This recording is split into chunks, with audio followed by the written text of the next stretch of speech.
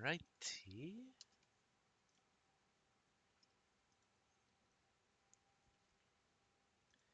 And live notification. Models up. Game is up. Notifications out. Stream is up. Title's correct. Game is correct.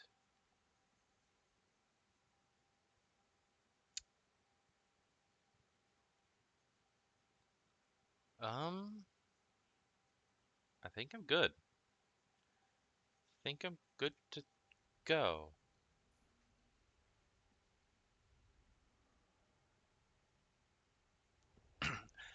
Chat on phone. That's what I'm forgetting. Easy fix. All right. Okay. Huh. Oh, you're right. Allow to sense to shine more effectively. Harder to surprise or evade. Or evade? Huh.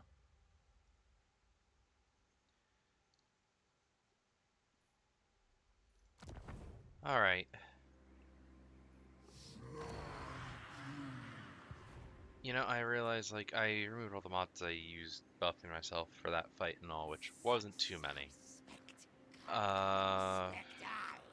The main thing that helped was some regen, but unbreakable, because I did that fight like, God, like 20, 25 different times.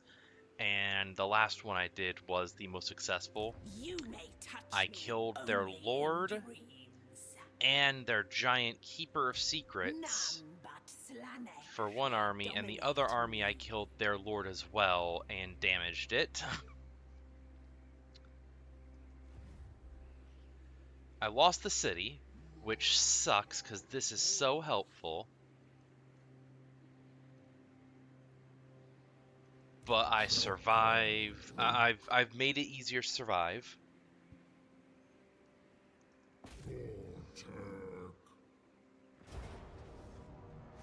Yep.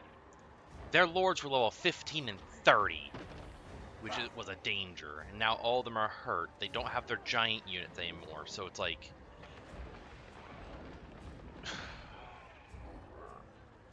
Thing is, right now, with this army, I don't have a proper front line to hold things off. I have charge stuff, but although I do have... Yeah, stuff like that's helpful.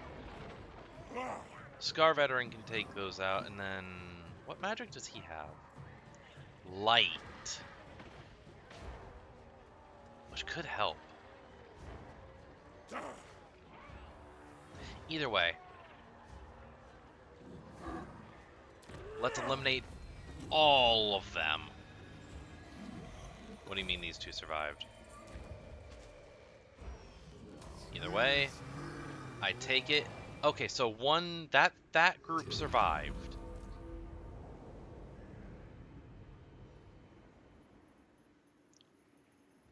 Those are both tier 3 units with some levels. That makes them dangerous, but I got other shit to worry about. Oh, I got Regiment Renown. Ancient Salamander. Magic ammunition, so fire and magic. Boosted range. Melee attack, reload time, good. Armored piercing weapon and missile damage. Bonus versus large is good. Spell resistance, and then piercing gaze reveals all units. Excellent. And exposing attack. Oh, that's nice. That is nice.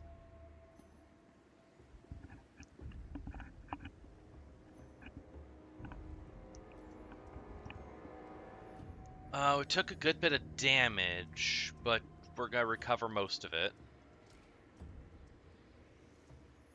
And I'll keep both of those, not recruit that way. These fuckers... Yeah, they can't get to any of my cities immediately. Level 25 and 21. Oh my god. Oh, hello. Congrats on the first and welcome in. Nice to see you. And, okay, this is...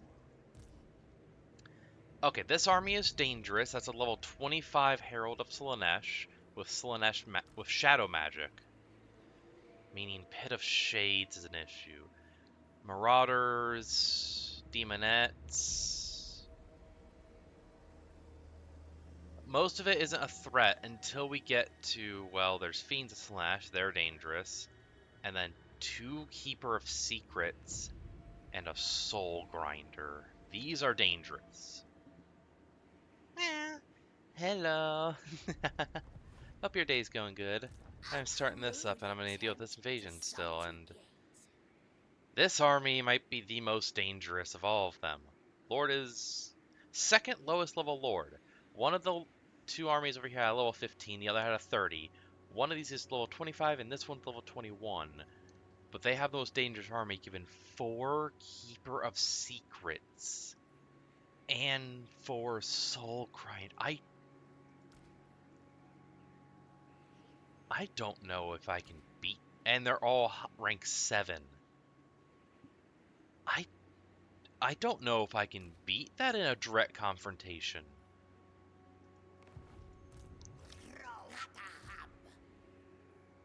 I built this army up just as like a station it here for added help, but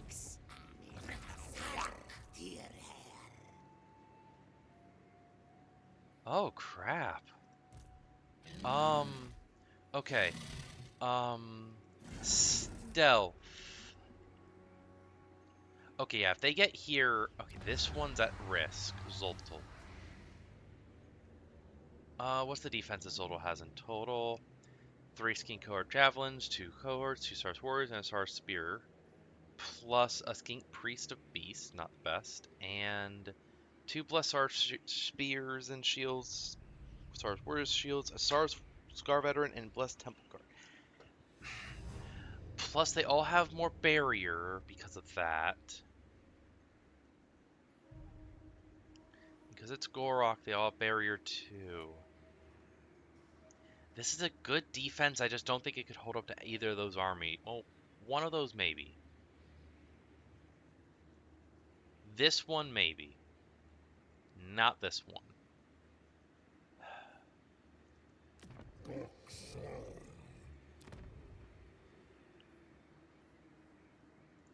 Alright, let me just see. Any lore stuff? Any lore stuff? Yes. Yes. Multiple lore things. Oh yeah, we never recruited Feral Bastillodons. This is the first time we've recruited these guys. Well, let's have some lore for them. Have a drink first.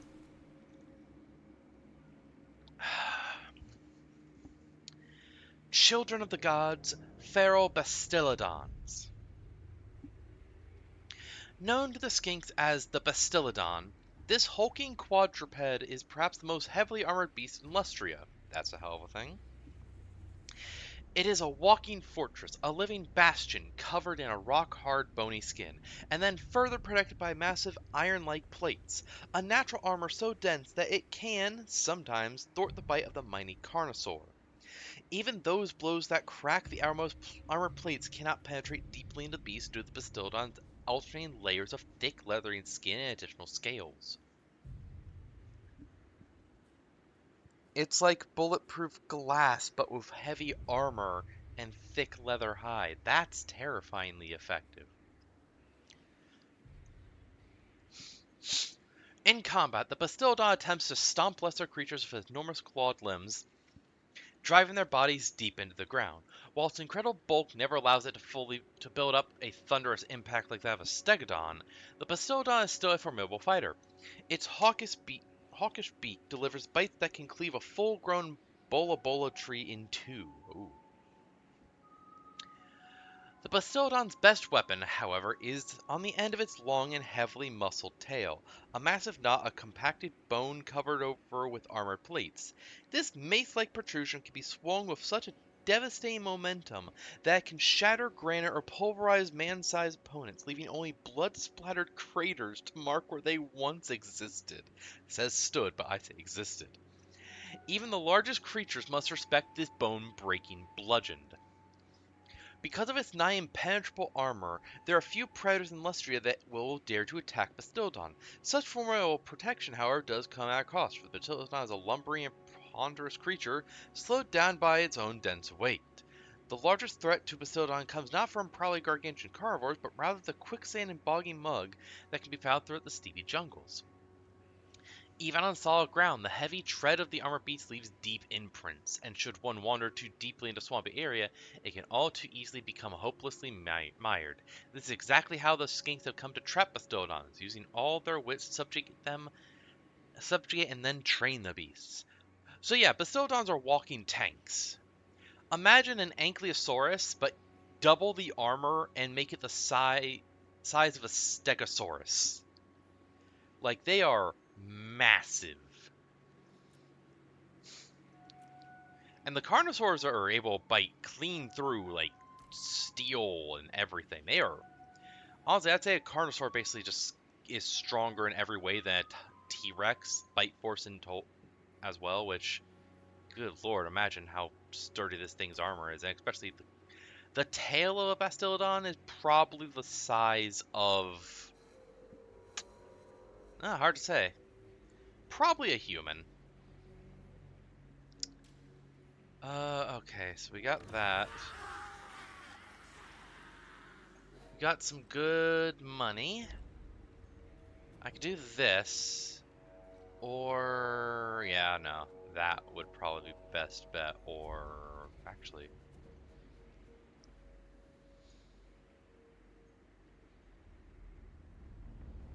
if I had that built already, this would be good. Oh, hey, Pocket. Good to see ya. This would be helping me so much right now. Oh, that would have been so good if I had this built already. All of my armies would get +8 melee attack when fighting any chaos stuff. And 10% ward save, mean 10% less damage. I'm gonna get that building now. I'm gonna be fighting more of these.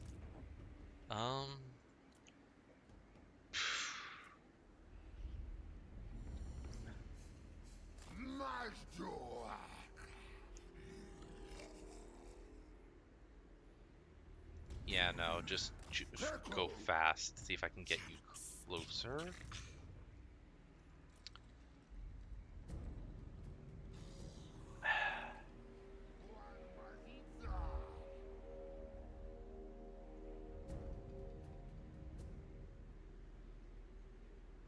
You know what? No, we're going up this way. Nakai, how are you doing, buddy? Oh, Pirates Sartosa are dealt with, it seems. Nice. How's this desert? Okay. Effectively, the Warhammer version of Jeanne d'Arc has handled this area. That's good.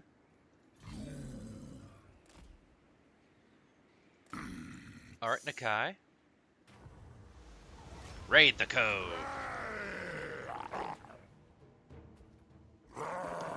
So, these are a bit of a threat. That's the big threat there. And then Ryan Leviathan and the cannons would be the next threat, really. But, yeah, this would be a pretty simple fight.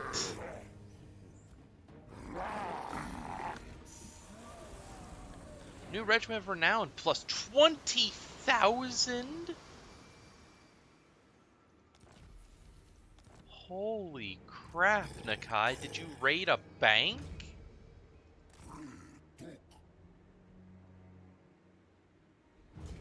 Oh, wow. This area is, like, clear. I expect to come over here and still find, like, the Beastmen and Skaven here, but these guys that come down here wiping that and going on that, so probably this. Okay. God dang. What? Not in deep waters. There, go over here then. We're allied with them, so if we enter their territory, we'll be fine.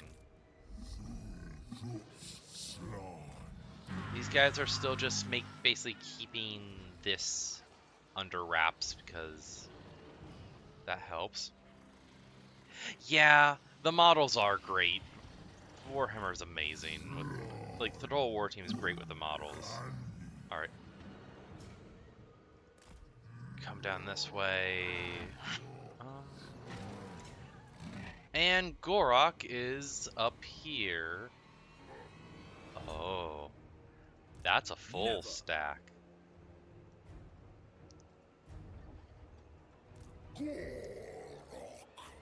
Okay. Oh yeah, actually, real quick. Nakai, you got a regiment for noun, right? Yes.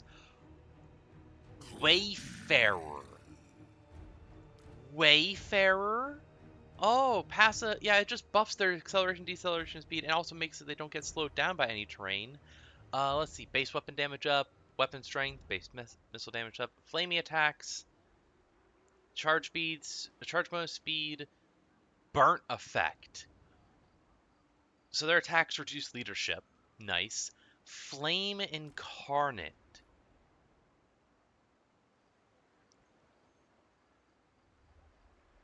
So the longer this unit here is in melee, the more that they just reflect any damage they take.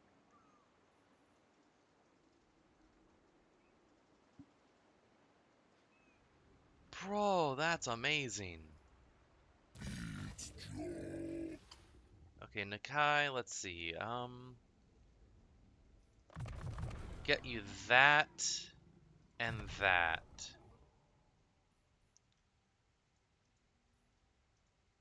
Now this guy over here that basically helped finally wipe those two armies.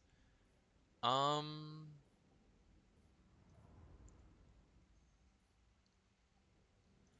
Lightning Strike. Get you all of these. Slan Force Field. This is a really good ability. Activate it, and all allies within the effect range get boosted leadership and take 20% less damage. Reduce enemy leadership nearby, and recovery and leadership boost. Scar Veteran. Here we are. Here we are. Boosted armor, and this guy recovers faster. I wish I could get the other ones here. Boost training. That. More leadership, missile resistance, spell resistance, and nothing else to do except put some into that.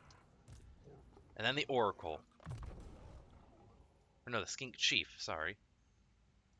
You get Jungle Toxin, Bloody Blade, Bottomless Quiver, Fleet-Footed, Slippery, which gives... what? Speed melee defense, good.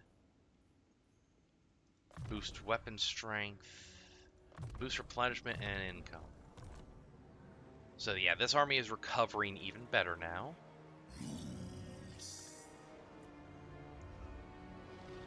I'm hoping if these things come down here, he can ambush them. Because this army, I don't know if this army can kill one of those, but getting jumped and ambushed by this many dinosaurs is going to wreck someone. It's going to ruin someone's day. Nakai will need to recover a little. They nothing. They're going down there help fight Gorok. So I could try and attack them now. Ridiculous. No. The issue, this place has a full garrison. I am outnumbered. I can, however... oh yeah, just... I don't even take real damage. Do that. Occupy it. Speak quickly, for I must not be distracted from my vow. Use this to get a bit more money.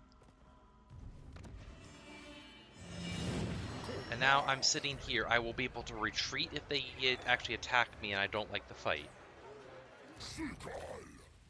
Lord Croak. Anything else to get for you? No?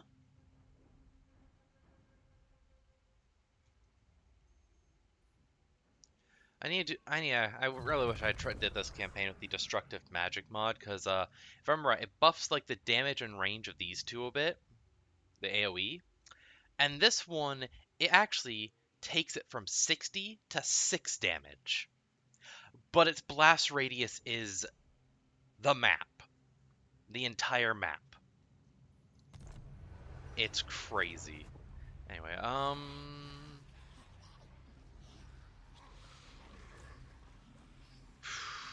okay. Let's just get stuff upgraded.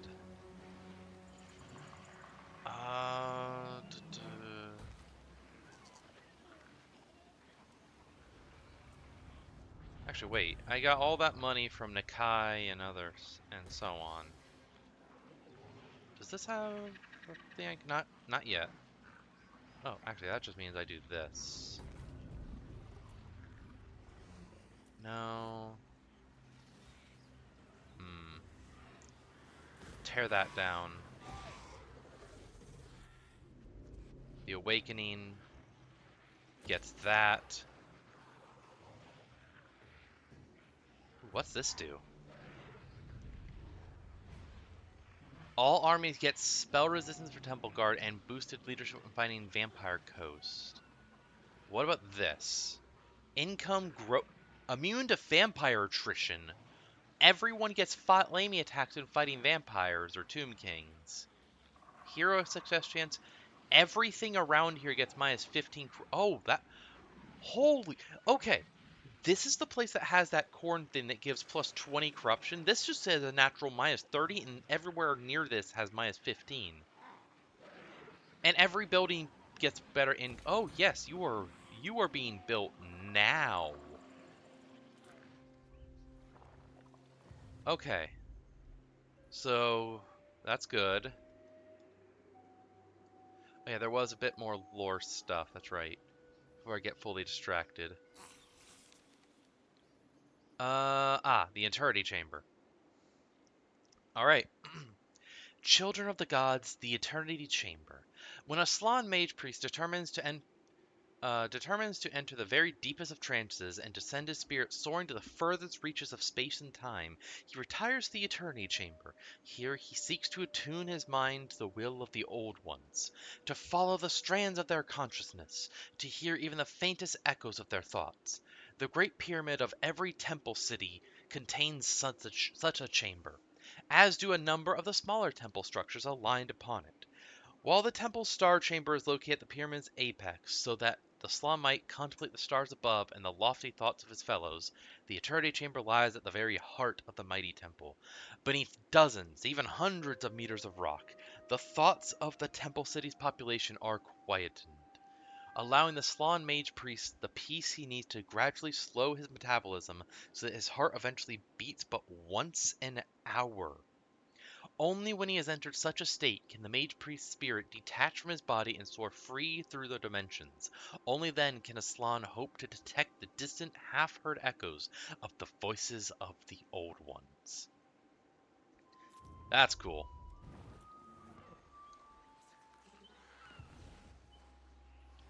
Okay, and how long? 4 turns, 4 turns, 40, yep. 49 turn cooldown. Yeah, I just used that last turn to get army started. Okay. So, let's see, I have those two. I think I want this.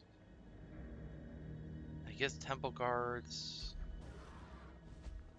Let's Gorok summon that.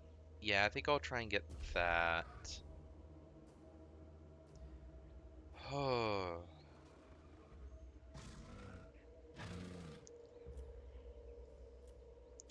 Okay. Okay.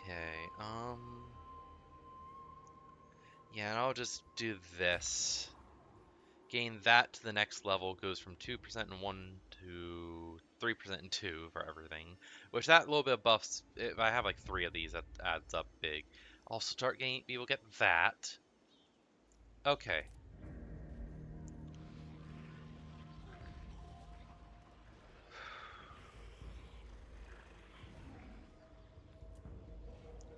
Green. Oh wait, yeah, that yep, it's reached level 4. So before um yeah, up to it. This is level 2 where it started. I am using this one at the main place, which is 4, 15, 1, 4, 6. But now that it's is at tier 4, it's 8 per turn, 25% reduced recruitment, plus 2 ranks, plus 1 global recruitment faction wide. At the level it is, it buffs my entire faction. And in this province, my troops have 8 boosted leadership and 12% weapon strength. So they are even stronger. And I still have one higher to do, which will happen soon. And also, this is giving me that many. This is giving me sequence. So I'm getting a lot of spawning sequences each. I'll be getting a lot of them. I need to get this up next level, which yeah, next turn really, hopefully. Gosh, maybe in a couple turns. All depends. Well, actually, if I kill these, I should get plenty of money. Oh, hey, Richie. Good to see all of you, honestly. This will hopefully be, well, probably the final stream for the lizardman stuff. Which, I mean, I did complete the short victory. Long victory is all that's left, where I just need a lot more settlements and control through ownership, vassals, or military allies the rest of Lustria. Which I'm getting close. I'm getting close to that. Also, I'm just realizing I'm only strength rank 3 with everything I have. Who is strength rank 1 and 2?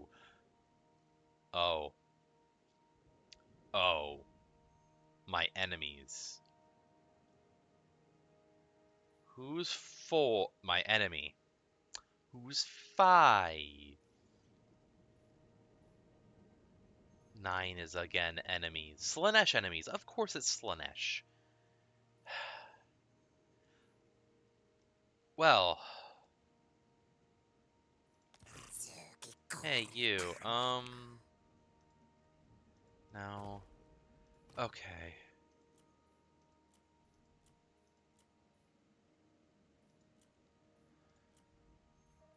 Oh boy. I'm going to have to really lock in with Gorok up here. Oh my god.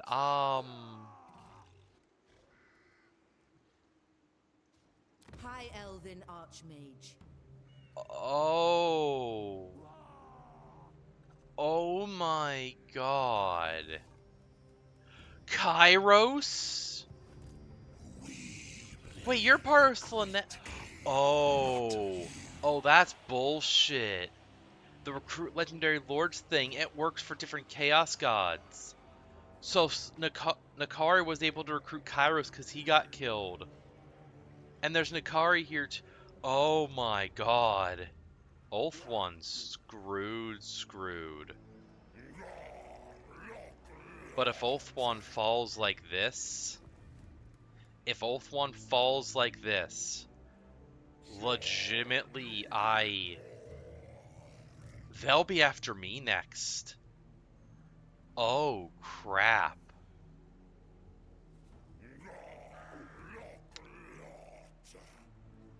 Um,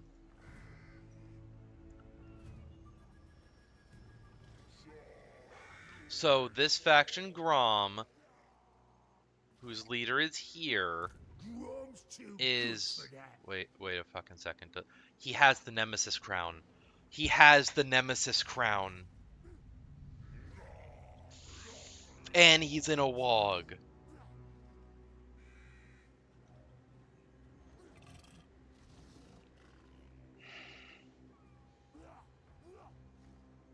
So the Nemesis Crown is one of 2 legendary cursed artifacts. The other is the Sword of Cain.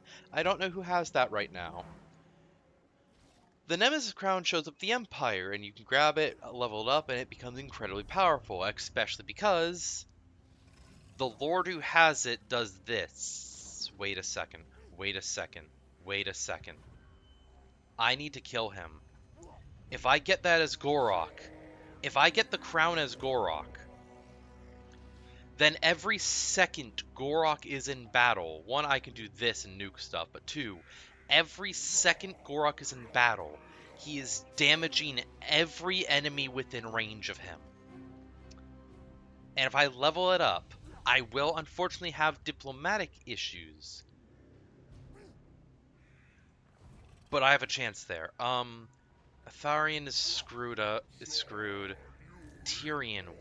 Alethanar is dead, but Tyrion recruited him. Okay. Alistair White Lion, yeah.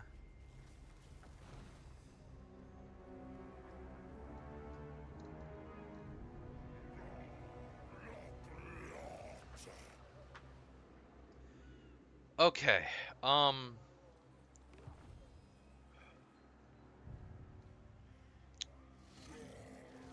Well,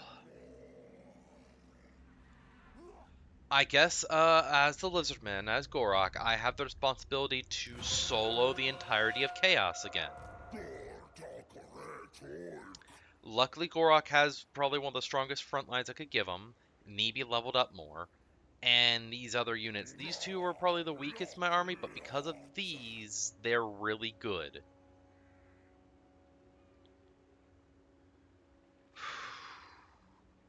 These are also really strong. And Gorok himself is really powerful. Plus, of course, Lord Croak.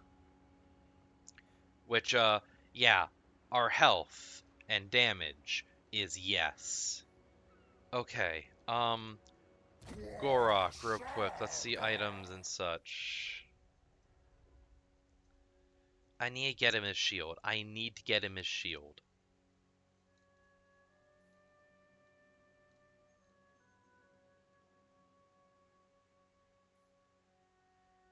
Because his shield would give this.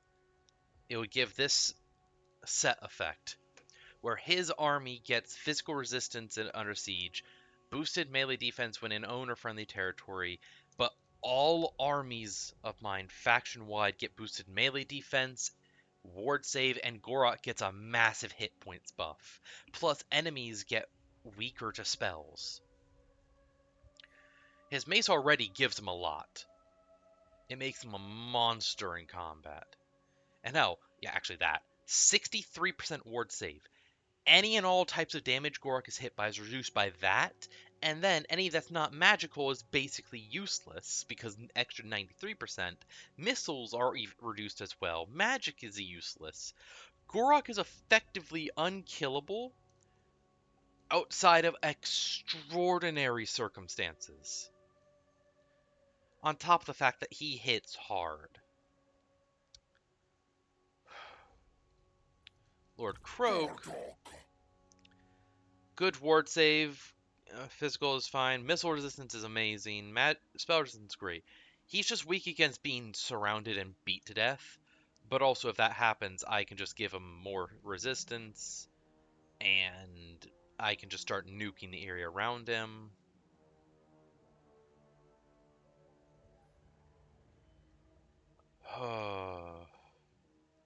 Plus, whenever he casts spells, for 9 seconds, my entire army gets boosted 10% ward save.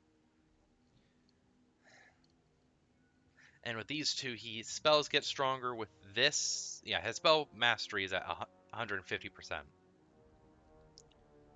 As a, as a base. That's actually not counting these. That's why yeah, he basically has double damage for his spells. Okay, do I want to just give him this, maybe?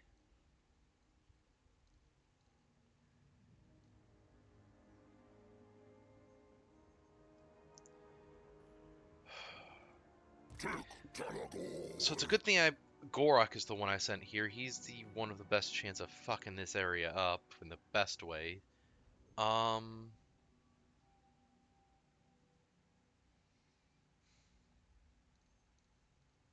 Jeez. Okay. Um, No. What's this do? The sphere won't matter. That could be helpful.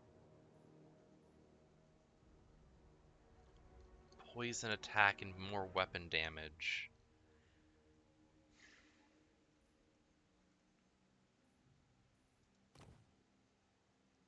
What's this? That's fine.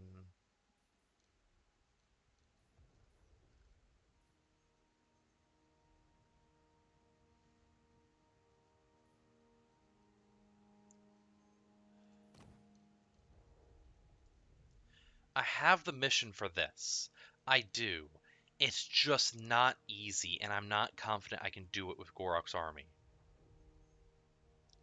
But it would give Gorok actually stupid levels of ridiculous defense and make him effectively unkillable.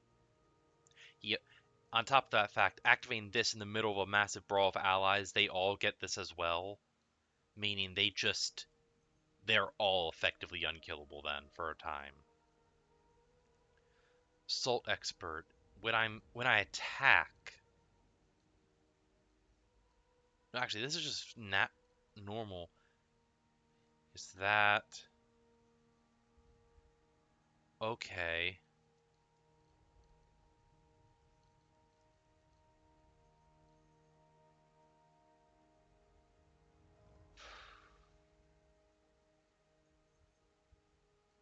Oh, Gorok has this. -5 leadership for enemy monstrous units. On top of the other one, the headsman that reduces enemy leadership by 3. Meaning any monstrous unit Gorok goes against will naturally have -8 leadership.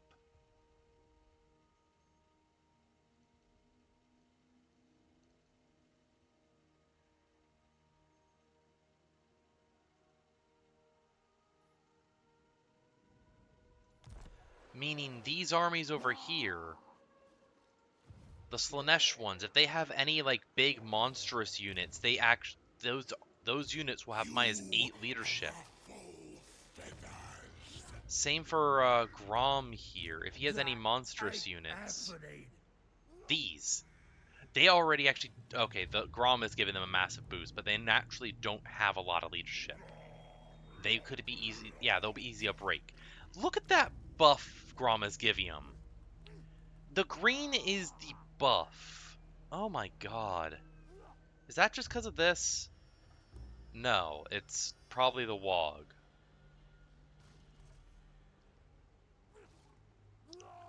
Well, the Wog and probably items.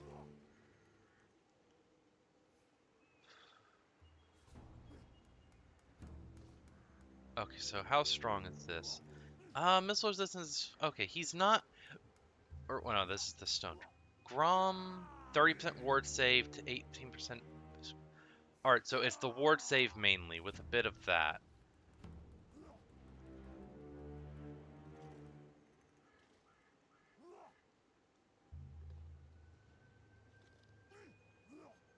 "12 leadership boost to all allies. God. 8 leadership.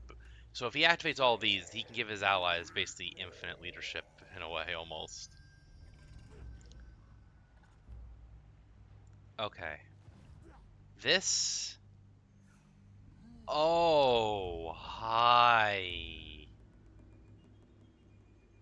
Oh my god. Yeah, I'm glad I'm bringing this army back up this way. This place is gonna need it, and I'm gonna need him to recruit more. Okay.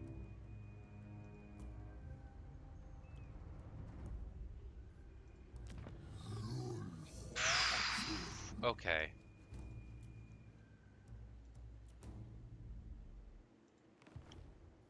All right.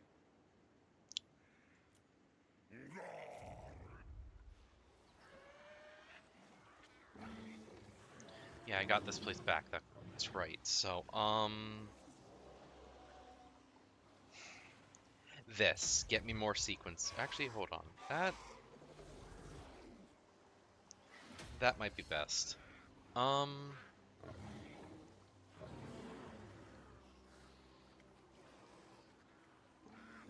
I don't know at this point. Yuan Bo is building It up. shall He be has 2 effortless. maxed armies now again. Building a 3rd.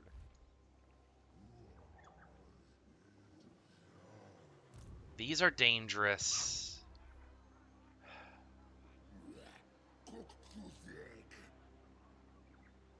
Yeah, for 14 more turns, every army has this ability.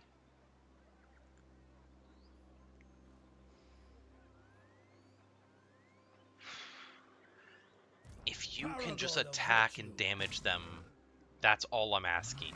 That is all I'm asking.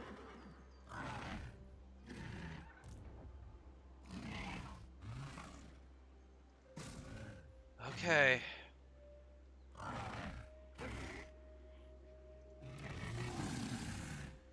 Once this is built, I will be better off, because it will buff all of my armies against fucking Daemons of Chaos and such.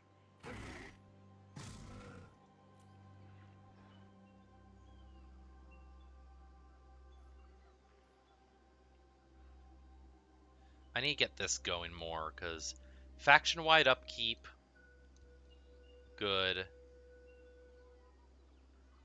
All provinces, corruption reduced, boosted research rate, good. This is helping, because faction-wide gives some stuff. Hold on, does that... Oh, what's this? Oh, yeah. That could be helpful, too, but I don't own it. Although... Mazimundi might want to be confederated soon, given he's being attacked so heavily. What are these? What's... Okay, it's just that, yeah. This... That can be helpful. The faction-wide diplomacy thing will help, actually, once I get the Nemesis Crown. How about this? Faction-wide barrier increase for Slan. That's very helpful, actually. Yeah, don't care about that, really. It's just this here. It's just those there. The Awakening, of course, had these. I'm building one of those, which is helpful. This place has that. Subtania. You know, that could help. But not right now. Not right now. And of course, Itza has really good ones. But I have almost all that I want. Okay.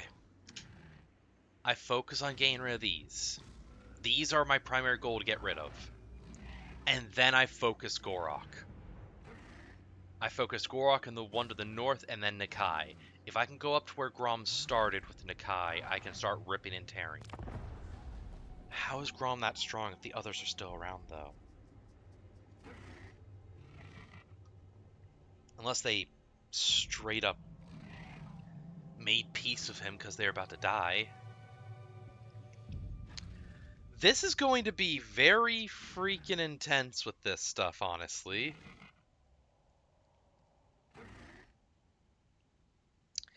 But also, anyway, yeah. So my next campaign, it's looking like it's gonna be a Miao Ying campaign. I haven't really done Cathay stuff completion, like completing campaigns and such. That'll be neat to see.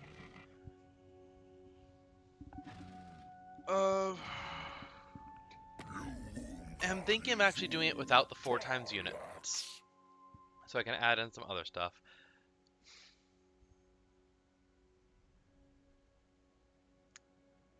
Okay, yeah, see the issue here.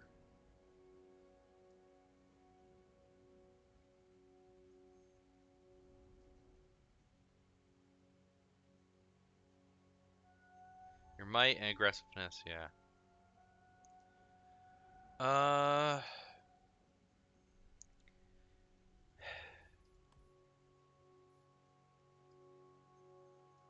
Sure.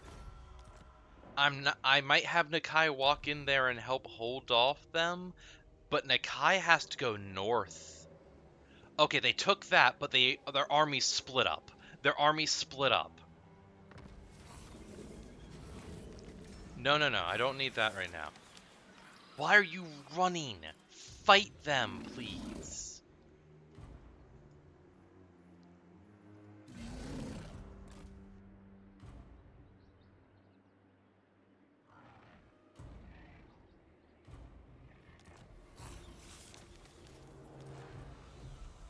Okay, 85% chance they get ambushed there. If they move into me and get ambushed, I honestly probably win that, just plain and simple.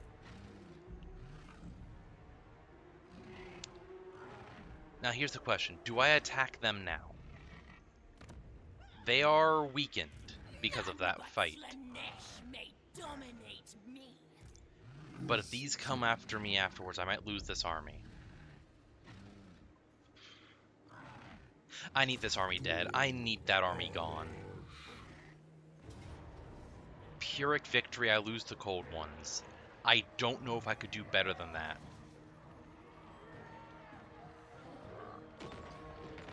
My best bet for doing better would be to lock down each one of these individually. Like, try and use my infantry to hold... I don't have enough infantry to hold them all off. Lock down them and focus them down, but I don't... There's too many. Doing this is the better option. So many kills. This guy got most.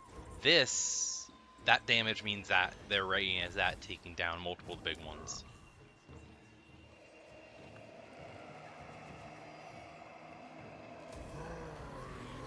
But now they are vulnerable as hell.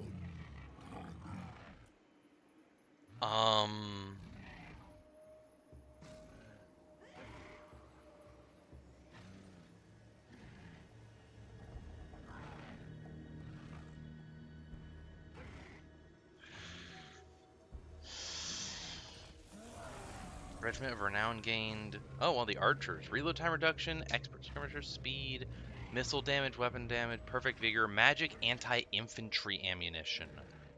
That's nice.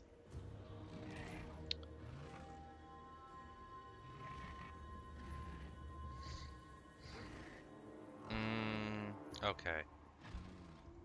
I grab this. And then combine these into a full health one. And no.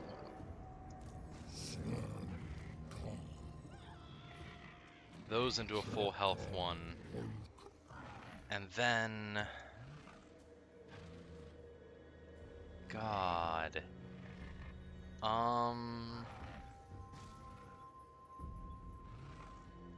Just that. I can't do much more. The Carnosaur will be basically useless in a fight.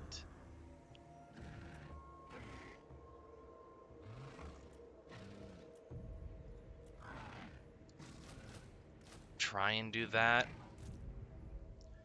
Now Gorok. They took that. They took that. Grom is there.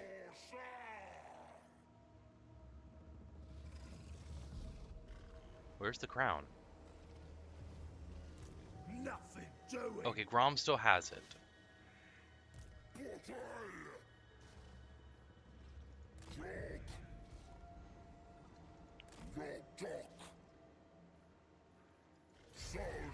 Let's do this. Gorok has a very good ambush chance. If they run this way, I will ambush and exterminate them. In an ambush, my army just wins. It will win against any of these. Hold on, Gorok. Did I give you Lightning Strike? Yes, he has Lightning Strike. Okay. That means I can choose to fight one army at a time. I can do that, and I should be good to start winning these battles.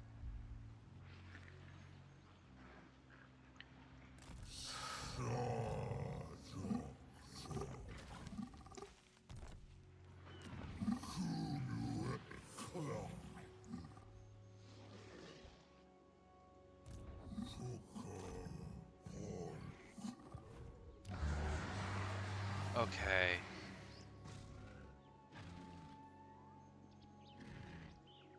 build that. Skill points. Scar Veteran. Get that. That.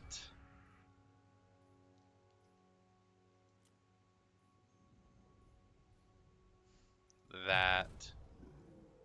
And then just start putting into that. This guy. Okay. Grab that, and then... No. Reduce upkeep. Plus diplomacy. And that. And his Scar Veteran... Favor of Sotek. He gets passive ability Frenzy, so as long as his leadership is higher than 50%, he will have buffs to all that. And he gets the ability that where he buffs the allies around him. And then I just put everything into this, and it will just generally buff his stats. The Skink Chief, Guerrilla Fighter,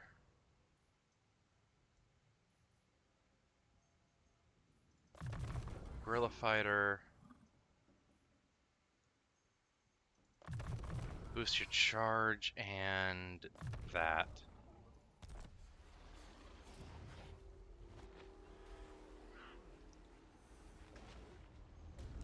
Okay, how much are you willing to give me for this?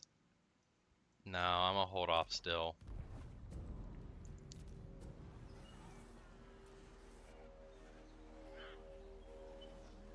These are doing good.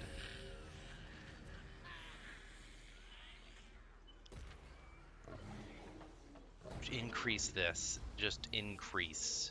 Increase.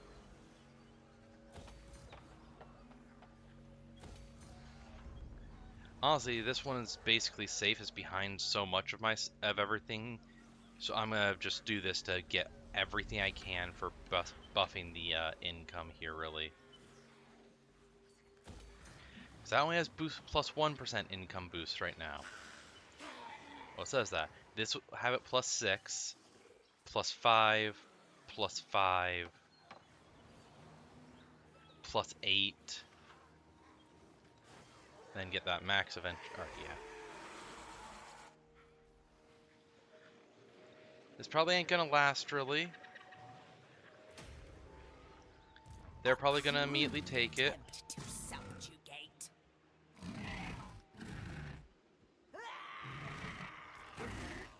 You know what? I do that. I don't get as much regen, but I can do that. And if they choose to just take this, I can at least have them run, hopefully? Oh, God.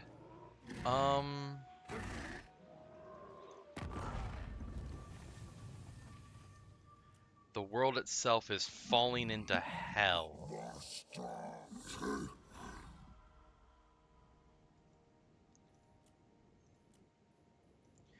Avalorn, yeah. I will use my gifts. That's more armies. That is more armies.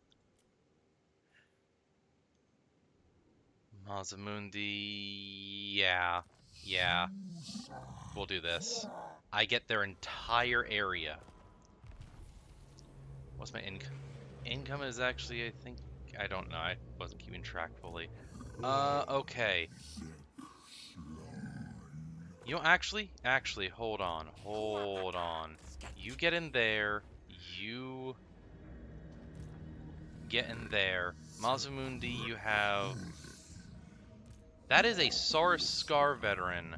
That's high level. Why do you not have him in your army? Get rid of them. You go in that army, man. Mazamundi, you sit in there for now. We're probably gonna lose this. Which actually, hold on. Oh, that's a capital. Oh, that's gonna hurt to lose, especially with that. But it just doesn't have the defenses to hold off against even 3 half-built armies.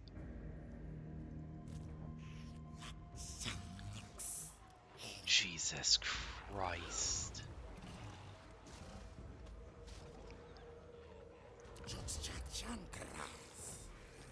I have so many more places. Actually, with that, okay, that assassination failed. I own most of Lustria now.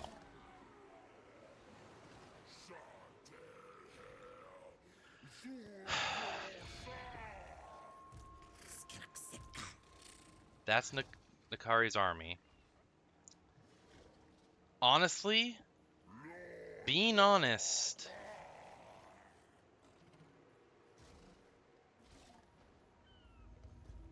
this ain't that scary. The scariest part of this would probably just be Nakari. That damn durability. But yeah, Nakari would be the most dangerous one in this army, by far. The rest I can just handle. Even these guys, they're not actually that bad.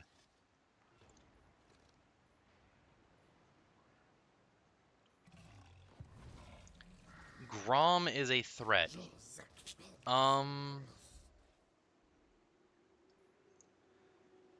Masmoudi had armies. He gave me all of these places, which is good. Which is good.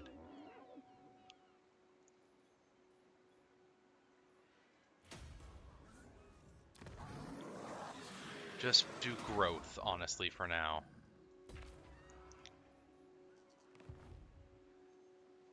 But having all of these locations is good.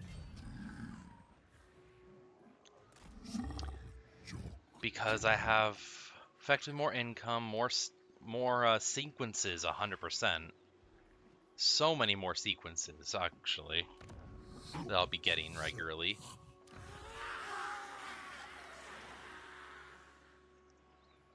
Maybe. Okay, they have this, which is fine. Faction-wide boosted magic capacity is actually good, even if it's only that little. This place has, that's a tier 5. Faction-wide ambush up, recruit cost down, upkeep down. That's a very, very good place, and that defense is good too. Okay. This was his capital. What do you have? I don't need that. I don't need that here. The rest is pretty good, and that's a special structure? Coffee beans. Income control, growth, okay. And what special structure? Okay, that's one of them. What is this?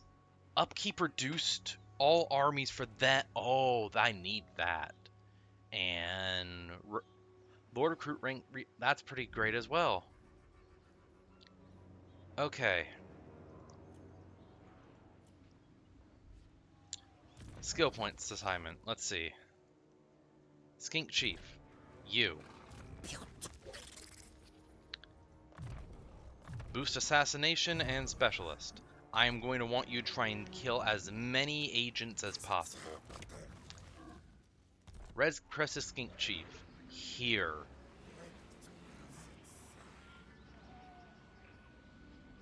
Okay.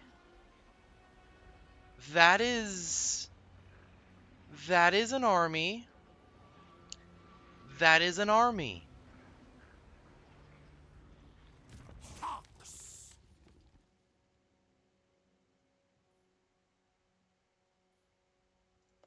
You're boosting that, and this.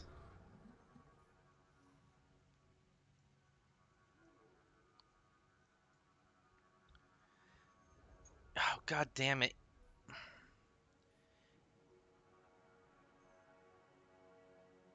It's not the best. Not the best setup.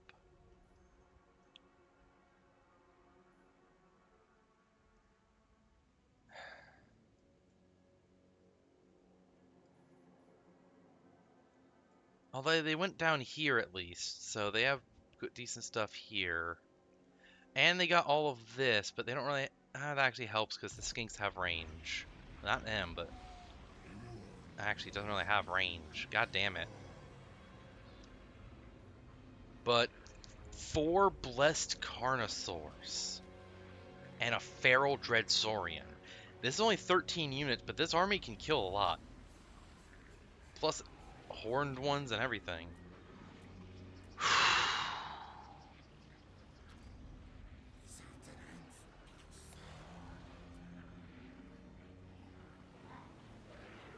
If I had more of them, I'd get multiple crane gunners for this army. They're basically long-range snipers. Well, so kinda. Either way, they're really good. Alright, who else? Slan Mage Priest of Shadows. This one he had just recruited. He had just recruited this guy.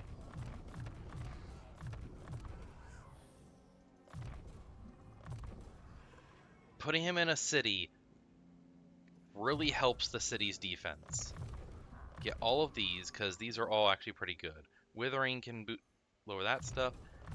Pit of Shades, Mind Razor, all of this. All of that. Then this.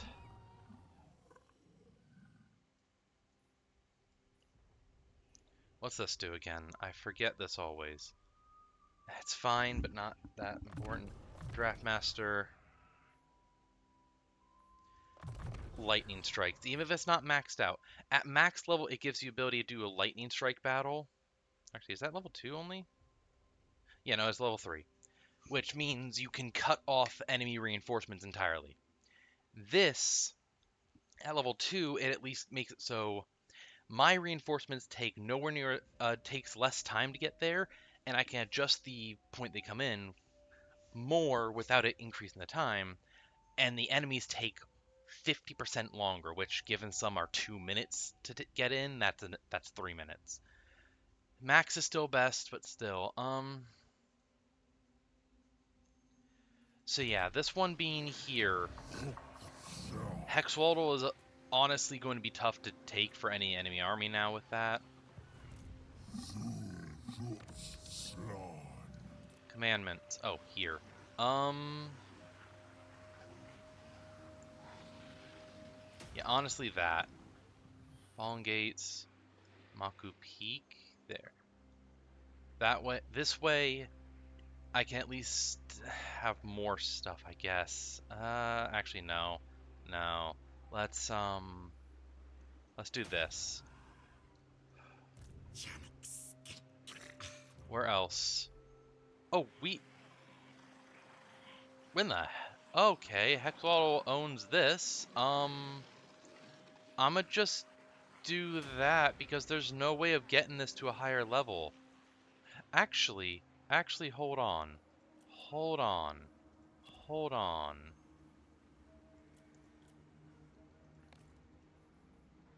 Da, da, da, da, da. Actually, not even them. Let's do something a bit more ridiculous. You. Boom. They now own this. You possess That will some make them merit. like me more. That much is evident.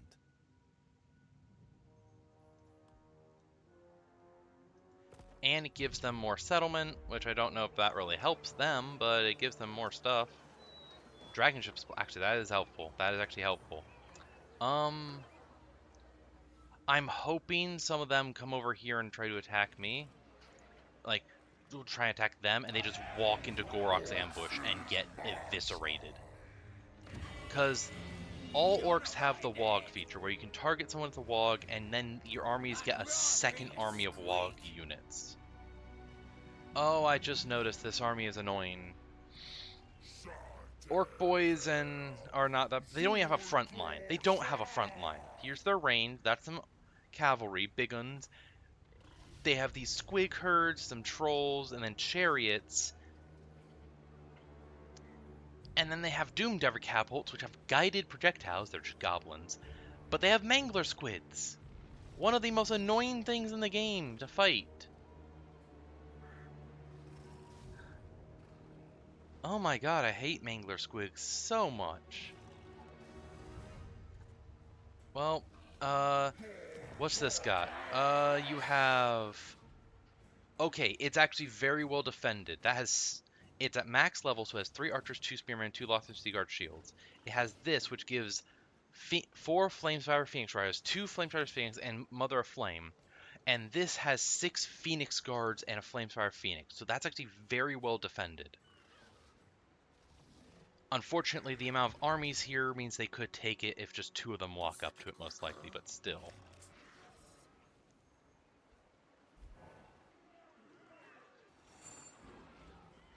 I'm gonna have to do some crazy shit. This one army of mine will effectively have to push back all of this. All of this. Let me think about it. What is their WOG target? What is their WOG target? Was it Lothern? If so, they're gonna succeed, and that's bad.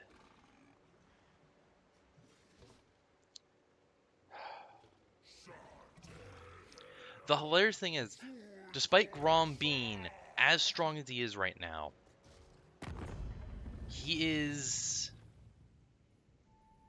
4th strongest. That is guaranteed because the WOG. A WOG can take a Orc faction from being one of the weakest on the map to up there in the strongest because it just doubles your armies effectively. So he's probably, without the WOG, closer to like 30 or so. He still has a lot of armies. Maybe actually like 10 or so. But there's him and this. The fact that in Grom's armies, I'm not, over here at least, I'm not seeing other orcs, like Grimgor, means they're probably still around. Which is scary, but also good, because if he had Grimgor on his team right now, well, Grimgor has ended campaigns single-handedly. If I could, no, it's Get off, gate. Grom is the one that took it. He's recruiting. If I could have gotten over there, I would be fine attacking him now. Killing Grom first would have been the best option because every fight you do can buff the Nemesis Crown. Also, let's just check for any more lore. Children of the Gods, Children of the Gods.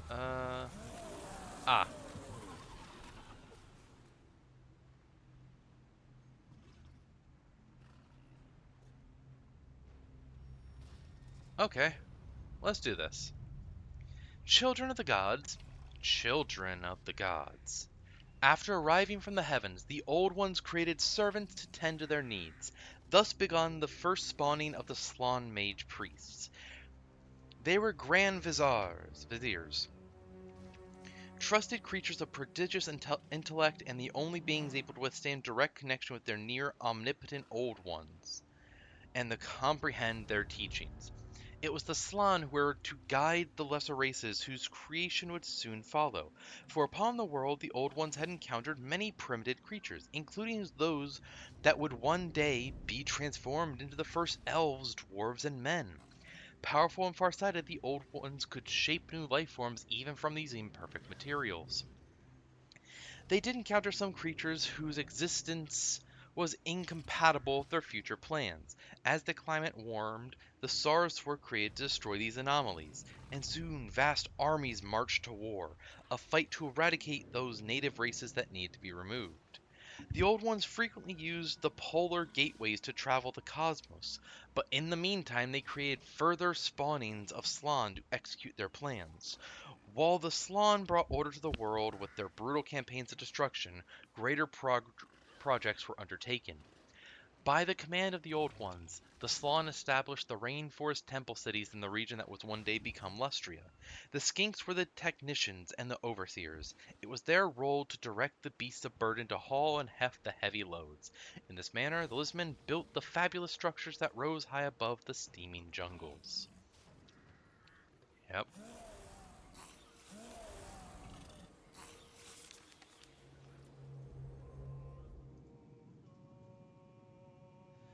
I need to make sure... Nikai.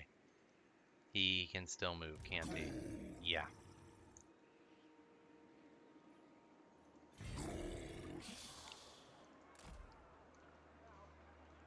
Get on land and start recovering a bit. It's like, oh, next to this army. Yeah, it's weakened and it's probably struggling with a settlement. Hofer. No, it's not. It will either take that settlement or fight me, and despite being weakened, I still got the forces to kill it.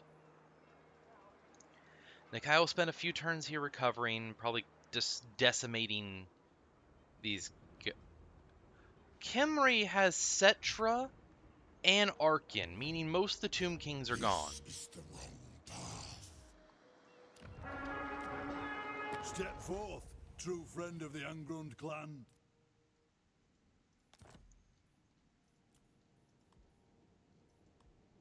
Sure. Start liking me. You have 14 settlements. That's actually good. That is good.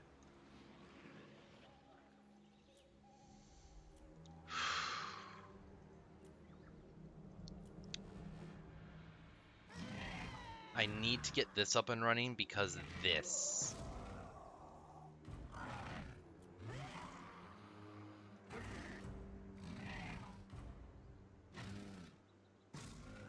If it's in a forest, it heals. Oh, that's cool.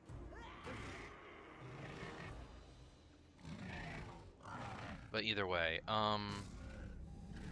it also, medicinal plants. All armies in this region get regeneration if they're lizardmen. Faction-wide, 20% boosted, 20% more chance for winds to change in their favor. Casting repellent boost, corruption down, corruption on all nearby provinces, and it provides a garrison of decent stuff. Okay,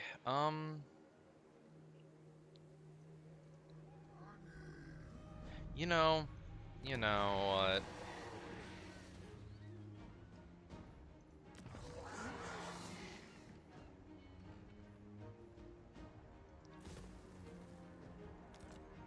I'm gonna stop that and do something. No, I don't need to change theirs. The High Sentinel, I think it is? Yeah. I'm going to give them this. I'm going to give Tyrion this. They'll like me more. I will hear you gladly. Which Speak means I can without easily do fear. this. You have And it will my- make it so they will survive. They now have 6 settlements.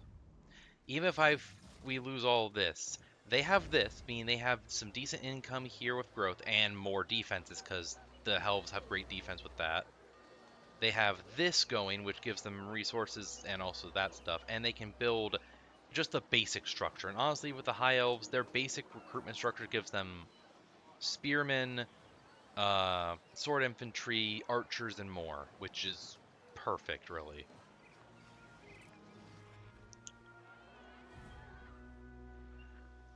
I will hear you And in gladly. fact, outpost.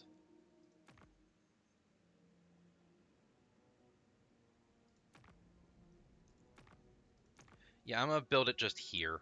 Yeah, like even at just without anything, the normal building gives them spearmen, archers, and ship's company. And honestly, I have done crazy shit with just those units.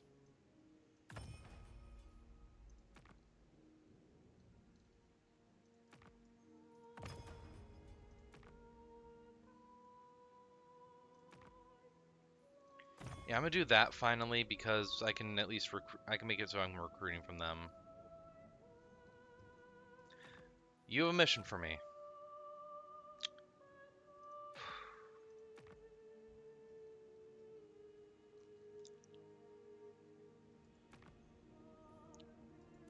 I'll take this. And you guys have a mission as well. I'm trying.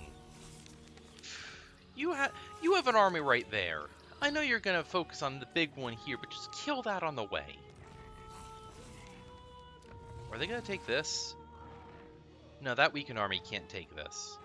They can't. It's not a great force, but it's too much for I think that. not. Oh, hey, Saibo. Meh.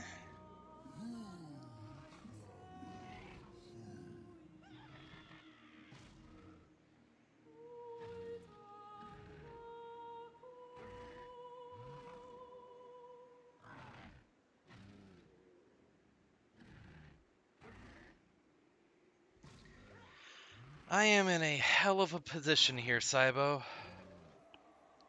Because, this is the last of the armies that You spawned may here, catch and me it's the only second... in dreams. It's it's probably None but the third Slanesh week. It was probably the third in strength. Because the others one had more of these and a stronger lord or so on. And the one I just killed here with this army getting a lot of damage had 4 Keeper of Secrets and 4 Soul Grinders. Luckily they're not recovering. But that's not even the actual worrying part. Oh, alright, Pocket, thank you for the hydrate.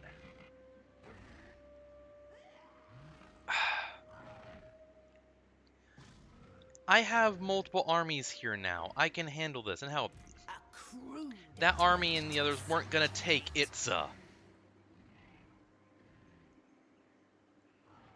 And Zolda would be also very difficult for them to take. No, my issue. The issue I'm having... Actually, if I just... not worth it. Yeah, raiding is hurting me mainly. And the Confederation. But the main issue I'm having is the fact that up here, I just configured Hexwaddle and it gave me more sight. I have these fuckers to deal with. And the thing is, the Dark Elves are the strongest factions there are right now. But that's not even the worst. Grom is also strong. He has 29 settlements. Being fair, he's on a wog. But this is what's happening. And then, I go down a bit further. The Seducers are at rank 8. How they're not higher, I don't know. I'm curious what the other ones are.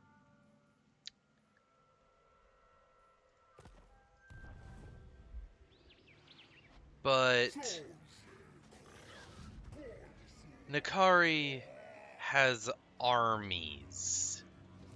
This army, honestly, their main army ain't that threatening. It honestly isn't that threatening. Nakari's the dangerous one here. Meanwhile, they also have Kairos. And like 5 other armies moving around. While these guys are attacking, which is the issue. Like, Slanesh is the strongest faction out there because not just Nakari, but the Dark Elves are Slanesh factions. Basically, like, God. I have a lot of the map. I have almost all of Lustria. Which, hilariously, actually, if I just... Greetings. Yeah, Who you... seeks my... Let's see. You're doing relatively fine for the situation you're in. If the southern... Like, honestly, the southern sentinels... If the other lizardmen just became military allies with me... I honestly might have the victory condition. Because Spine of Sotek, owned by one of them. Headhunter's Jungle, yeah. The Capes is the Citadel. Night Forest Road, Copper, Volcanic Island. Yeah, actually, I just need all of them. Oh, yeah. I'm guessing Makari probably liked it, but also legitimately... Nakari can go screw themselves that so hard they cease existence. And it would be better. I hate them so much. They're a strong lord. My main issues with them is not only are they a tank, they do high damage and they got special spell abilities and such, because they're a wizard lord who can brawl with the best. My biggest issue with this motherfucker. Where is it? Where is it? Where is it? Where the hell is that ability? This.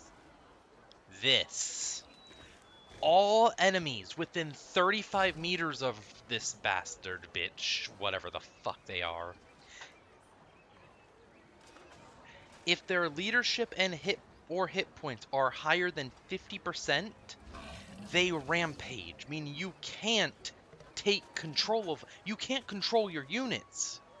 This bitch runs into your lines, and suddenly all control is gone. And you just have to hope your units get rid of her.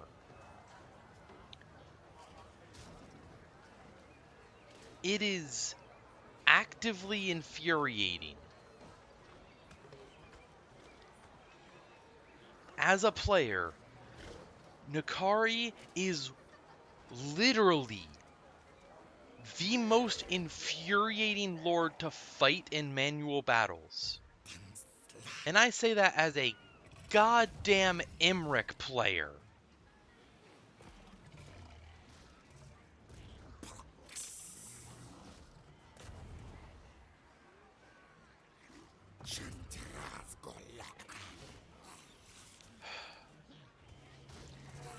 Alright, let's see. Any other lore? No? Okay.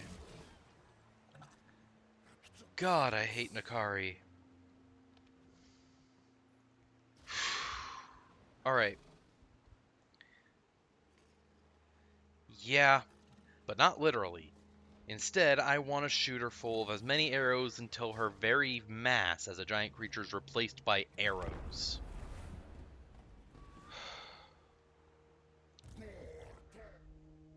Oh yeah, these guys moving down there. I forgot about that.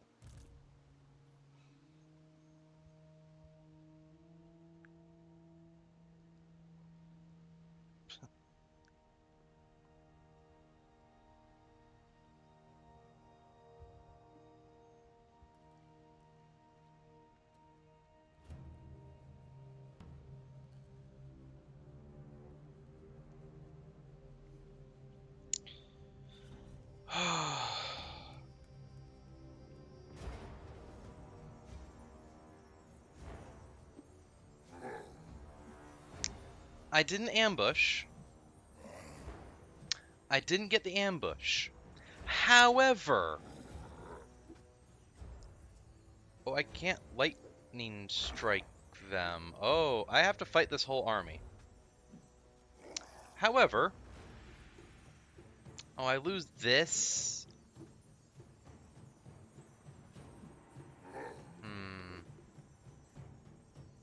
They're unbreakable against greenskins, that's probably why.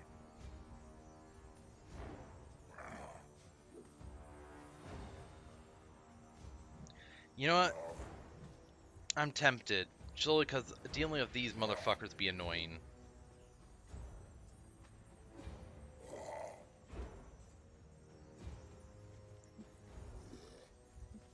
I don't know if I could kill this army fast enough to set up for the next.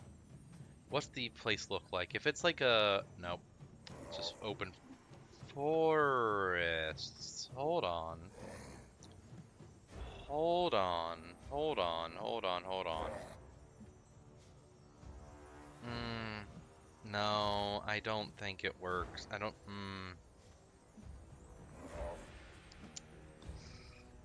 This is... If it was Grom's army, if it was...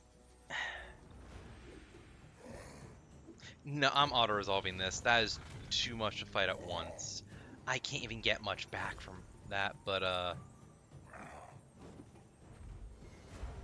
Holy... So it doesn't even really count them, but these guys got a ton of kills and all, and the Revivification Crystal committed a genocide. The Croxigors had a feast. And the ancient Stegodons murdered entire civilizations of orcs. And these guys blasted a lot too. My god, this guy barely did much, but Gorok beat each lord to death. That's what I'm seeing there. He physically beat each one to death. Also, all of that XP. And the thing is,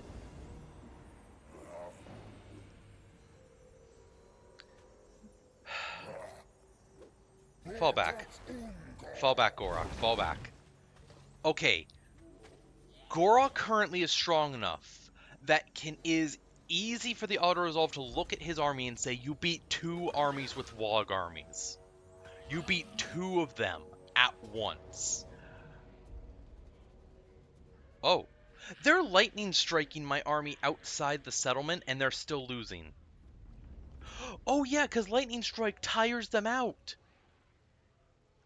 This makes them actually get exhausted, so their leadership, speed, melee attack, all this is reduced. Where I'm at full. I don't lose anything. Oh, my Carnosaur. Oh, sweet baby, you are nearly dead.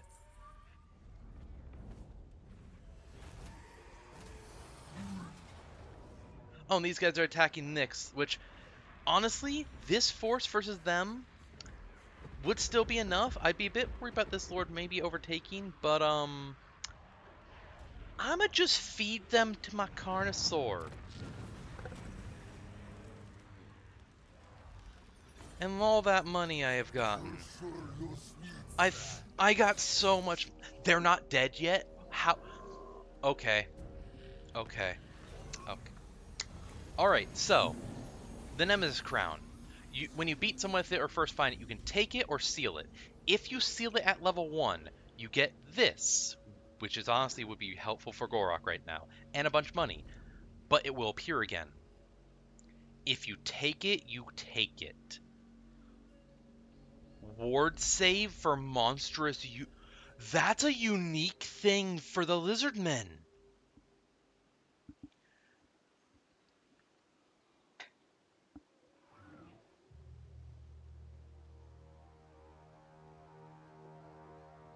Oh my god. That's unique for the lizardmen. That is unique for the lizardmen. No wonder I've never seen it. The crown only spawns in the Empire. You rarely get there as the lizardmen. I'm taking that. My ambush was foiled, unfortunately. However, hey, the High Elves like me more. And Greenskins are now terrified of me. Yay. I lost a Regiment of Renown, but I gained multiple. The Nemesis Crown changes hands.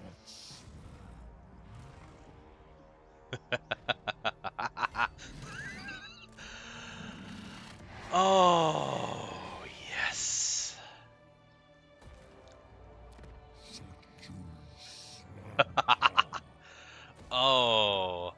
Oh, this is gonna be fun.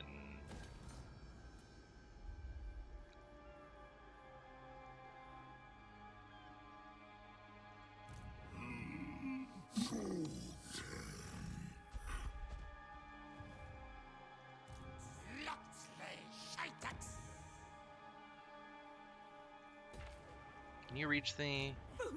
Yes, but I don't know if it's... Let's see, how much of this do I have? Decent bit. So here's the information on the Nemesis Crown. I have to win 5 battles to level it up, and I have 5 turns to do a battle. If I don't do a battle in 5 turns, I lose it. However, if I level it up, I start getting...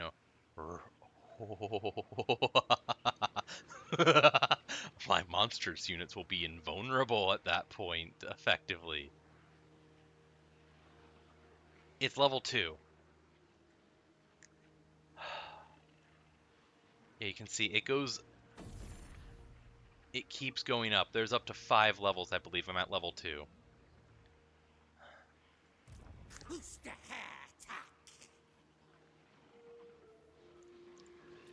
You know what? Fallen Gates. If I lose that, fine.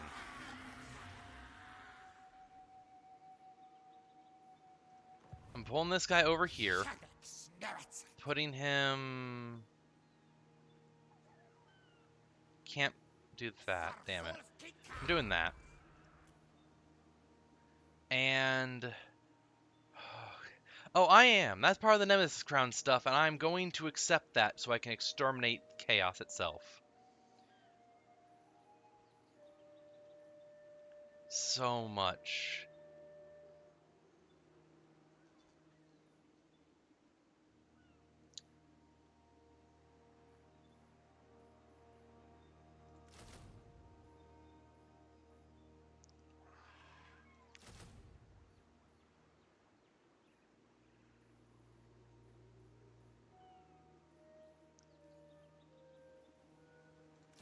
There. That will basically max his army out.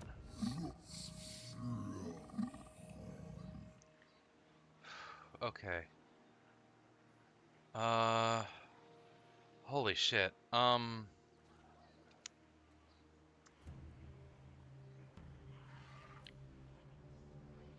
there's so much to do right now. That...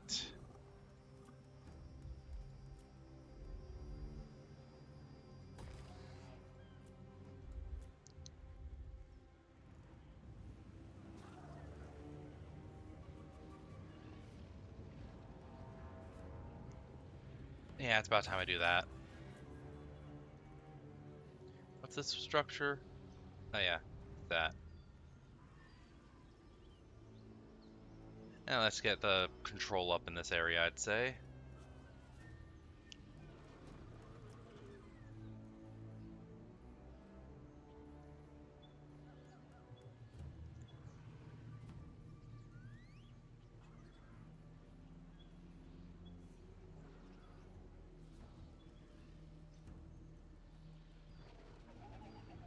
Let's do this.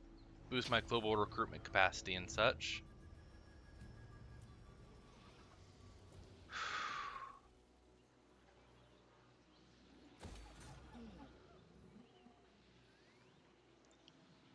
That's good, but no. Not right now. Faction-wide recruitment rank up there. What's this? Oh. Yeah. There. Alright. Okay. Lord. Gore. He's already max health again.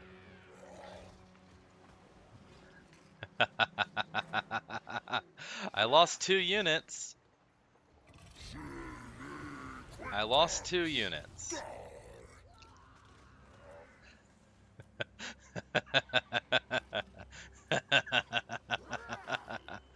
I don't even... I think this guy maybe...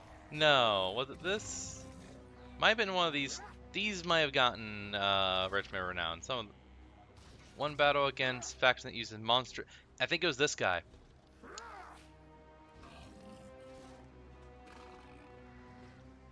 Yeah, it was this guy. This guy got Regiment Renown.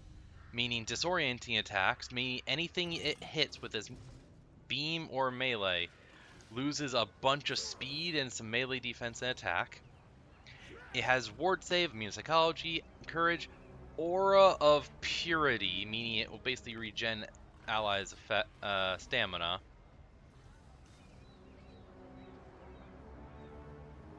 Buff damage, buff all that, anti-large ammunition, which means it now does extra damage against large targets, meaning I focus down dragons, trolls, ogres, and so on. And let me just see. Hey, Gorak, buddy. You have lightning strike. Why couldn't I do that before? Maybe I have to attack. Either way, I have like all of this, and like I could get this, but Gorak basically is unbreakable already. Mentor could be useful, but no, not right now. I have almost everything. So you know what? I'm going to give him that leadership buff. Now he is like literally unbreakable without being unbreakable. And also, the Nemesis Crown boost upkeep like actually makes your units cost more, but Gorak has so many upkeep reduction things it doesn't matter. And now, on top of everything else we have for him, we will begin dipping into this.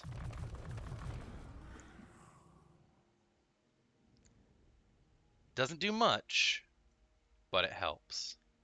This could help, but also my ambush defense chance is already fine.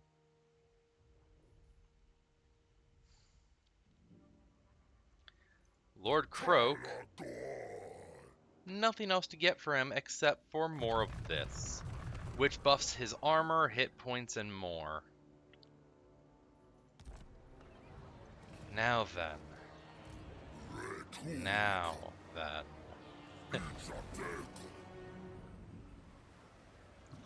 Hey, it's like, we have 2 armies, you can't beat us easily. Oh, really? This army, you don't get any help, motherfucker. You ain't getting any assistance in these fights.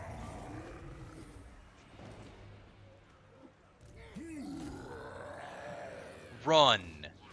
Run like the cowards you are. Every battle I win increases this. Now then, I'm going back into my allies' territory.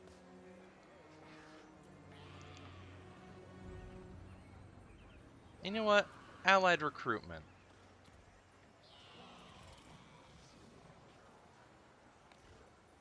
Let's see.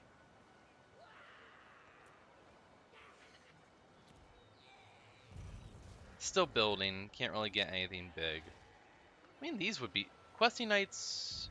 Knights of the Realm, and they're fine, but nah. So... I'm going to sit here. And let's see, what do I recruit? What do I call in?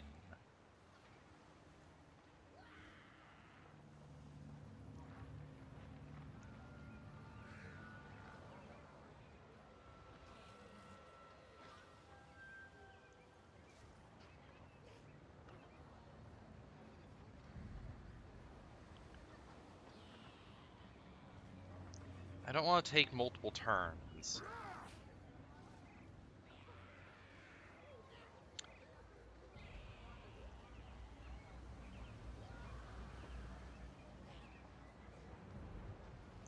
I mean, I could take 5 turns and just bring in 2 Dread Saurians to, actually, wait.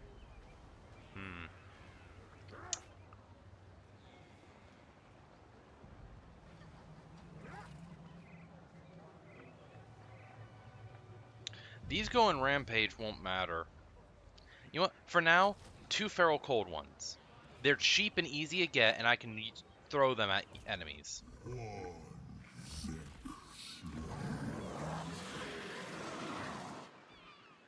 Legitimately, that will be the reason.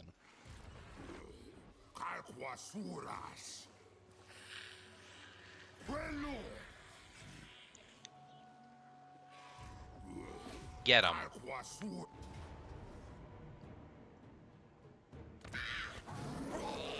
And finally gone.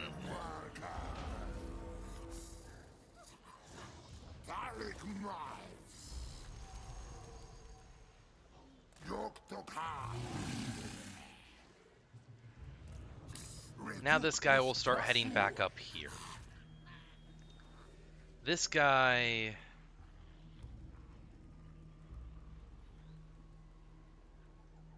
You may touch me only in... Okay, they are aiming for them. They will be chasing them down. You go back to Itza. You aren't needed over here anymore, buddy. You start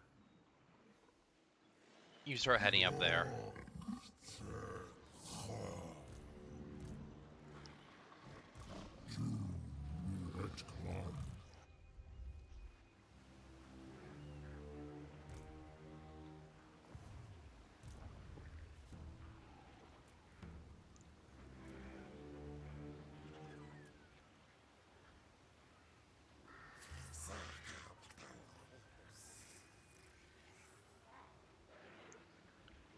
Um, yeah, you actually just straight up recruit some skinks. Just make up numbers, basically. Gorok leveled up again. And you know what? You know what? Screw it. Get this. Ambush and reinforcement range. And then throw the rest into this. Lord Croak, again, the rest into this. The hilarious thing is, there is a mod that lets, I think, Lord Croak have every Cataclysm spell. I think there's literally a sub-mod for the Legend or such, which actually makes things hard to use him because he gets so many things. Alright, so you. Skink Chief in this army. Oh yeah, you're coming up this way too. Yeah, I'm gonna need you. Oh, nope, nope, nope, nope. Fuck, I fucked up there. I still only targeting him for controls. Oh well. Move up there as well. And yeah. Alright.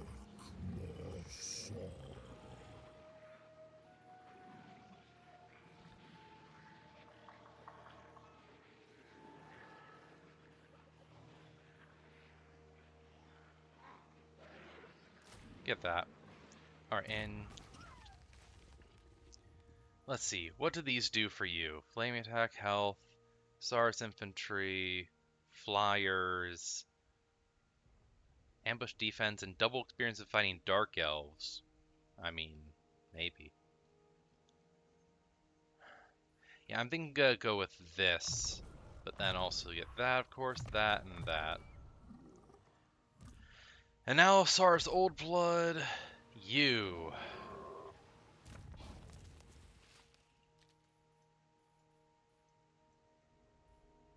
The land provides, know the way.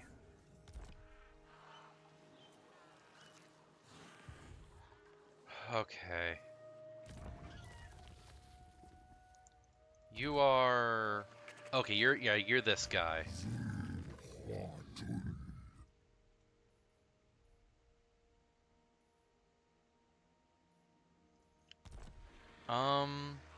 Yeah, honestly, that and that.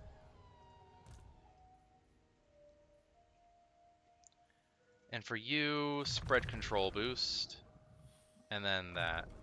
And you, that, and let's see. What's his army made out of? Fucking random shit, honestly. Whatever I was able to get effectively, if I'm being honest.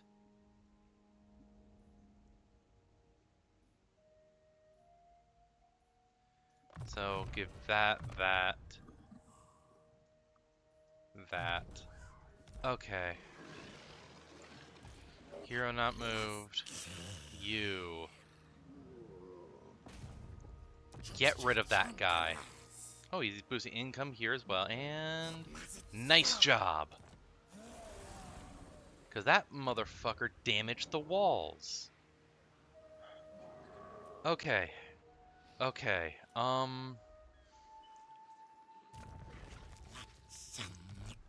It's you. Yeah, I want you just walking around doing that stuff.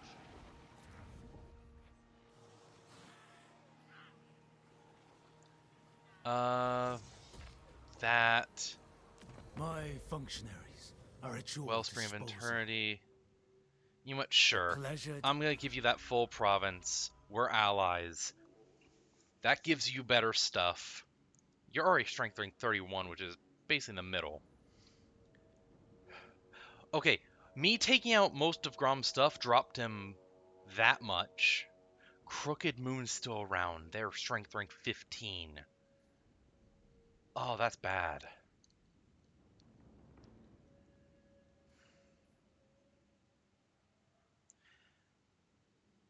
Of course, Norska. Of course, Norska. So Norska, Wintertooth, and Worldwalkers own the entire northern half of the map, I'm assuming.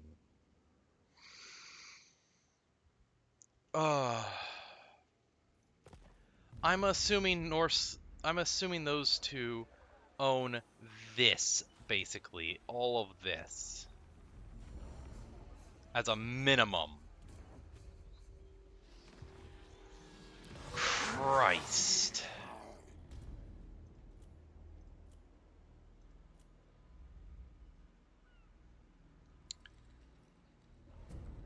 This could be better. This can be stronger. It could be at level 4. It's just struggling because of what's around it. And also this actually... Oh shit, I'm just realizing this place doesn't have one.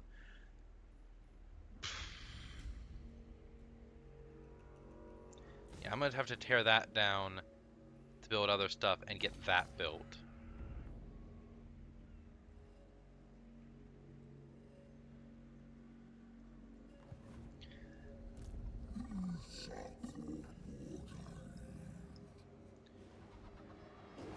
None of these armies are full. 11, 13, 11. They have fine units, but nothing super impressive. The big scary stuff would just be the fact that they have all of this. Which I'm pretty sure is because every single one of them is a black arc.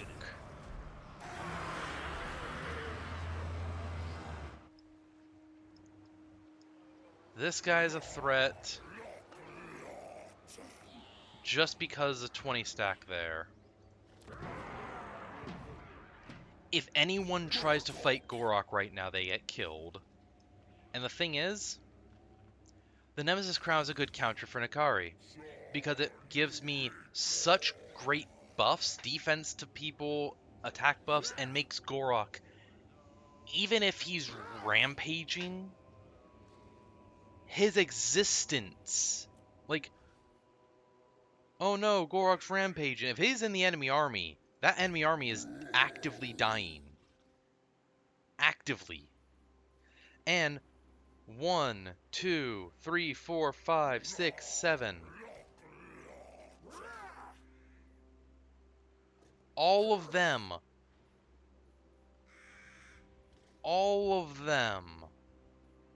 get ward save from the crown.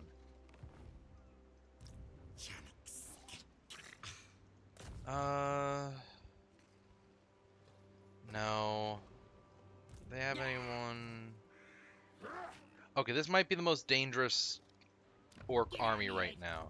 This one is a bit annoying, but this one has black orcs.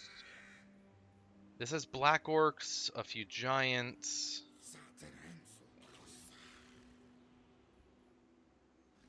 And a great shaman. But he's low level. I can't tell what his Wog army is. Either way. Can you do it? Yes! Weakening Nakari's army, one step at a time.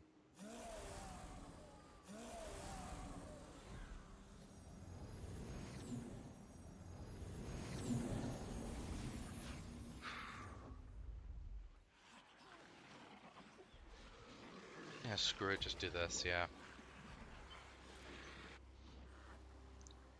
I have to get this back up and running so I can get this. Which this is just so helpful. Faction-wide, trade boosted, construction costs reduced, and construction time reduced.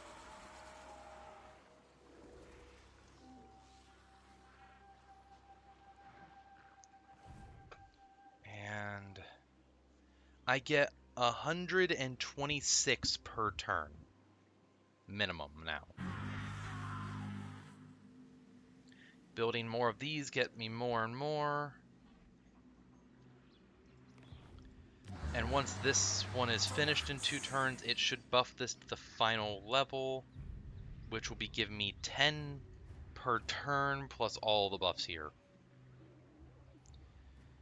Okay.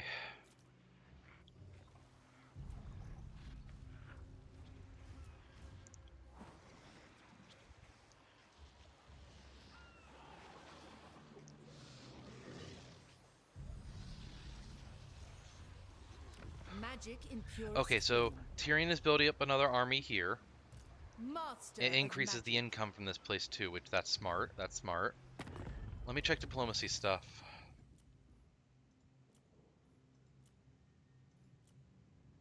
There is You know much what? to Yeah, discuss, screw I it. assume. This will give me more What are money, the and oh, proposals I of might end up being passion? drawn into wars. Really, the only factions left that they would go to war with, I feel like, are ones I'd want to. Why are you guys so against? What are you upset with me? Past treaties with them. The Awakened have been murked for like 30 turns, dude. I'm gonna beat your ass if you keep this up. My god. The deserts, yeah, you went to war with them for no reason. And you got rid of them. They're gone. We have bigger shit to worry about. Oh my god. Okay.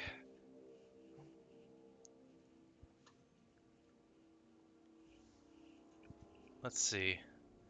Um, Cold Blood Logic.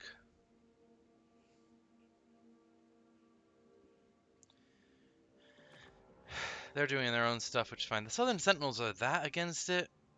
Why? What do you dislike? The Confederation. You know, that one's fair. I expect that. Two more turns. And I think, well, I'm definitely doing that, and I'm doing this, I think, because this will boost Gorok's army. Gives all of his Temple Guard Saurus shield barriers, plus immune contact effect, and expert charge defense. Oh yeah, Nakai is over here. I need to do something with him. Oh, she can't. She beat up that stuff.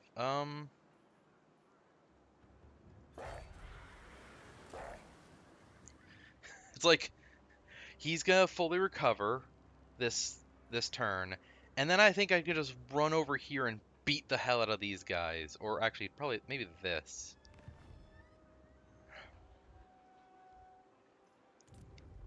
Either way, I need more fights to level this up.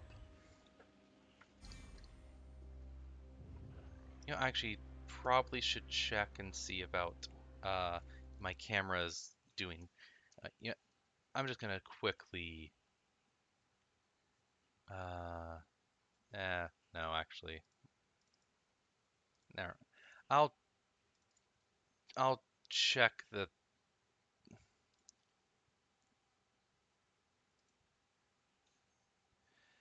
I'll check and redo VTuber Studios stuff another time.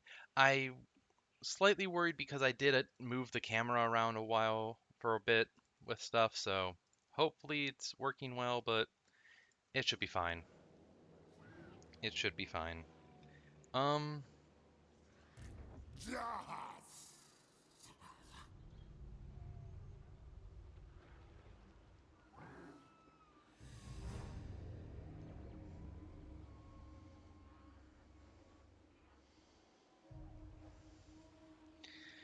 uh, I okay, we're on turn 70. I don't remember why I set the end time stuff for this campaign at. It should give me a 25 turn warning. What's happening with these? Yeah, that makes sense.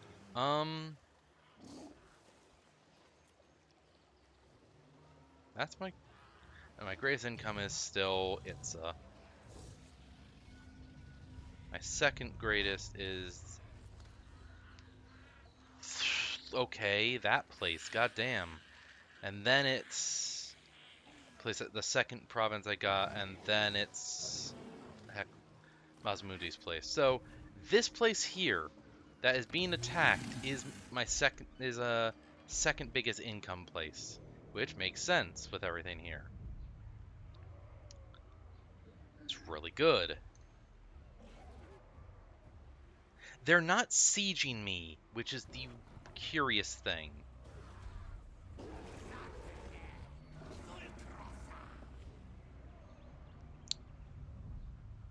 That's actually really nice. I can just leave an army sitting there for a while.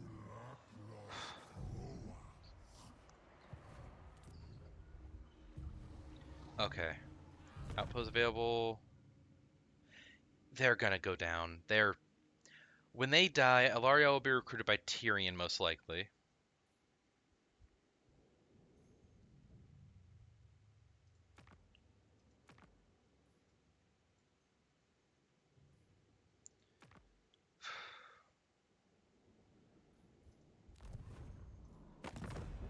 Okay, again, let me just check this. Have you come to help me avenge my There's father? everyone they're at war If with, not, I'm already at war leave. with. Duty is purpose. I'm worried about Be'lakor, actually. What's their strength rank? Can I see it? 3... Wait a... I usurped the cult pleasure and strength rank. Now the only one higher than me is Nagaron, who I'm not at war with right now. Oh, Be'lakor got their ass beat, apparently. The Nether things... I mean, yeah, they're the weakest currently because they don't have anything. They can't do anything. Okay, I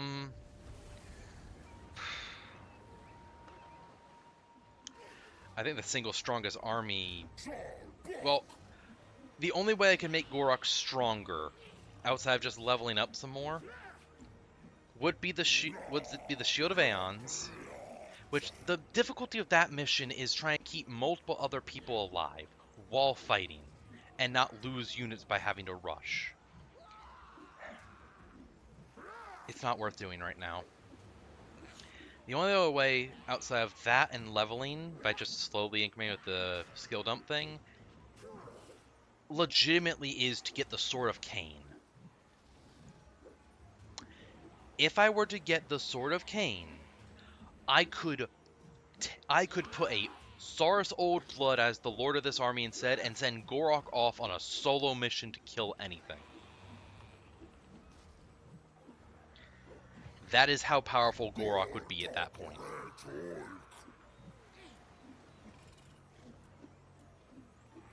Anyway, Gorok might get attacked by more armies, but legitimately I could actually do the fights, have everyone be in a corner basically, and then just send Gorok and Lord Croak out, maybe with these guys as defense for them to hold people, and just let Gorok fight everything, nuke stuff with Lord Croak, because his max skill takes 14. I have like 12 casts worth. Actually, almost exactly that. Think about just under. Which means I can also just use this. Heck, if I use this... Oh my god, that's like a lot. Either way.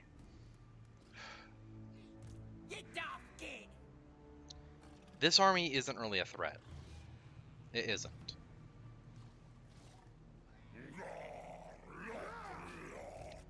Their Wog army ain't even a threat either.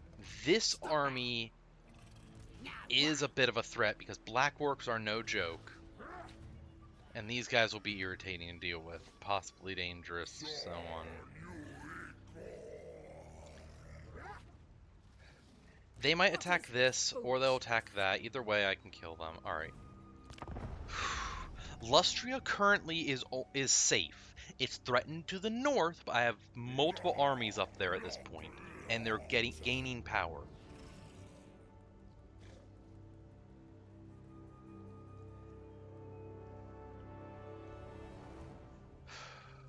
Okay, he went into that settlement. Good. Or no, he went into the sea and got attacked.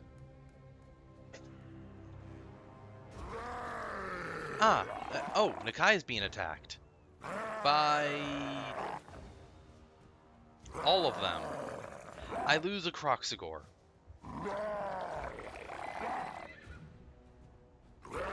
I'll take it.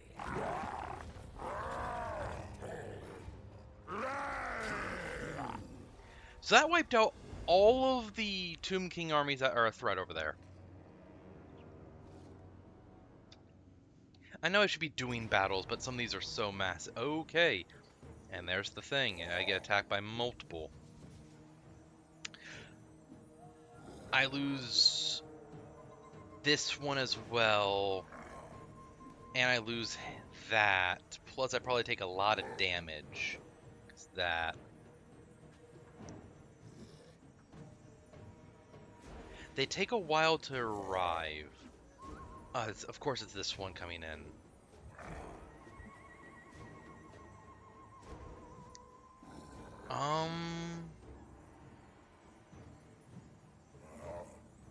What's the battlefield look like? Flank through the trees, come around behind with maybe... Hold the line with them.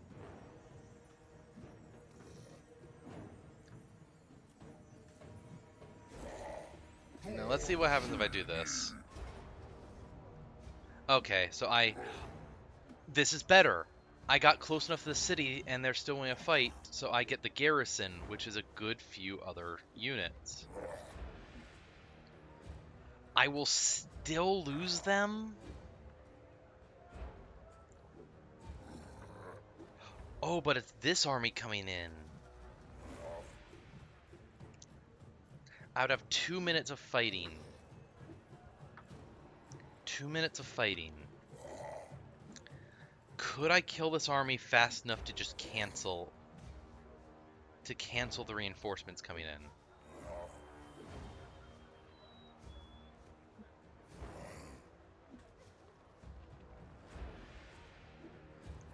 Or do I want to just take this? I'll take a lot less casualties now.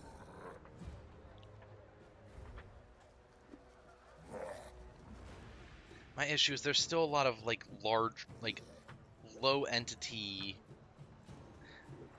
units here. Plus they have artillery.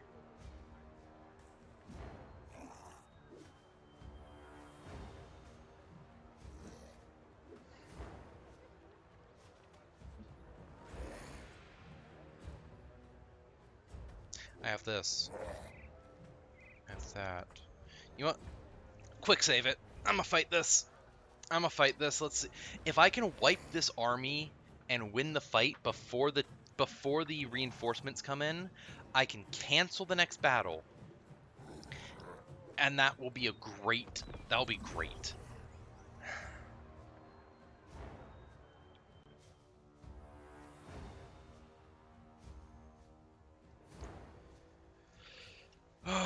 Okay. Let's see how I can set this up.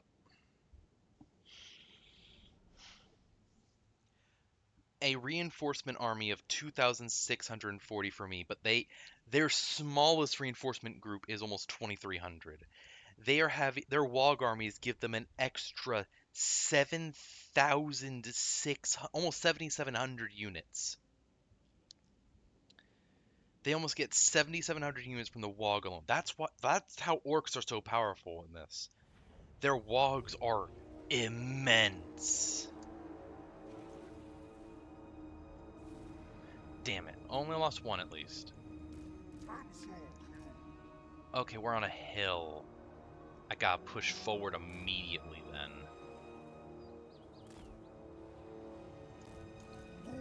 These guys can be in the trees.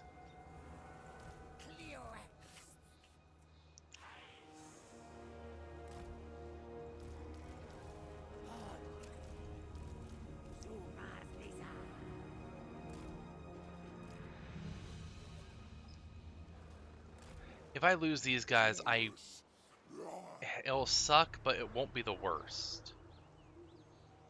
Honestly, Sotek's Guardians here is the one I should throw in, because if they die, they explode, on top of them having passive melee damage reflection.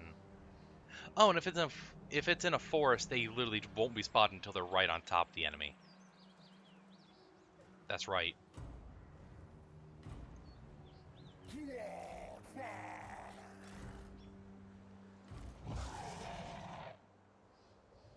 Reinforcements coming in here.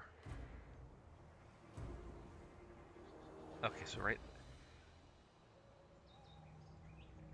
I could have them come in elsewhere. Well, I can really move this. Oh, there's the difference.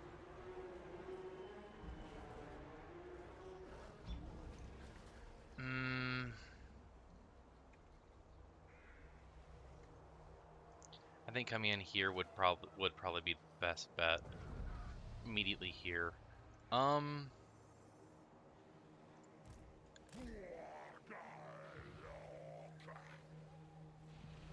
has so many abilities now. And this. Okay. Oh. They're all coming in from... I could just have Gorak run over and sit right there. Okay. Okay. First move.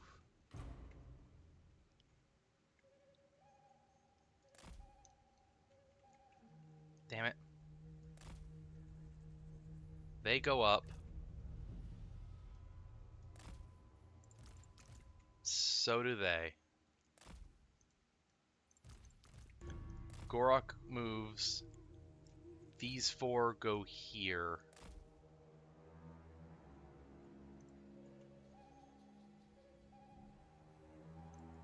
In fact, Gorak, immediately you're just gonna go right for them. They have a line of bolt throwers.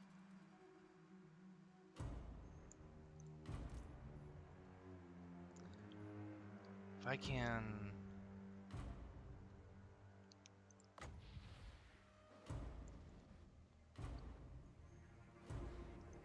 There.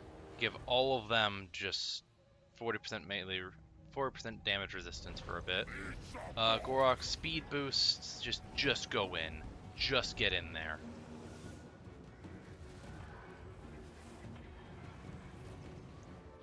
With this ability... Yeah, target them.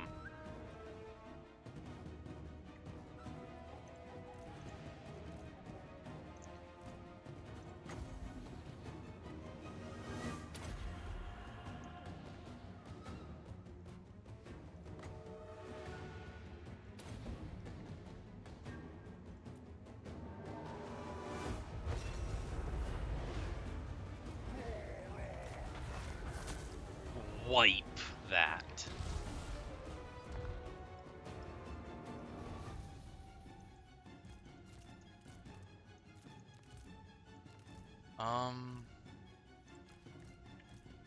Yeah, no, just push forward. Just all of you go. Go.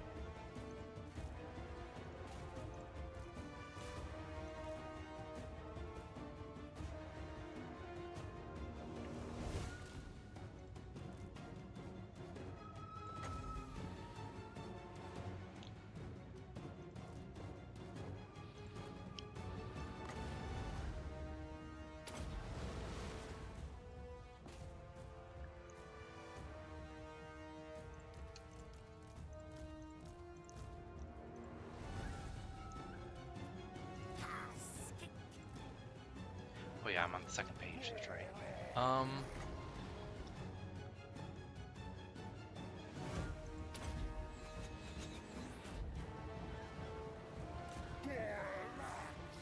While in battle, he's weakening all of them.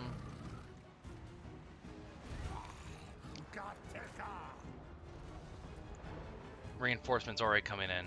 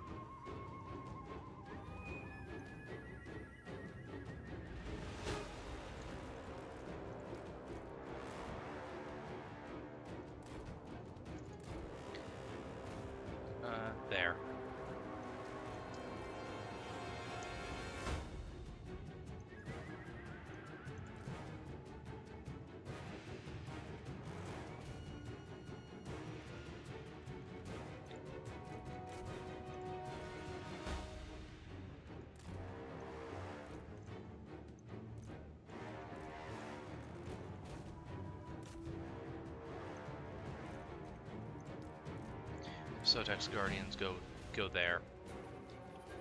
Just rush them. Oh, we have these guys over here, actually. That's...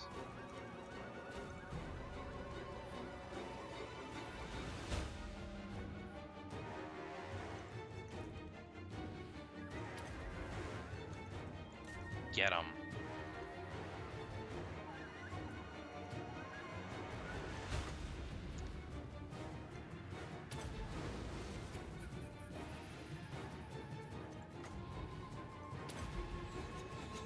What's the cooldown on this? Pretty big, actually.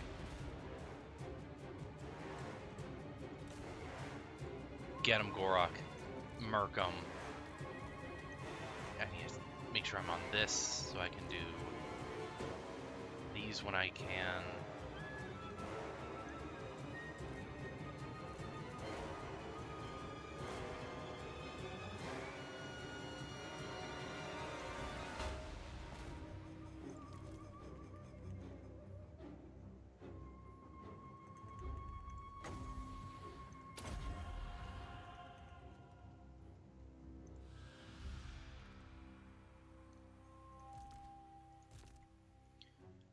My reinforcements, they're coming in.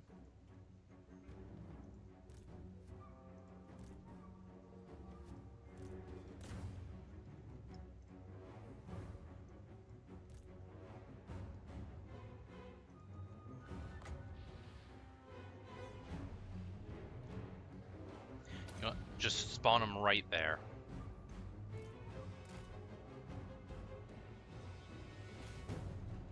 Hold them back.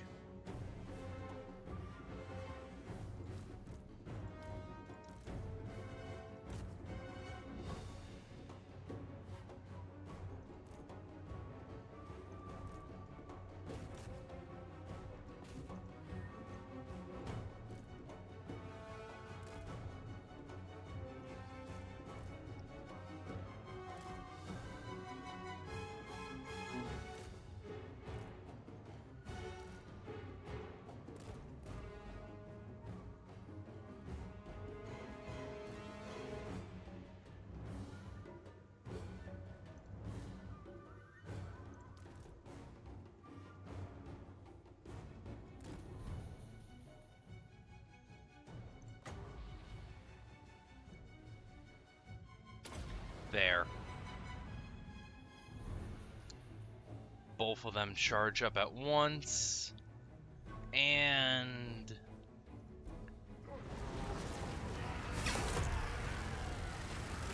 burn!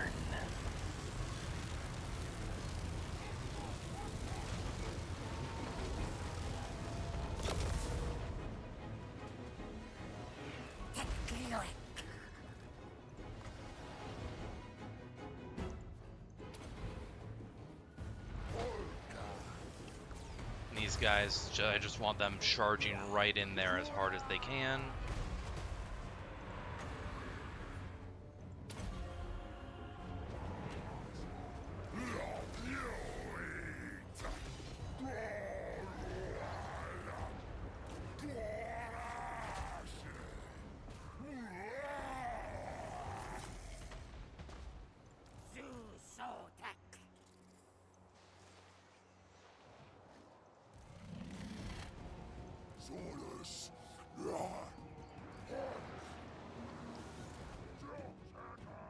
Oh, these guys are behind me, but my allies are coming back.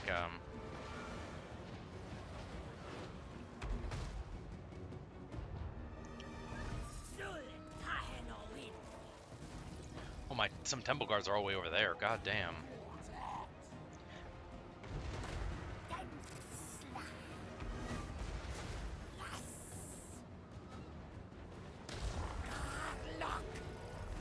Gorok, I need you in the center of their entire army, basically. Black orcs and more right here. Get them. And this unit, I just need you brawling with as much of them as possible. Oh, nice archer support. And then let's... I just... Hold off on that. Hold off on that. Where the... God damn it, you rampage that hard.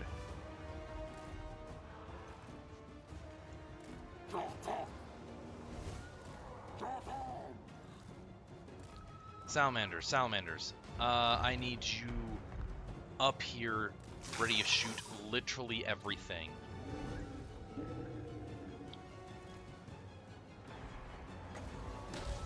That mass right there needs to be obliterated.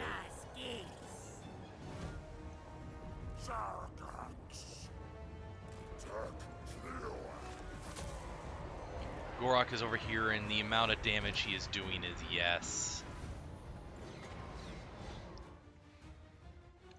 And screw it, just right on top of you. You're basically invincible. Carpet bomb the area.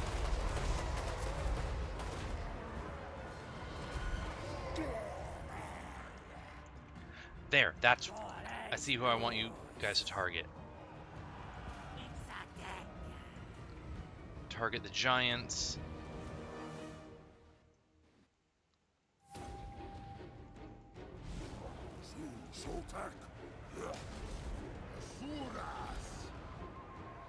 These guys, as they fight, if they die, they blow up and hurt the enemy more. The salamanders, there. Korok just instantly recovered all of his shields and such. Oh shit, that's my own unit there, I fucking forgot. So, you know what, if I lose them, I hate it, but oh well.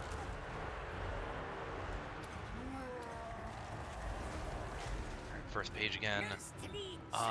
Where would be a good spot for them? Not really any... Oh, you went over there. Why are you there?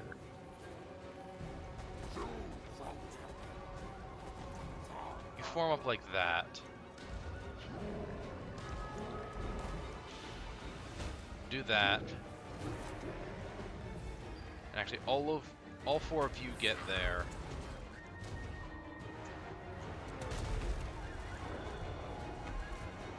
Each of you target a different giant. You guys just fight anything you can. Gorok, keep wrecking shop. By God, you keep working that. Physical resistance boosted. He's immune. Oh, God. Yep. Stupid bots. Anyway, thank you. Yeah, just glance down because this is intense. Salamanders are blowing up everything. Gorok, how much? Yeah.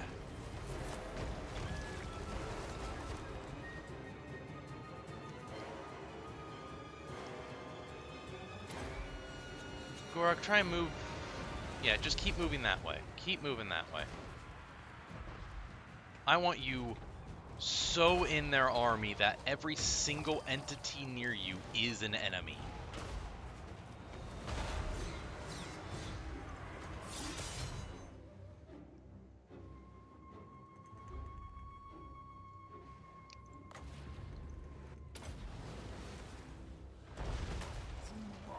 Plus Temple Guard, try and pull back a little.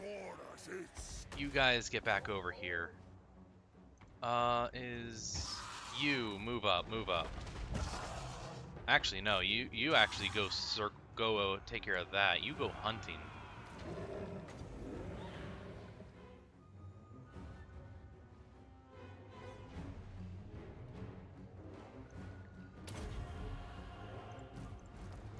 Okay, let me just do this to see where everything is.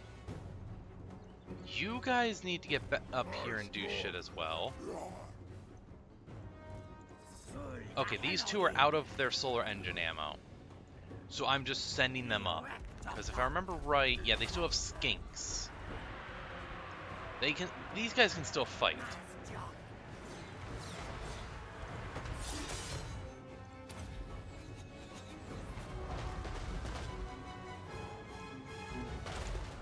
And Gorok just carpet bomb that area with the Nemesis Crown.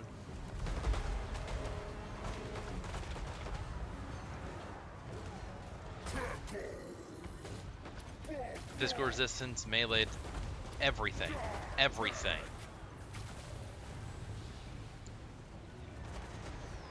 And as he's in combat, all of them, those are taking damage. Oh, army losses. Army losses. They're all about to break. They're all about to break.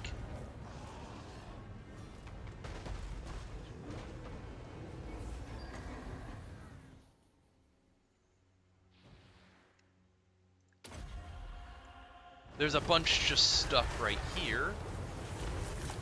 So Lord Croak, if you could help them leave the battlefield. Like that. Alright, Gorok, you did so good, and the garrison showing up really helped. And Gorok and Lord Croak are amazing.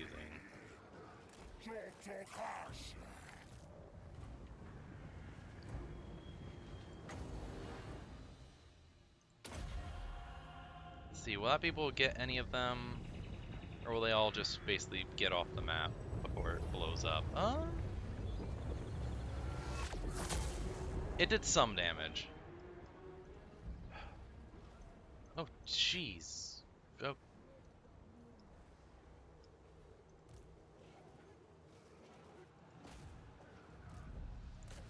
Hold the hell on. Hold the fuck on. There's still a decently healthy unit right over here.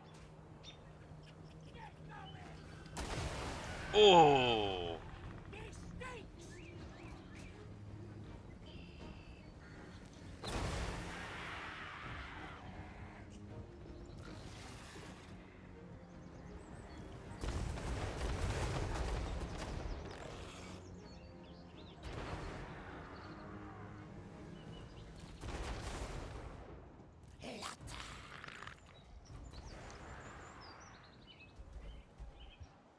Come on. I'm gonna do as much damage to these motherfuckers as possible. I'm gonna make them regret their existence.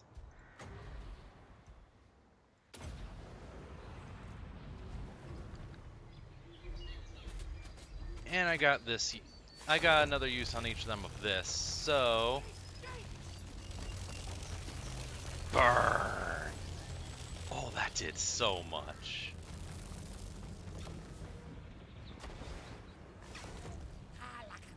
Oh, it didn't even do both of them. I don't know if that will reach them.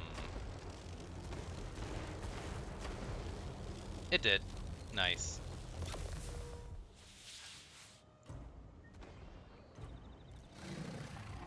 They went from almost full health to basically nothing.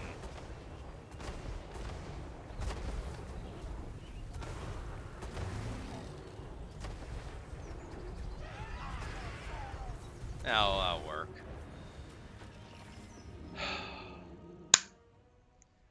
The stat... Lord Croak with the almost 2,100... Almost 2,200 kills. And over 106... Almost 165,000 damage. Gorok with over 100k damage and only 442 kills. He damaged so much. This Temple Guard group did a lot. Being fair, everything did. These guys did a lot of damage to single targets and such, and this guy just hunted stuff down. This one, yep, the chariots, the pump wagons were the threat. They hurt my infantry a lot, but didn't kill them. They came in with these numbers. Almost that entire force is wiped out. Most of this, cut in half, cut in half.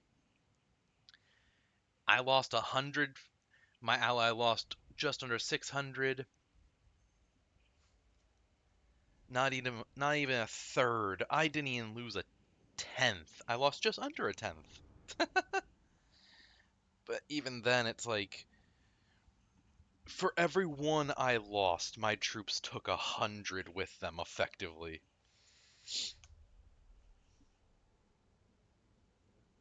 Oh, God. And actually, that wasn't even most of my forces. This was my ally getting hit hard. That's what they did.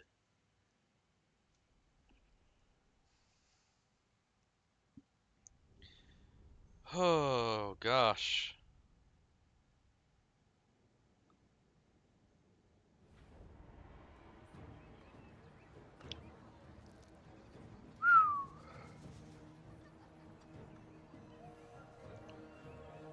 Well, I was outnumbered so heavily in every sense of the word, and it didn't matter whatsoever. And this ain't even the best army I could build. It's debatable what the best army for the lizardmen is, but like, hell, if they attack me while I'm in a settlement and I get a siege battle bonus, that makes half my army have shields. I'm gonna get this. It doesn't seem like much, but it gives me a little bit. I didn't wipe the armies, but they're crippled. They're crippled.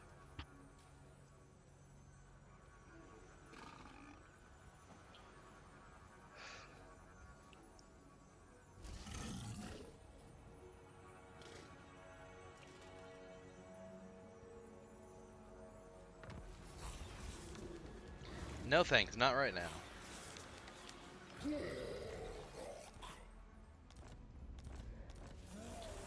Oh, and from that battle Nakai had, he got a Regiment of Renown. They're destroyed. Good job, Bretonia, guys.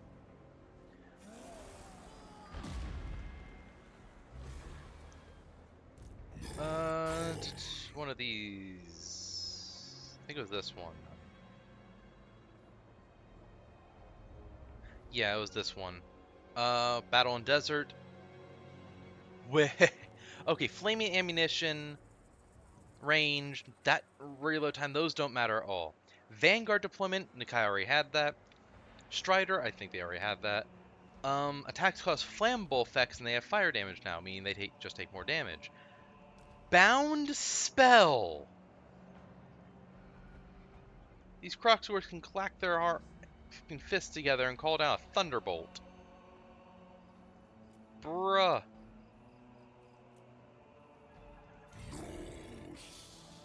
And when Nakai, go take that city for us. Rip apart any skeleton you find.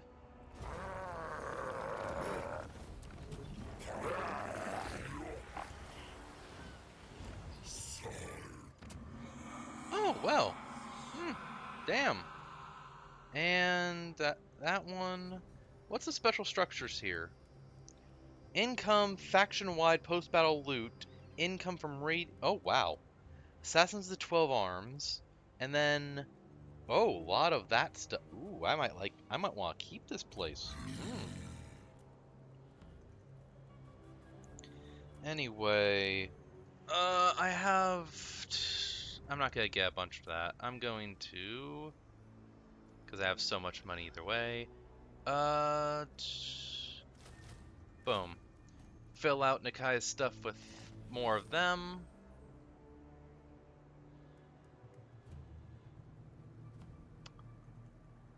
Doomseeker Deaths. Hold the fuck on. Hold the hell on.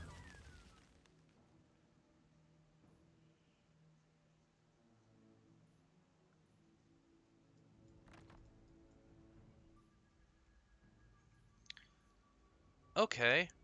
So I'm giving Nakai this, because Regen, Frenzy, and Death Blow. I mean, if he gets low enough, he gets buffed either way. And if I get Doomsinger, I'm giving it to Nakai as well.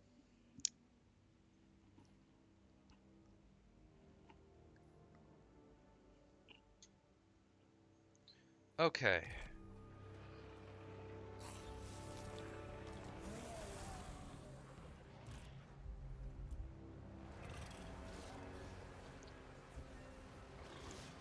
Now then.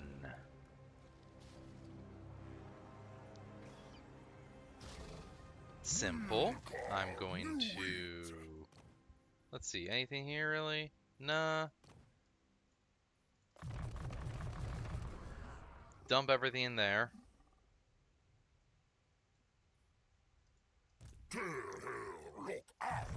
Dump everything in there.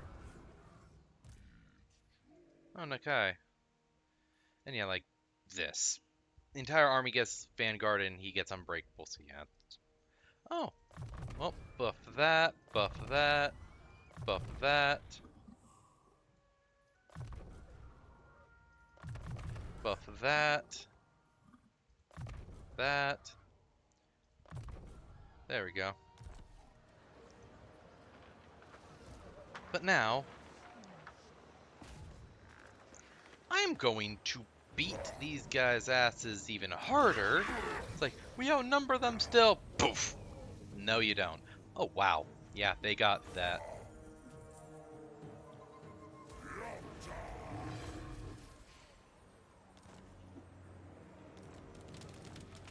Alright, so I have probably put Grom back to very low. The only thing keeping his strength rank up is the amount of places he has. Oh, he is also fighting Wulfric, and Heinrich is here, Wulfric... Okay, the Empire is dead. I'm assuming the Empire is actually destroyed, unfortunately. And most of Bretonnia is as well. Oh, wow. Well, either way, I could run and take that, but there's multiple armies that can attack me then. So, instead... I must sit on the edge of my allies' area.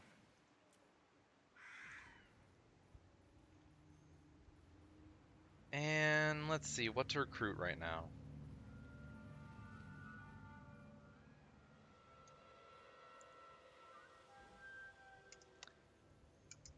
You know, let's just grab 2 Saurus Warriors of Shields. This will also give me a chance for everyone to recover. How about you? Oh, they all moving.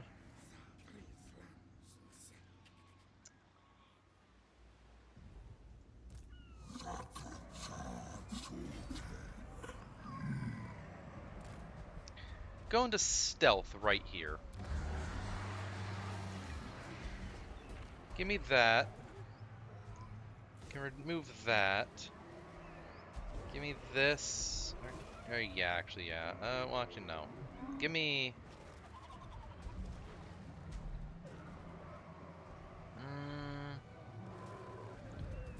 that.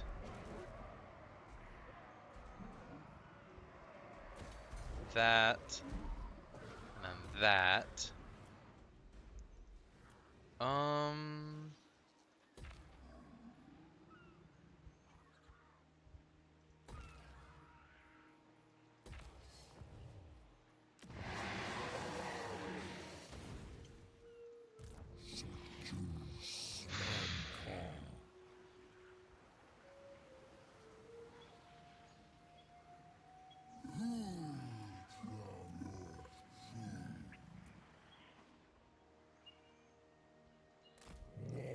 You start moving down here because I'm worried about that, obviously.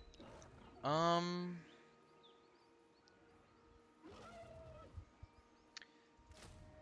Leaf Bola is another one of them. You guys honestly won't be needed here for a while, for much now.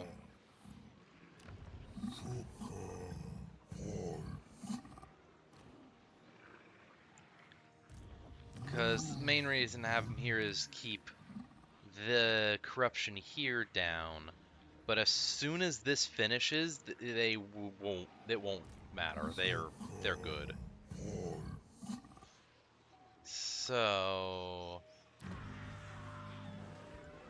get that. Start moving there. You just had that basically just to help with it.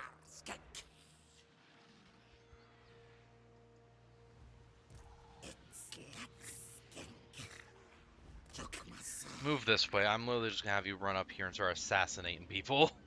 That'll be your job.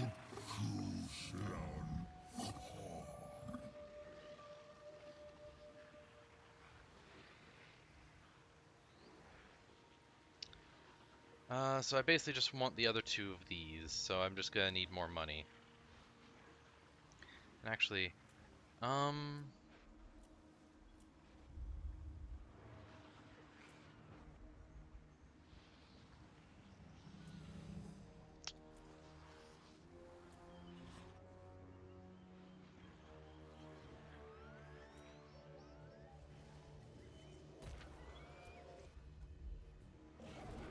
But not that right now. Actually, that's actually not that expensive. No, hold on.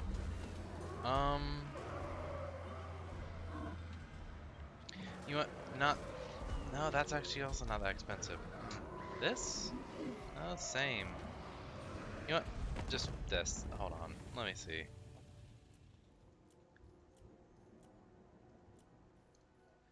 Grom is almost willing to go to get peace.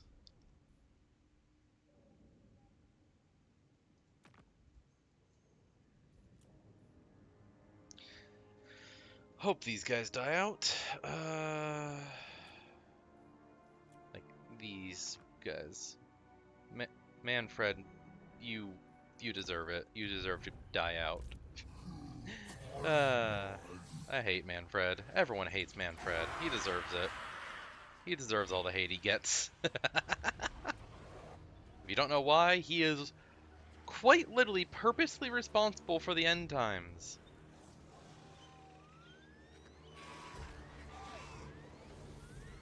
Like, that's not even an overstatement. He is personally responsible. The spell that would have actually stopped all the badness in the end times, basically, he literally attacked the people that did it for doing it just so... I don't even know why. I don't even remember why. He's just an asshole.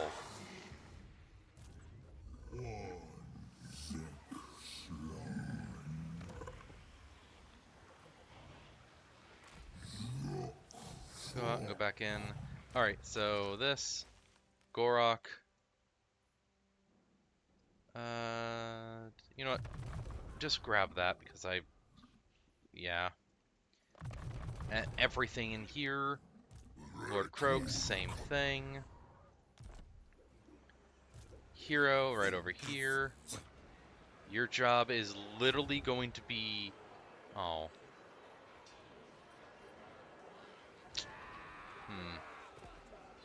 That sucks. I'm guessing because you might be a bit tired or such. I don't know. Anyway, you're gonna just keep following Nakari and fucking with them as much as you physically can.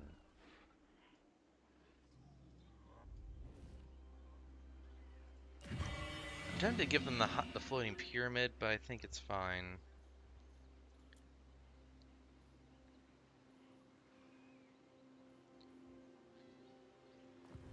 Wow, you're sending that. You're not. You should have just recruited.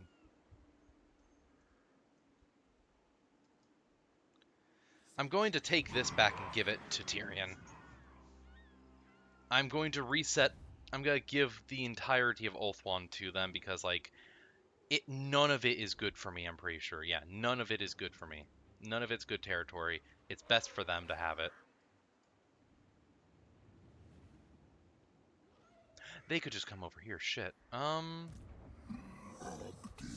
hoping by being stealthier, they'll attack this. And get wildly fucked up.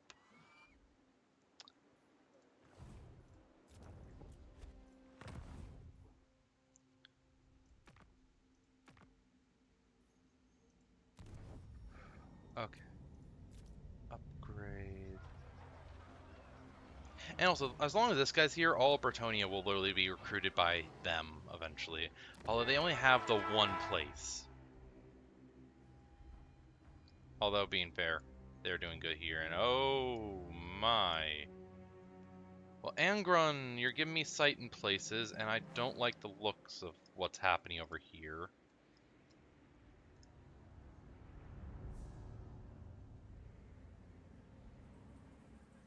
Step forth, true friend of the Unground clan. If I do this... Nah, it's fine. You have 14 settlements, your strength rank 11.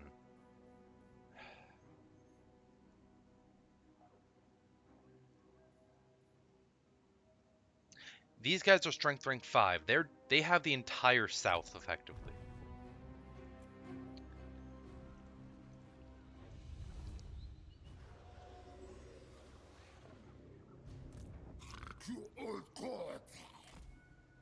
Let's just check all my armies, double checking everything. I moved everything I can.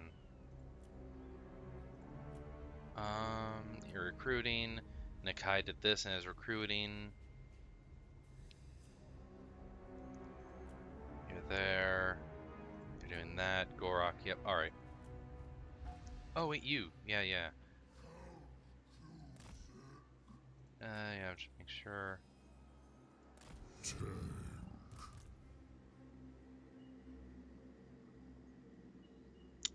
What do I want to do with you?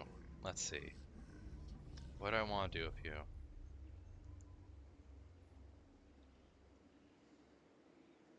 Well, let's get rid of them. And yeah, just straight up give you all that I can.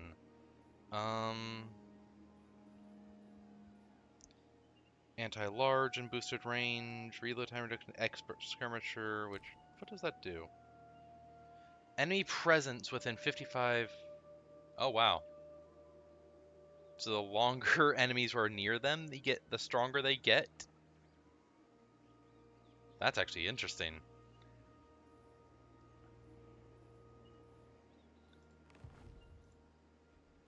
And you.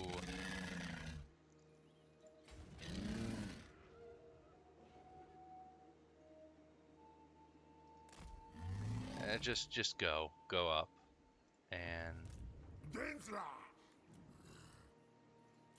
yeah, both you march stands. Just keep pushing. Just go.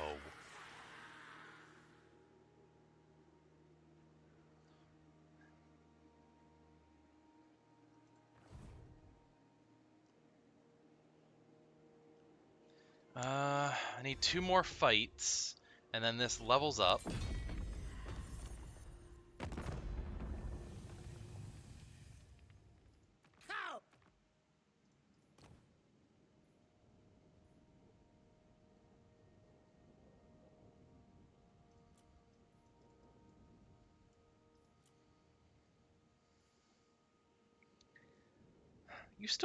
You're still upset with them. Dude.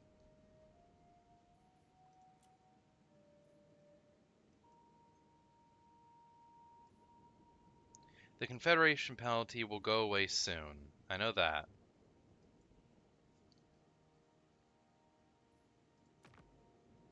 They're liking me because of all the stuff I'm doing. Don't care really. Nagron despises me. Which sucks to be them. I don't care. They're going to just keep liking me no matter what. Mistress of the Same with Undying them. Forest. The Warden of Tor Ivres. At your service.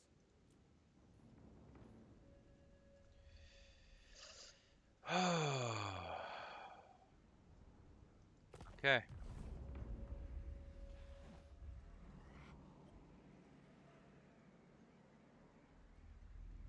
Alright. I won't be attacked by anything this turn. They might attack, and if they do, I'm going back there and beating their asses. But Lothar needs to be taken back. I didn't check for any lore.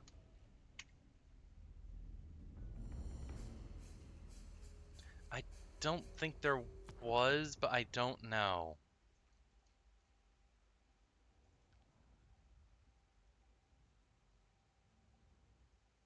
I'm unsure. I'll just keep going for now.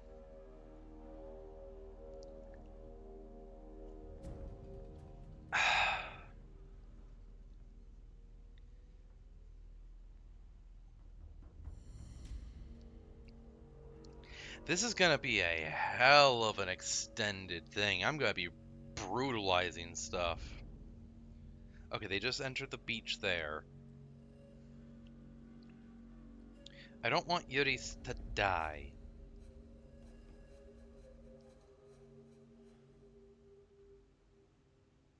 But they're just not being allowed to build up anything.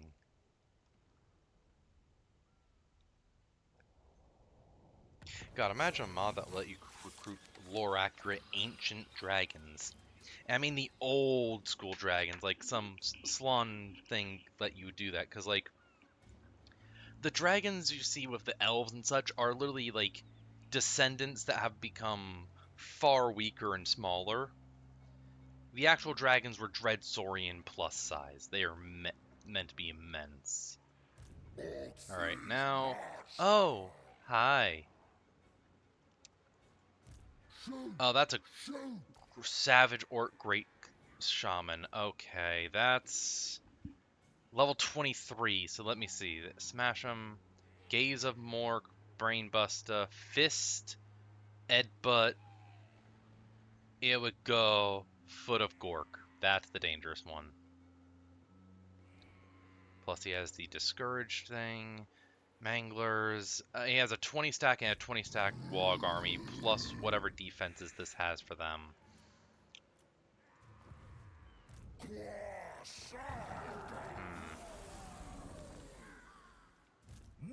Okay, let me check other stuff first quickly.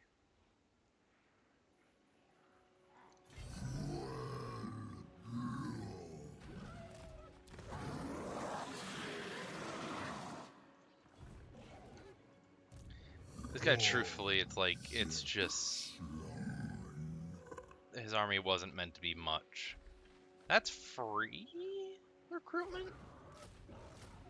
It is. Sure. Okay. You're still recruiting. You're still just gonna be moving up. Mazamundi. Pyrrhic victory. I lose a good amount of stuff because I'm fighting all of them. Okay, I could lightning strike it. Yeah, screw it. Poof! Run in with my army and bash him in the face. Oh yeah, I should put that somewhere. There.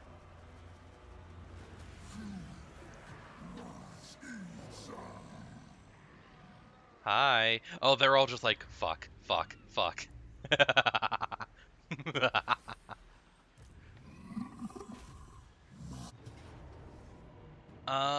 Honestly, those are units I would replace in his army. The Skink Consorts, Stars Warrior Spears, and Cold One. So yeah, I'll take that. And wipe majority of what they have.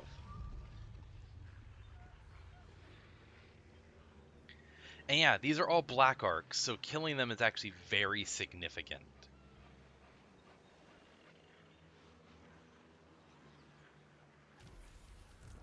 Unfortunate for them, I'm not done. I can't get that one, but I can finish off...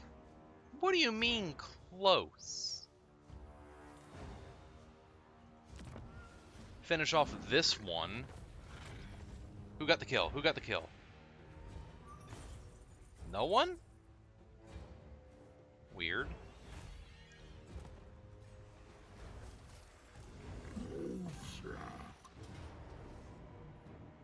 But yeah, like, see, if I do that, it won't do anything. And I lose just skinks. Being fair, I think it was like multiple of them and they're high level. The lords were the main threat the entire time. But I have wiped out 3 enemy black arcs now. A lot of damage. But it worked. Give me those.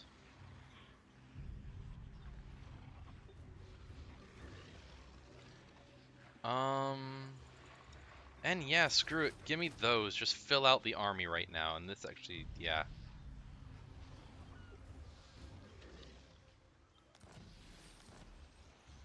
Achieve multiple offensive battles. Dark Elves. Victory in naval battles. New regiment. Oh, wow, these guys got it. Let's see. Ammunition and range don't matter. Snipe doesn't matter, but stalk and unspottable. Oh, that's good. Getting that combo is great because stalk, you can hide anywhere. Unspottable, if you can hide there, you won't be spotted until you're like right up to them. And blinding attack, so it just does that to anyone you hit. Weapon strength boost, stronger against dark elves, chaos, etc. Flaming and magical attacks. Yeah, that's pretty nice. Could be better, but still good.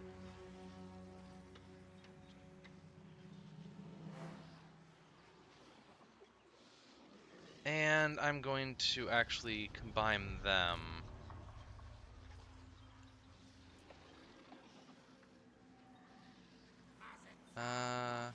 And give him that. Alright. Next, you. Uh...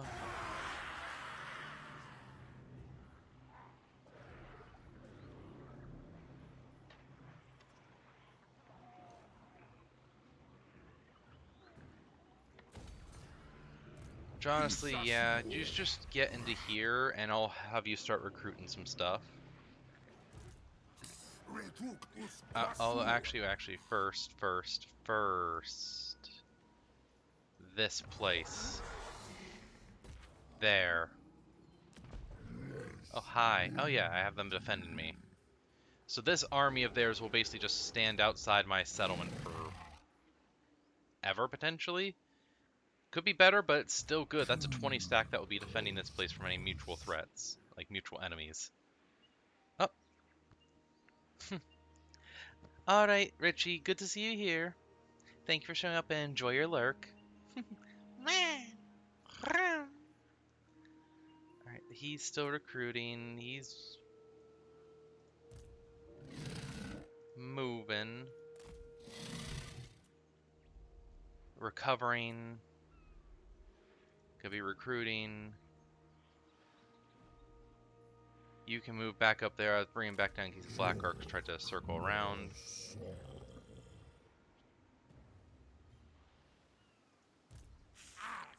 This is a crazy army.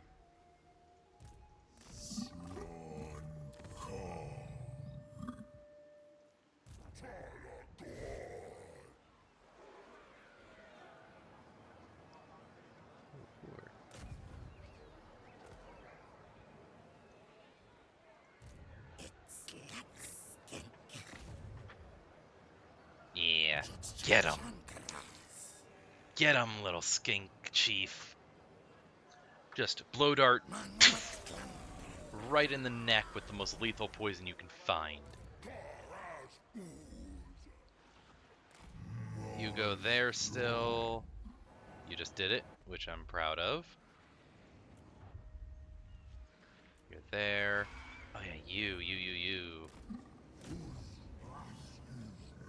Oh yeah, get that sorceress. Damn it. Oh well, you tried.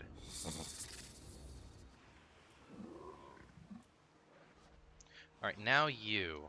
You're here.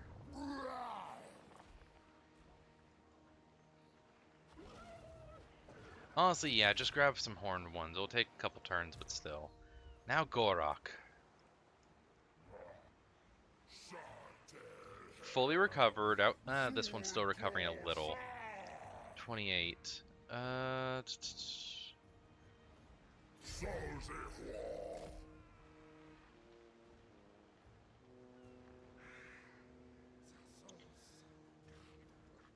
kind of hoping they go in and try and attack Vol's Anvil.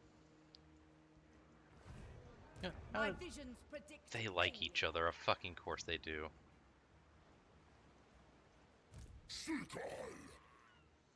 Now for this stuff. Yep, Skink Priest here.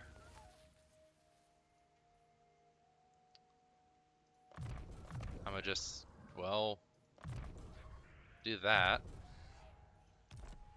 And now it's... Ah, yes, the two Saurus Scar veterans here.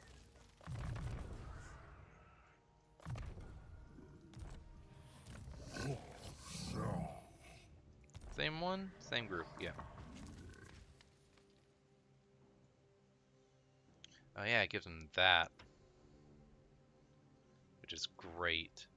And yeah, just that really. Mazamundi. Actually, what spells do you have? Soul Quench, which is... yeah, it's fine. Apotheosis. Heals and causes fear. Freeze them in place. A debuff. Arcane Unforging. He's high magic light. And Tempest. Actually, he's... so this is from This is a Tempest spell, I'm pretty sure. No, it's high magic. So yeah, high magic, light, heaven. High magic, heaven. And also ruination of cities. That's...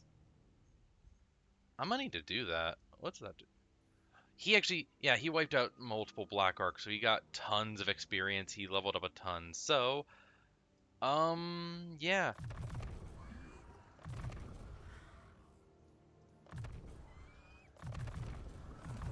All of this. Oh, and because Slann mages, because of the mod of Cataclysm spells by lords, basically they get, or whatever, legendary lords know Cataclysm spells. And then I have one that gives it to Slann mages as well, but because he's a both, he gets Command the Winds, which that is a gargantuanly powerful spell. I don't know the exact stuff it does, but I mean, reduces spell cooldowns, increases the recharge so you get powers back, or greatly increases power reserves, and greatly decreases miscast chance so you just won't. And his main magic is light, it seems, because infinite. You activate this, and for 45 seconds, all your allies get 40% more speed and 20% charge bonus, and every enemy on the battlefield is frozen, unable to move. Mazamundi is one level away from being the unstoppable force. Or more, the stopping force. Oh, that was a bad joke. That was a bad joke. I'm sorry. But, 4 more there. 5 more. Yeah. And his scarf... oh, no. Oh, yeah, this guy. So... that... I guess just that. Actually, no, hold on. This. There. And yeah, his Scar Veteran, which has almost everything. He has a Carnosaur mount. That. He has this. He has that. And now he will have boost Saurus recruitment rank and defenses. Ooh, for all provinces. That's really good. Anything else? Not really, so just jump into this. What is his max health? Oh my god. This is also pretty good. It makes him basically unbreakable in ways. So yeah, he is the melee fighter of those two for sure.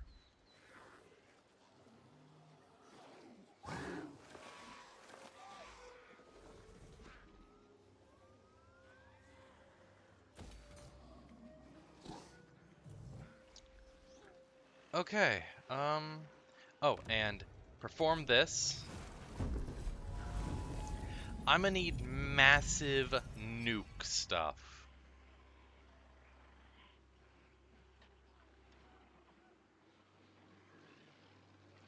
But yeah, let's go fire actually for this. And that gave me a lot more of the sequences, which I'm gaining so much of now. So with that, at any point, I'd love to be able to do that recruit that with Gorok again. Actually, let's move Gorok back here. Friendly territory, so this group will be able to regen again, and easier to help my ally a bit. And if I get swarmed somehow, I can at least like fall back to here or such. All right. Oh yeah, I forgot they have those. The corrosive acid and unspottable, plus stalk and snipe. Okay.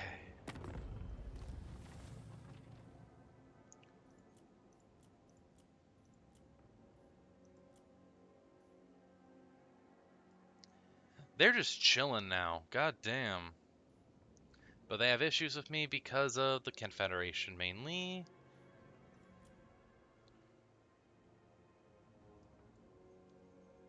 Avalorn's holding out solely because of this, I think. Because that is a gate, it just has a massive defensive bastion.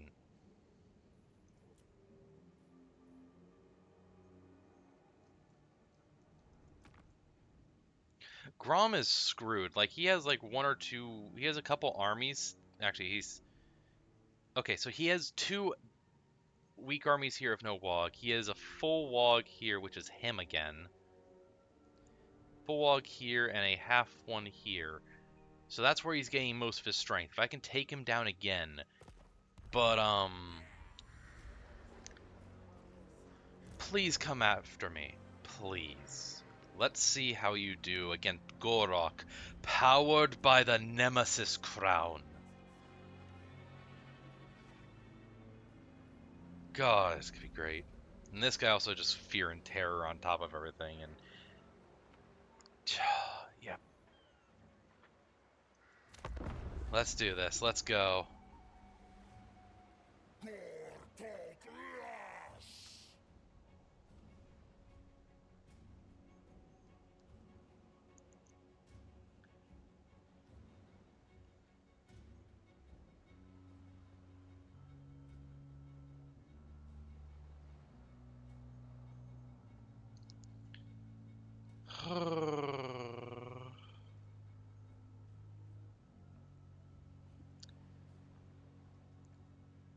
I don't know what that Dark Elf group army right there is. Okay, hi.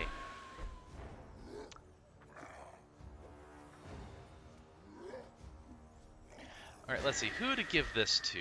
Who to make it so they have more speed, they have Strider so they're not slowed down by anything, and then they have the pass ability where the acceleration and deceleration is boosted.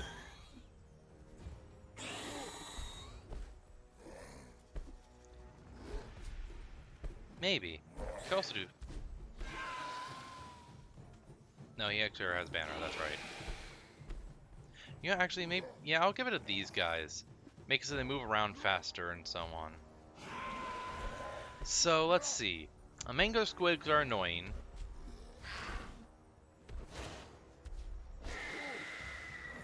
I would auto-resolve this with no issue, because I don't know if they could feasibly kill me. I think the game is partly looking at the fact of Gorok would take so much to put down, it's basically impossible. Especially because... Let's see who in this army has magical attack.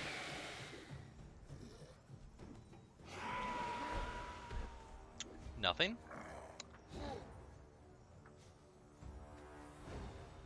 Poison.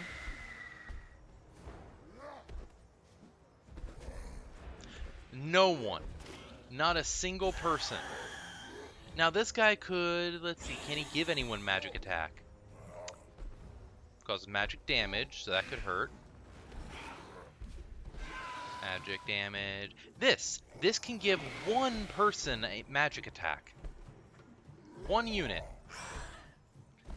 Now after he's dead, that's nothing. That means no one will have the ability to do magic attack. Oh, that has...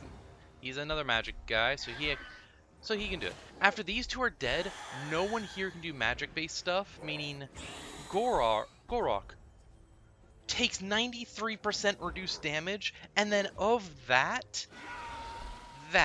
And then for missiles, again, and also magic, spell resistance, so those spells were for direct damage do reduce. So, I don't know which applies first. This might apply first, so 68% reduction, then 93%, which means even these things, with their nuke ability, where it just kills something right next to them if they die. Which I hate that. I absolutely fucking hate it. But, reduced that, let's say 66,000 by 63% and then 93%. You know what, actually, I'm gonna just do that. I'm gonna just grab a calculator real quick and figure that. 66,500 divided be times 0.63.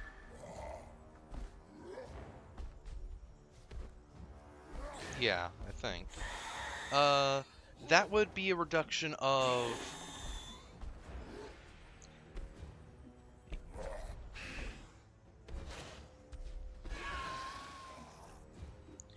41,895. So that already, just from the ward save, puts it down to only doing 24,605 damage.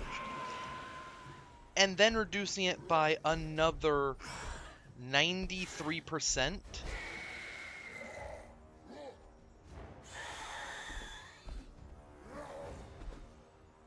That takes it down by 22,882 point percentage, but 22882.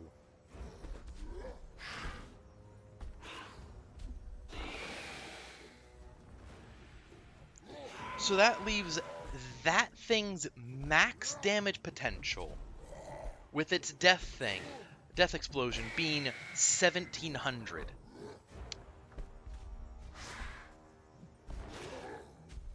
Yeah, it won't matter.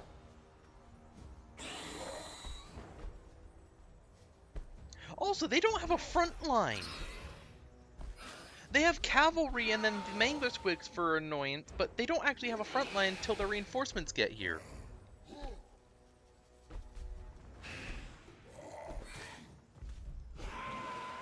That's funny. That is actually funny. I'm a fight this just to enjoy it. Hold on, don't I have the thing where, like, there's a mod where every legendary lord, or at least most legendary lords, have like a oh, what is it?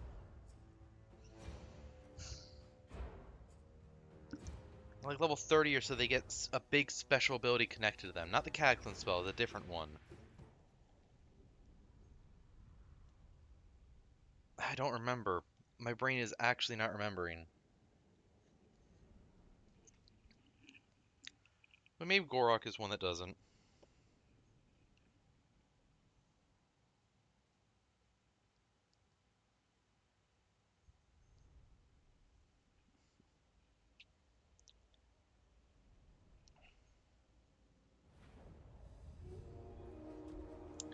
Alright. So. Channel magic, let's see. A boost.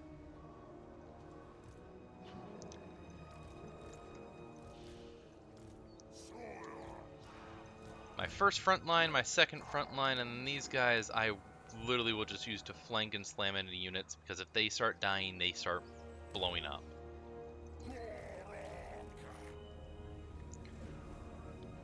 This is actually...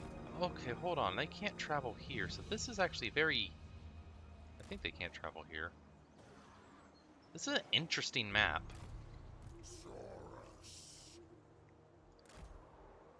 Yeah, that's a very interesting map. My gosh.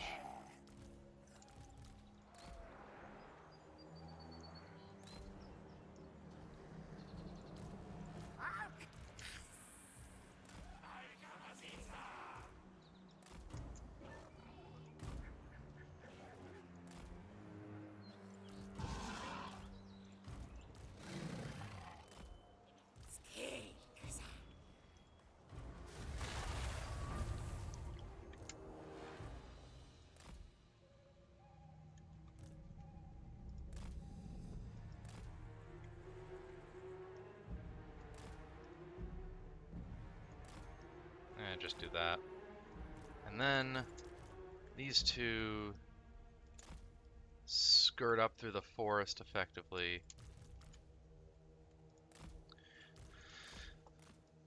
Yeah, Lord Croak, sit at the base of this cliff, and Gorok legitimately just... Oh, they have their Lord's on a flying mount. Go for that. You guys... just legit go there, and then you guys just... Yeah. Okay. They have artillery and such set up here.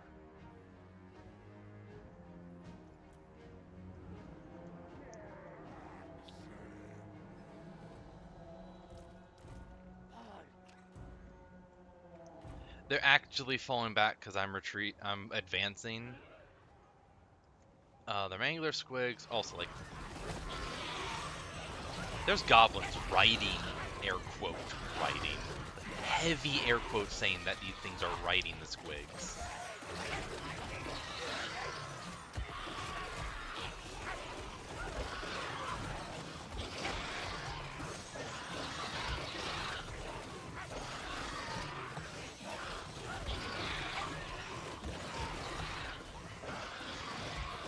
Yeah, anyway.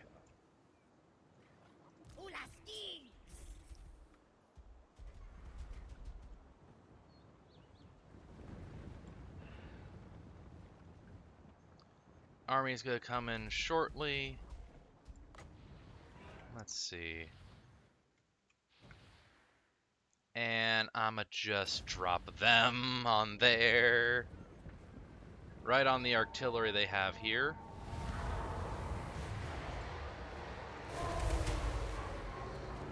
Oh, it gets the spellcaster hitting them, which is actually good.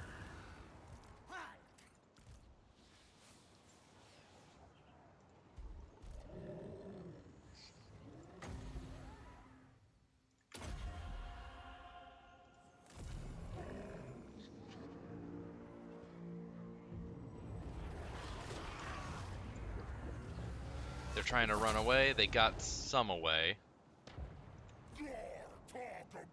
Meanwhile, Gorok is going.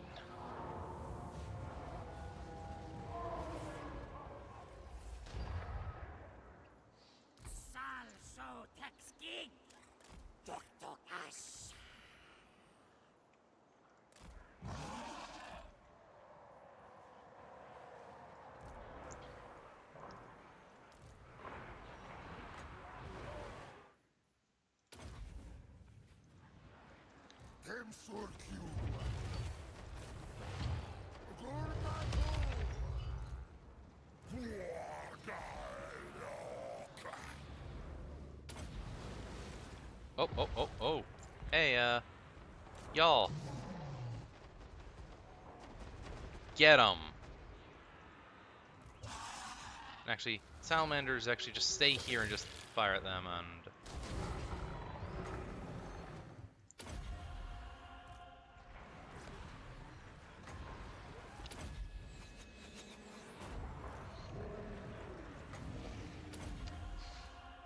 detonate that area.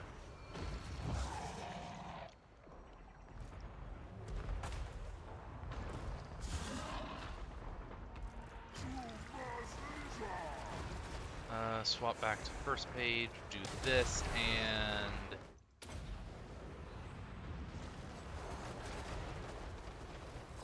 yeah, you two just try and focus that lord down. Cut through that army. Oh, you guys did so good there. Good job.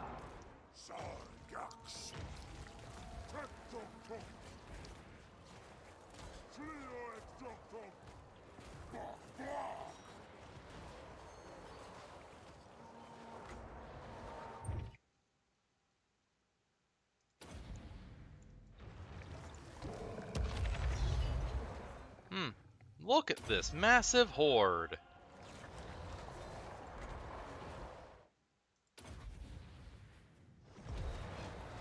Let me just... let's see, where's the best? There we go. That should work.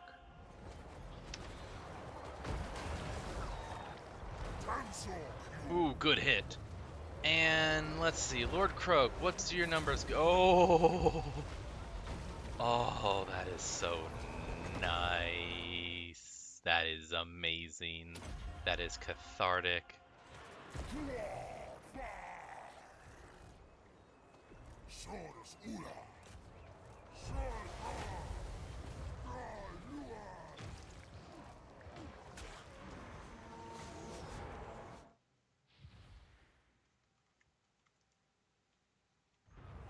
Actually, yeah, no, you heal, cast a heal on that.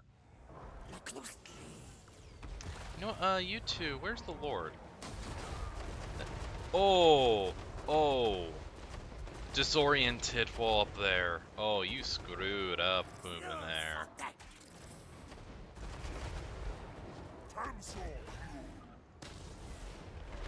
Oh,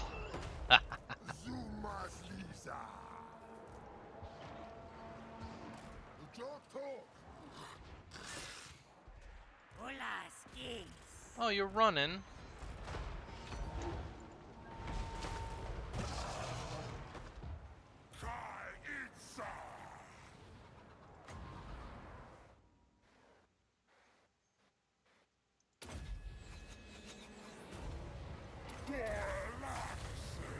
Yeah, just activate abilities and Gorok just drop that on you. It literally, they're running. They're actively fleeing in terror from that. Won't hit that many because of it. Oh, it'll hit this. It will hit that very nicely.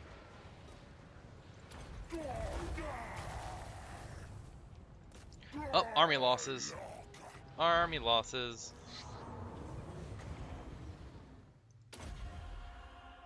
Okay, it's not showing the expanded range. That's why it seems like it won't work at times, but it does still. And this area gets vaporized.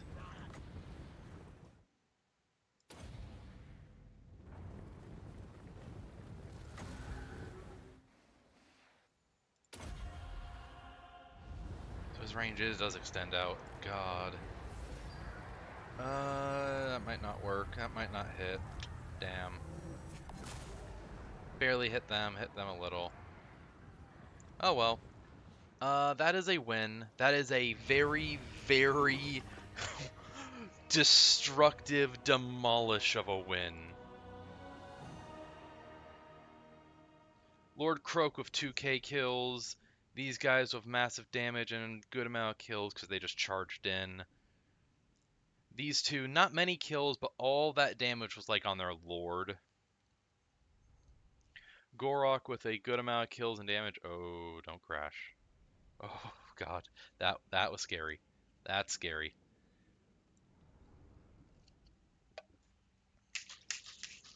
Although being fair, I could easily do that fight again. Not because super enjoyable, it was enjoyable. But because that wasn't that difficult. If I am being completely honest, that fight was not difficult. We lost 101 units again, goddamn. And majority of them were probably this, and then that. A little bit of that. And they lost so many. Being fair, their WOG reinforcements actually got away with a good amount. Being fair, 1,500 of them fell in like 2 spells from Lord Croak. If it was more accurate, that first spell would have wiped the entire WOG reinforcements and probably the rest of the army. And if I had the destructive magic mod, yeah, the large one, I will activate it. It would have dealt 6 to 10, probably because double damage with the spell mastery, 12 damage to every single entity on the map. So when all of them showed up, 12 times that. That would have been funny to see, especially because it knocks them all down. Anyway, yeah, their lord is dead, their hero got away.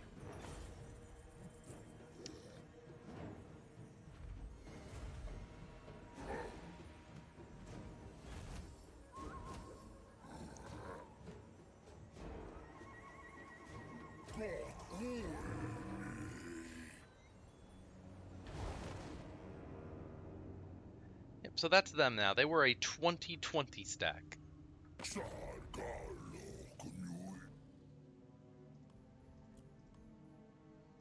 You know what? Sure.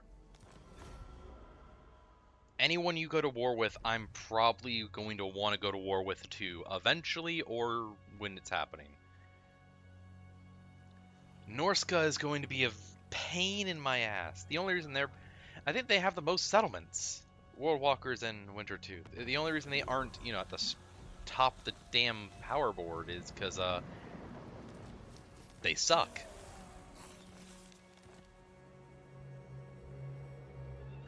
Oh, that's the thing I was working on, yeah. Every character now gets movement replenishment from battles. Any army that fighting any army that spreads corruption, meaning the Dark Elves or Slaanesh or so on, boosted leadership, and then tier 4 and 5 settlements grant province-wide immunity to climate, so they're always gonna be good.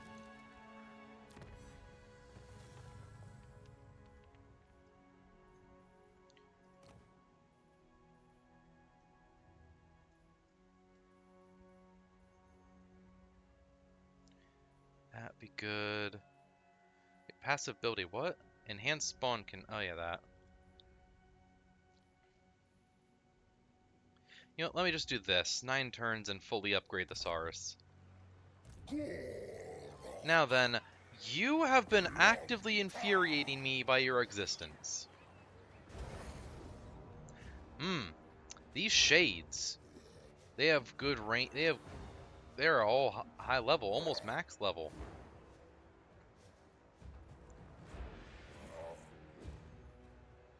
You have a regiment of renown.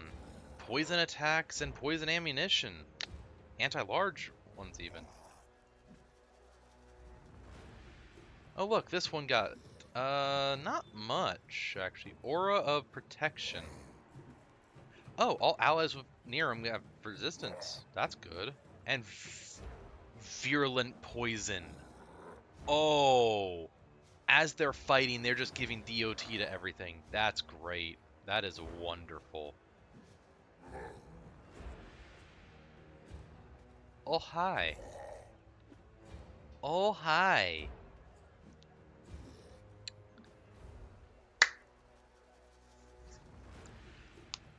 So the most dangerous enemy in this army. I mean, these... the flying units. Oh no. If only I had flyers. So, they're basically going a hybrid army. With the Shades will be their... The Shades are effectively their front line. I think the most dangerous unit they have... yeah, this is just their lord, but, okay, they have Fire.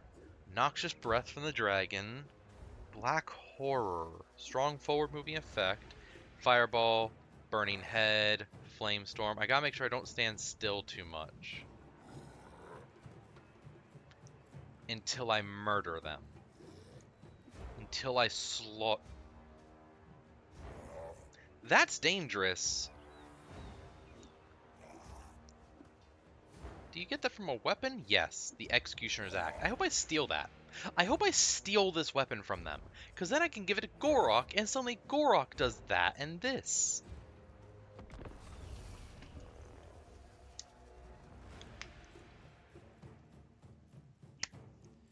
Alright.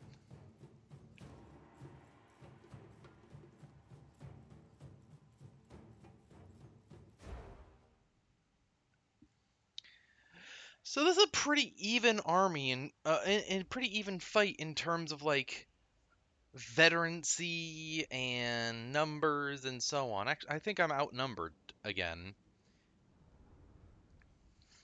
But that's only if you look at that.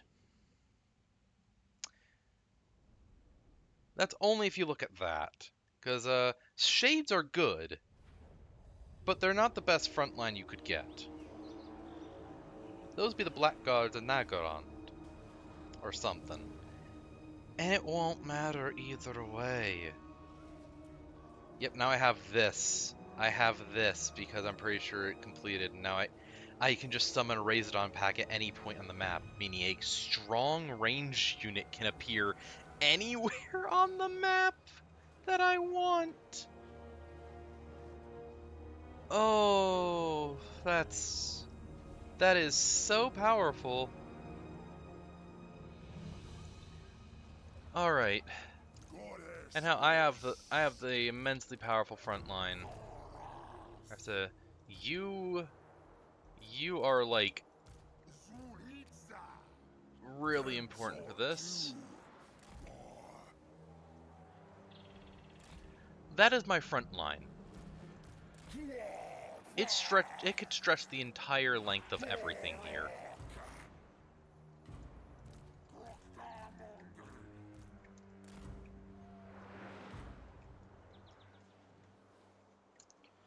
These two will be in here hiding. These four will literally be ones to charge in. These are my ranged bombard. And then this guy is literally just going to stalk around and execute.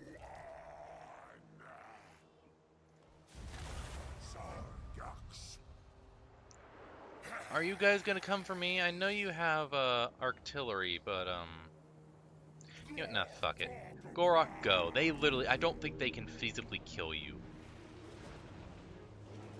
Oh, they hit Gorok with that. Oh no, he lost 10 health from an artillery unit hitting him. That is actually insane. Oh, Bash Codex. Hello, and yeah, lizardmen are one of my favorites. Always love them. Gorok is my man. And Lord Croak is as well. This is modded, but it's modded in the way that I get cool stuff and the enemies get cool stuff, because valuable veterans. It makes every unit that gets stronger, like experience immensely strong. And a mod that makes so you can have multiple weapon items equipped.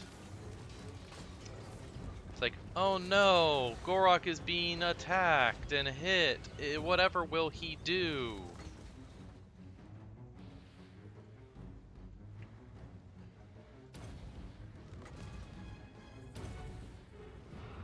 Oh, no, yeah, that first.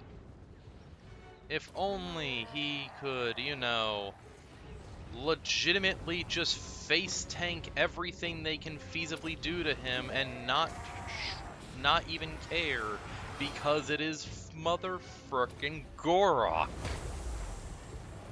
Backed up, of course, by Lord Croak.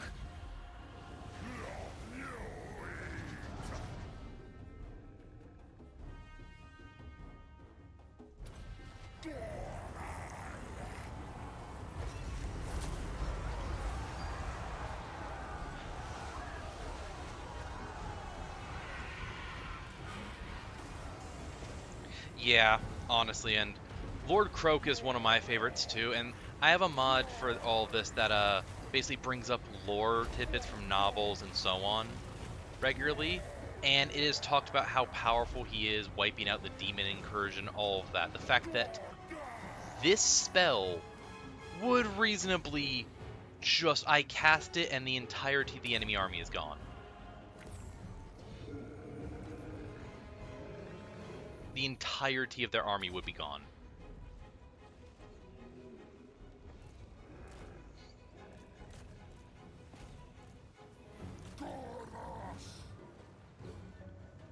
I don't even have to watch what's happening of Gorok, if I'm being honest. Yeah, his shields are back. I don't even know how he took that little damage, but oh well. Let me send these guys. Oh, the Wizard Lord decided Gorok was too much of a fight. She went to fight Lord Croak, who is within range of my army. Oh, that poor bitch.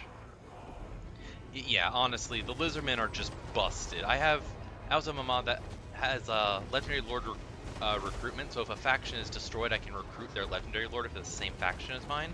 So I have Nakai with me as well. You know, Doomslayer, but Warhammer Fantasy. and a lizard. Like, that is literally just what he is. Oh, and also, Ulth 1 is screwed. It's in a very bad shape, because Nikari, the Dark Elves, and Grom are all attacking it, and they're all high strength rank. Grom had the Nemesis crown, and he chose to fight me. You can tell why that is very bad for all of my enemies now.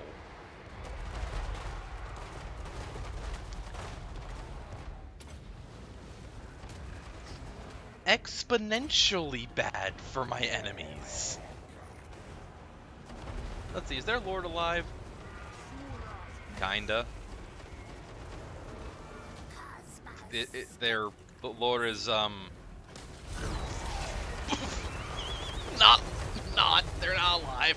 The lord is not alive.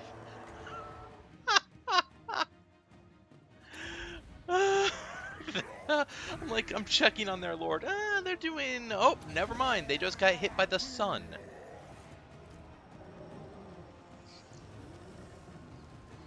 Oh, hey, I didn't even notice that unit of, oh yeah, they're Regiment of Renown, because, I have Nanu's, dynamic Regiments of Renown, which, makes so units in your army, depending on what they do, you can earn them being a Regiment of Renown, which gives them a whole list of different buffs, and a unique name, and so on. It also maxes their level.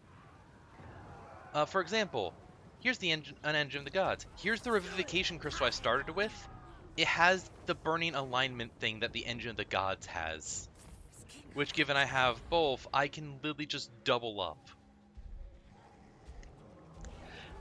Yeah, Nakai inflicted fear on the beings that don't know the concept of fear. Oxalotl hunts them across the entire world like a literal ghost. And Gorok, I mean, the only demon that has actually nearly killed him is Skulltaker, and he's just I hate him. I love him and hate him. He's busted, and I hate the fact that he's so busted. I actually nearly lost to him earlier in this campaign. But Gorok knew he couldn't beat Skulltaker in a one-on-one, so he lured him into quicksand and had him attacked. Which, again, Gorok's intelligent.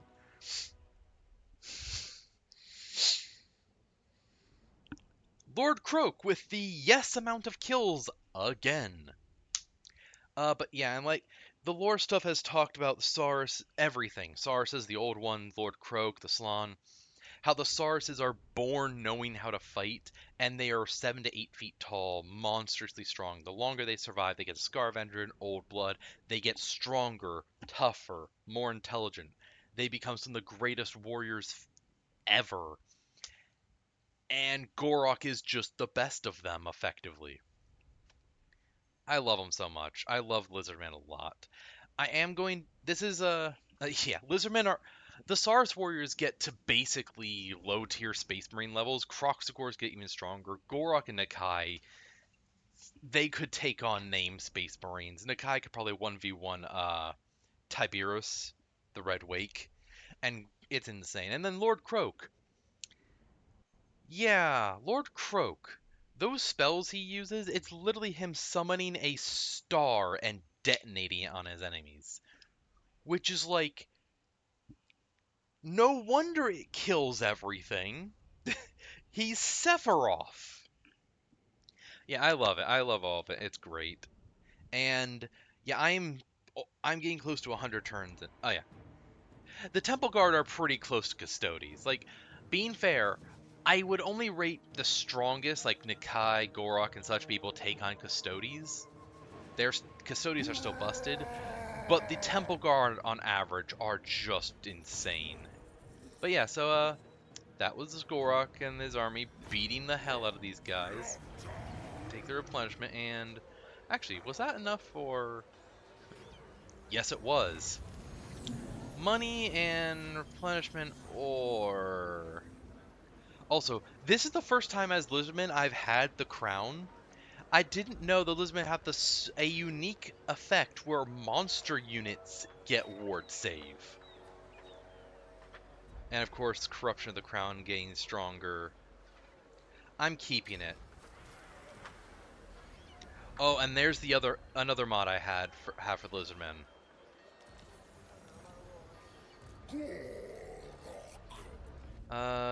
Regiments of Renown. Once your lord gets to level 40, you can recruit Thunder Lizards. Yeah, fair. That is great. But Thunder Lizards, which there have been multiple lore sections that have talked about them, including the fact that a great sea monster came out of the ocean from one of the coasts and battled a Thunder Lizard for like 2 weeks, rampaging across these everything and literally through temple cities. But now, Thunder Lizards are recruitable. Now, being fair, because I have another mod which is 4 times units, which is why everything's so massive, it multiplies the number of entities in unit by 4 times, and monstrous ones get their health increased by 4 times. Because the Thunder Lizard is modded, it didn't get that treatment. However, here is a Dread Saurian with massively buffed health from that mod, almost 30k. Here's a Thunder Lizard not buffed at all at 16k.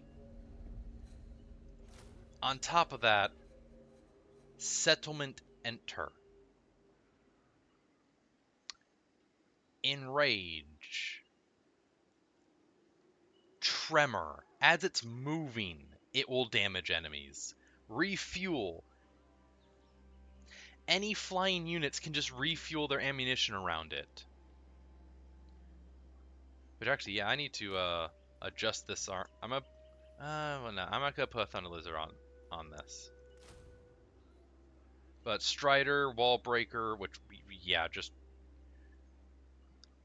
this thing is monstrous. Thunder Lizard is amazing. Also, there's a mod I wish I added to this, the Amazon mod. It adds the actual race of well, human women that live in this place, the Amazons, which is cool. And let's see, any lore? Yes. A couple things of lore.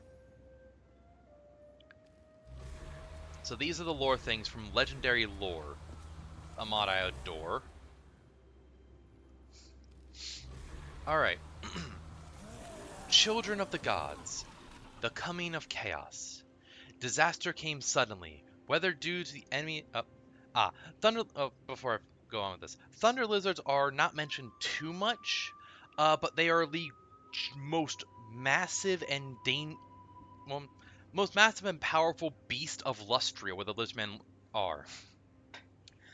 The Salon mages regularly have to, if a Thunder Lizard is spotted approaching a temple city, focus their power to affect its mind and push it away from the city, because they can literally walk through or over the temple city walls and lay waste accidentally. They are so massive, the Dread Saurians don't fight them regularly. But yeah. Children of the Gods, the Coming of Chaos. Disaster came suddenly, whether due to enemy attacks or structural failures. The Old One's celestial portals collapsed. The eldritch machineries of the gates crashed down upon the world in a burning hail of star metal. Simultaneously, the poles of the world imploded, opening rifts into the beyond. Chaos spewed forth from the spirit realm. Meteors of congealed magic, a substance known as warpstone, left whirling contrails that set the skies aflame. The planet shuddered under thunderous impacts, with some meteorites burrowing like animals, gnawing deep into the world's foundation. A layer of warpstone dust was cast into the air, its mutating properties causing untold atrocities. Across the globe, the seas churned, the forests can't be shook, convulsing with grotesque growth. Where the northern gateway had once been, there now throbbed a second moon, a green satellite made of pure warpstone. Many cries were lifted to that sickly orb, as hideous twisted creatures were born, howling in their agony. As their portals collapsed, the Old Ones disappeared. their fate unknown. Yet the disaster could have been worse if the Old One's most powerful servant, the Slann, had not staved off complete destruction by sealing much of the rent in reality. So great was the strain of that undertaking that half of their number were slain, their brains melted by the incongruity of chaos. Despite their sacrifice, the Slann could only shrink the gap. They could neither close it nor stem the tide of magical energy that swept the planet. The old ones were gone, and the lizardmen and the fledgling races were now abandoned before a new and diabolical foe. Yep. Dreadsaurian basically just kaiju. Yeah. Dreadsaurians are massive. The scale in the game doesn't do them complete justice because they're gargantuan. They are legitimately massive beasts.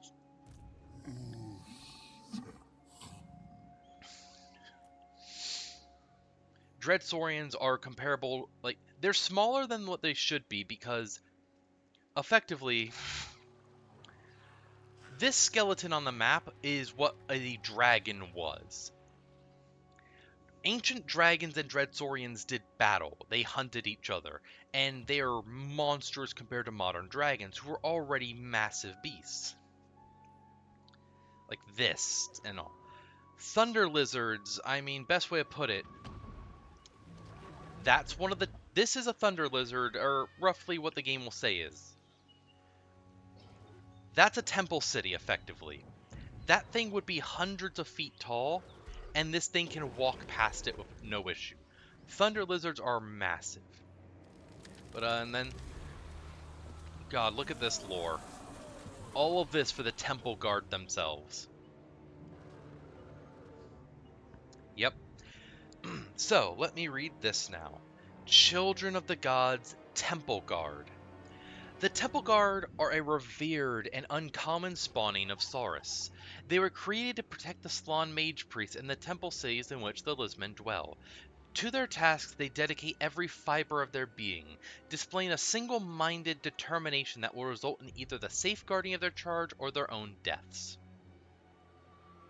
Oh yeah, fitting that the Dino Army has access.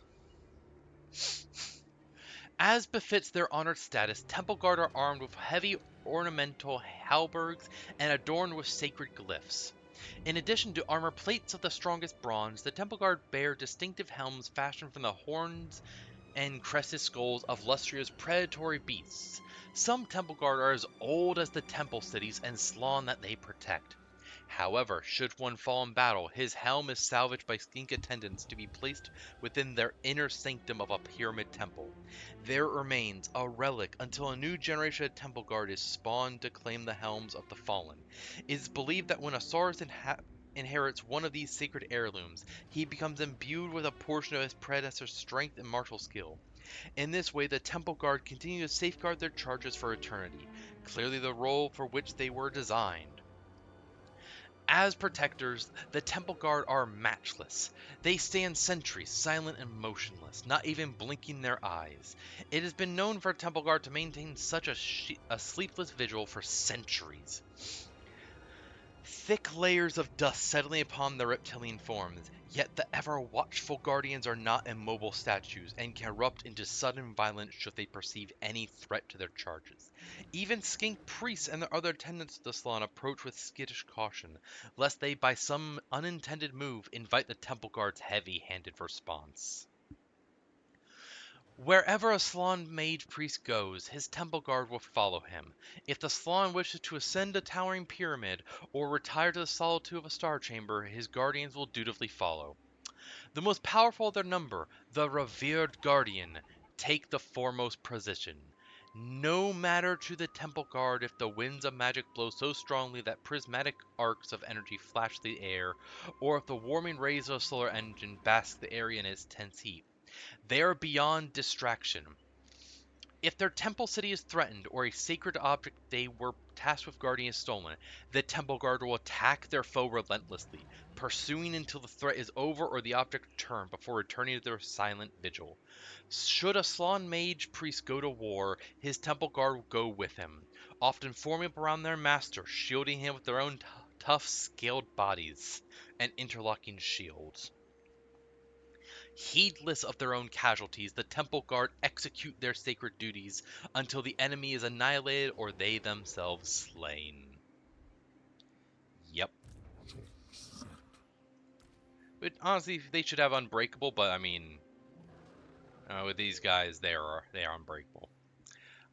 Yeah. Also, a thing it mentions solar engines. There was a bit of lore from something that talked about Gorok being on a ship as a Charybdis attack them. And Gorok used his Shield of Aeons. The spiked shield he has to stab into one of its tentacles and pin it to the deck of the ship with this. Before telling them others to get a solar engine that is normally mounted on the Bastiladons, for it is too hot for others to bear. He lifted it onto his shoulders, fired it up, blasting through another of the Charybdis' tentacles, his dendronecks, and then swung it, slicing through into all but the one he pierced was there, ripping the Shield of Aeons out, which the beast could not do, and letting it slink beneath the surface.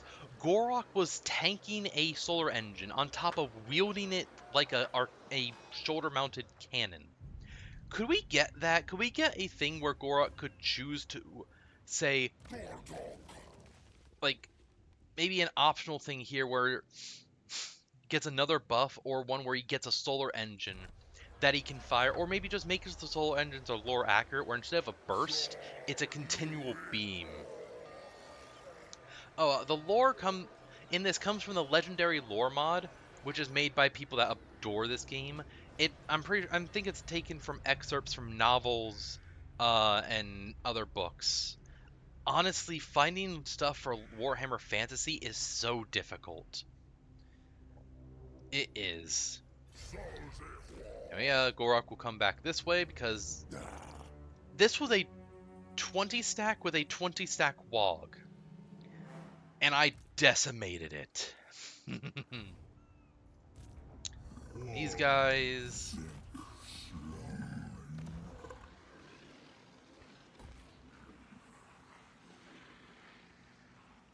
Once this is. Oh, yeah, I also have an unusual location here. It's Corn affiliated, but, as long as I keep the corruption down, which originally was difficult. Follow. Gosh, that spooks me again. Bashcorix 30, yeah. Talking to you, but yeah, thank you for the follow. But yeah, this structure, it's very costly to remove, but I kept it because, I put these here specifically so they could keep the corruption down. And they've done well, which has let me keep this bonus. All of my armies get plus 20% weapon damage and 50% charge bonus. And I'm glad I did because, well, each time I declare war, it removes a level of corruption. But that's only if I declare it directly, not through the diplomacy stuff normally. If I got to 100 corruption, I would have declared war on 10 random faction, would be horrible for me. But keeping it down, especially with this happening, because I have multiple mods that add more landmark buildings, which I love. This one, it will permanently keep down. I don't have to worry about it anymore. So I can keep that buff continually, which is amazing.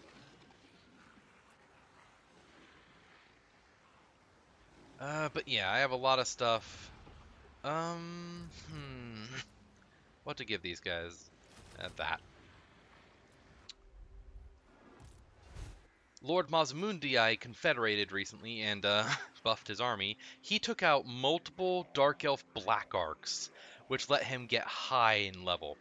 Oh, I also have another mod that any legendary lore spellcaster can access the Cataclysm spell of their lore. And all Slaane's mages get that as well. It's a sub mod for that, which Slaane's mages are powerful. So, next level Mazmudi gets, he will get Time Amok, stopping the flow of time for his enemies. And also next level he also gets this, because he's high magic as well. Yeah. He's still recovering stuff. And you know what? These are good, but I think I want to give him more, yeah. It can be broken, but all spellcaster lords can get it. Meaning the Dark Elf, Morathi, which I'm thinking is spellcaster, she can. Most of Chaos can get it. Can get Cataclysm spells. So it can. A lot of the mods that give me buffs like that, or valuable veterans that make the ranks give bigger buffs, it works for my enemies too. Or also the mod that does this, where armor, weapons, all these equipment slots, there's 3 instead of 1. Which all my enemies can do that too, which has led to some crazy stats for some of them. Heck, this guy already has these, but whereas this bitch of a bastard already has added weapons on top. So yeah. And yeah, the children of the old ones ain't losing the end times yet. I haven't gotten the end time event happening yet. I hate Nakari so much. I hate them. This skink is struggling to do any effective stuff right now. I think he's tired. I've had him do a lot recently, so yeah.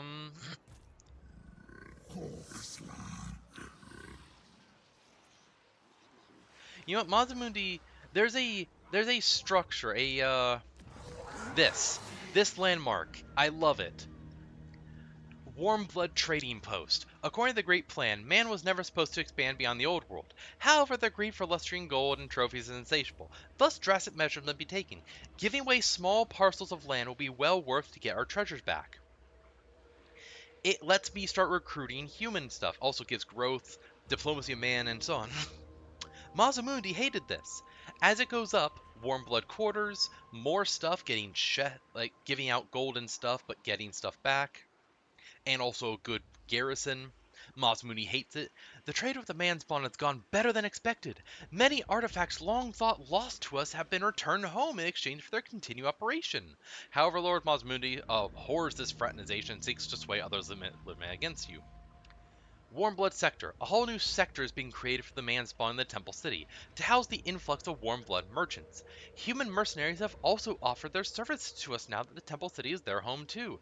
Some of the ancient relics we have brought back from the human make challenge our original interpretation of mankind's role in the Great Plan. However, Lord Masmudi grows more frustrated with this. 1,000 income, produces gold, diplomacy great, Masmuni hates it, Lizardman are upset, but 50 growth everywhere? At garrison of handgunners, worn wagon, Dino Wood Wonder, don't know what that is actually, guard captain Luca Kremer, and mortars. And by that point, it lets me recruit archers and spearmen, spear and shield, swordsmen, crossbowmen, handgunners, war wagons, and mortars. Which is great. I need this buff more. But yeah, there's so many landmarks added for Great Lore, and also the look of some of the cities are obviously different. Like in base game, Itza doesn't look this great, but that's because I have OVN Lost Worlds, which revamps a bunch of stuff on the map, including adding larger bits of lore. So yeah, this is actually closer to what Itza looks like in true lore. So yeah.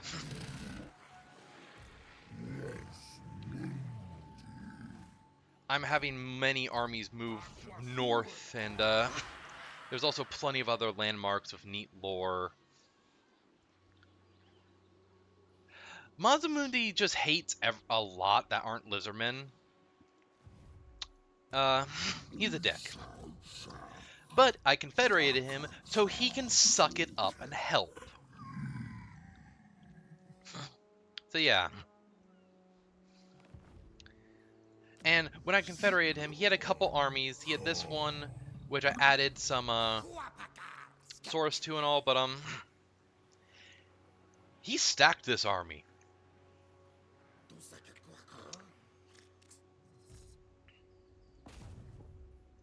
Kill. Damn it. And he had this lord that was a good level. Yeah, true, he did. A lot of lizardmen did, which sucks. Oh, and also I have a mod that for every level, instead of 1 skill point, it's 4.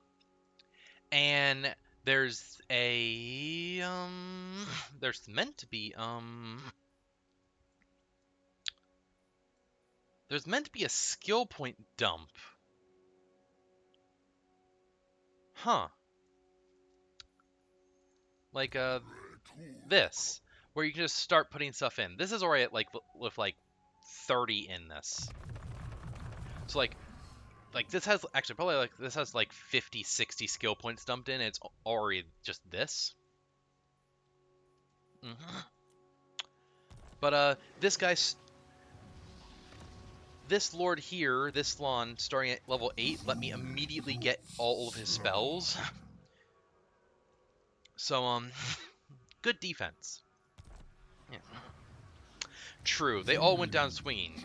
Gorok and Nakai, I hate their death, but hey, they have a kill count somewhere in the billions for Skaven.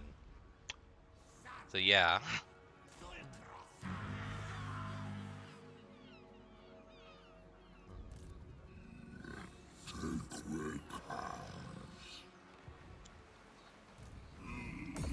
The next level up gives, oh my god. I can just have some enemy rampage. Oh wow. Oh, my casualty replenishment of the army actually goes down heavy.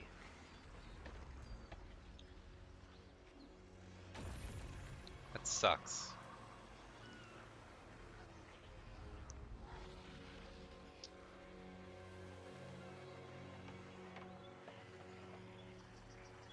Yeah, give the Basteladons away, and... Mazamundi, you're going to get 3 new units.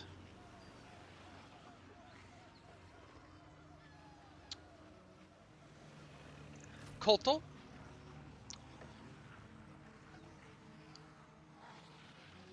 And let's get 2 Arcosotex. Yeah. You,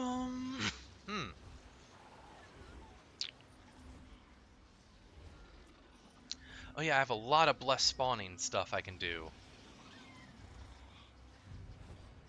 You know what? Screw it. You already have them. Let's give you another blessed Carnosaur. And let's put you in stealth.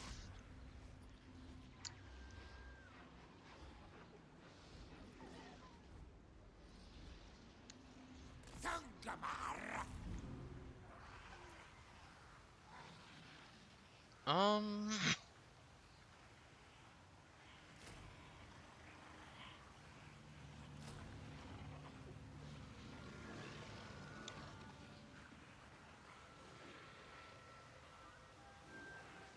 Let's see,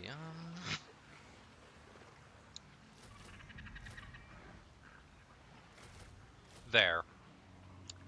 That army's gonna be busted. Oh, and Lord Croak leveled up again because of the fight, so yeah.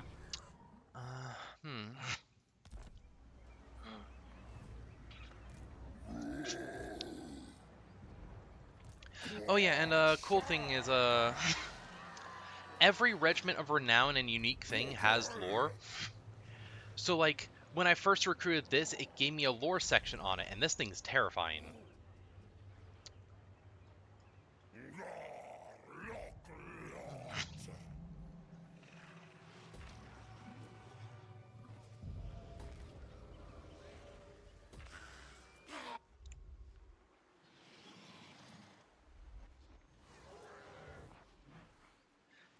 Yeah, and that's actually the thing, this may be the last stream for the Lizardman campaign, because, Long Victory is getting close to being done, and yeah, I think my goal will be to save Ulthuan, maybe wipe out the Dark Elves, and yeah.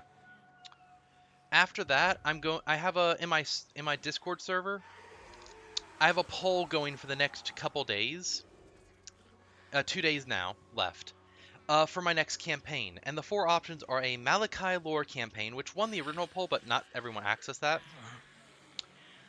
There's a Grimgore orc lore campaign. And then 2 campaigns with a GTS mod, a Giantess mod that changes some units, but also will be featuring lore of Elsbeth and Meow Ying. Oh, hi Haru. Hope you rested. But yeah, so if this, my next campaign is most likely gonna end up gonna be a Meow Ying campaign, which yeah, never actually completed a Cathay campaign. Well, neat. Let's see.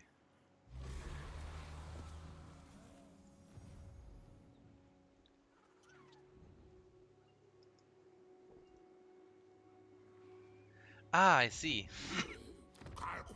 Well, hopefully I can help you rest more by relaxing. Let's see. This guy needs a spellcaster in his army. hmm.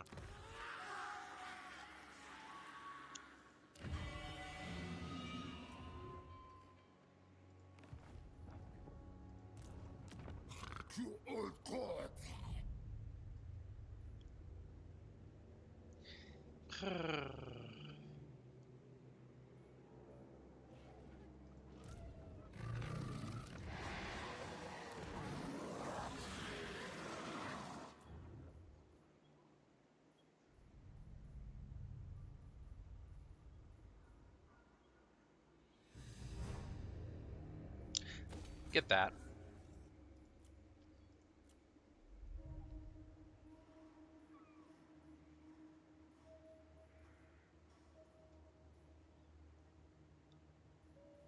There's also a mod I kind of wish I had on, military garrisons, which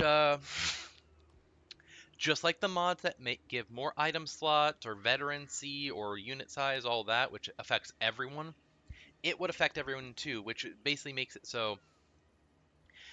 Effectively, this unlocks the ability to recruit Croc scores and Sacred Croc scores. The military garrison would make so those are put into the building's garrison, which just makes places more durable if you have more military recruitment stuff. It's just, I like it.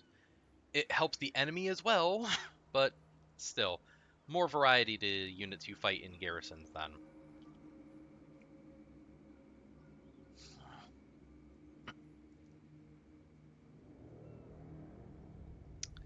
That. Actually,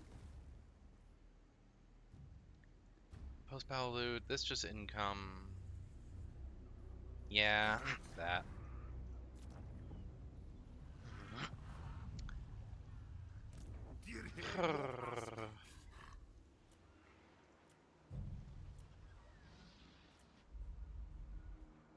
Nakai is recruiting.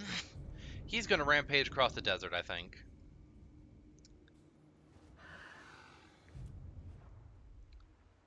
I'm gonna just recruit stuff for them until the building here finishes, and I can give this guy Scar Star veterans because they are powerful.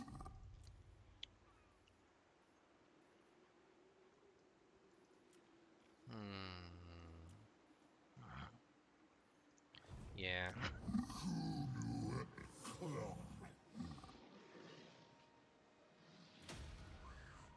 Actually, once this gets up to rank 4,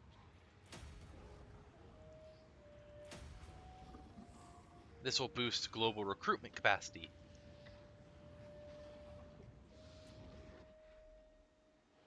This is doing that, yeah. Doing it. This can actually get to the max level. I just need I need to buff this. It'll be a while. But once this is max level, it will be so good.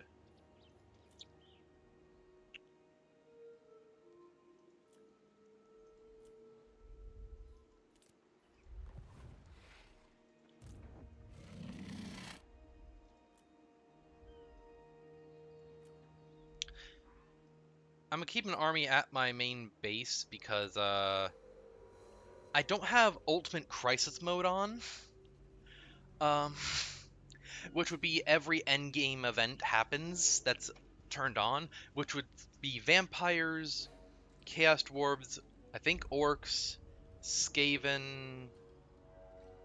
I think that's all.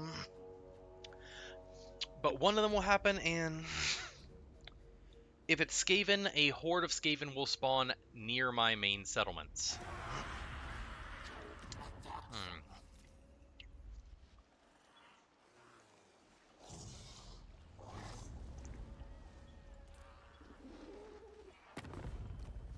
Diplomacy.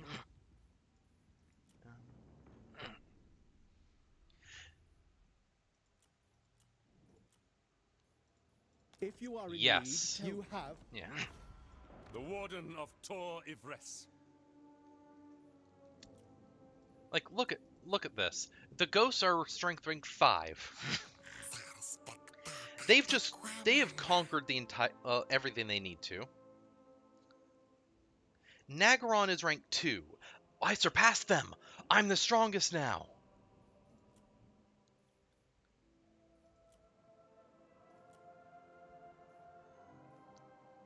Let your words be true. For the fallen. Alariel the Radiant.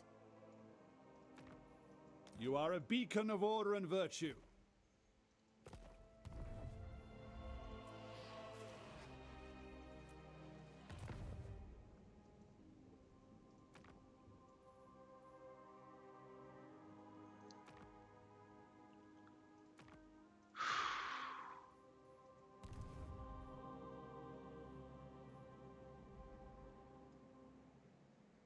Gora can 100% get stronger because I don't have the Shield of Aeons.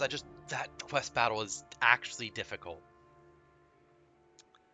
I could also try and get the Sword of Cain, which I actually don't know who has the Sword of Cain.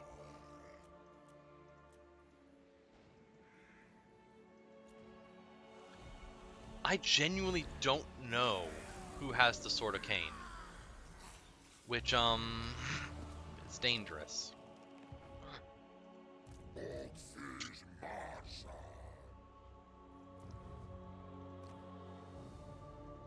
Oh yeah, I need to actually raise or sack some settlements to get more of these.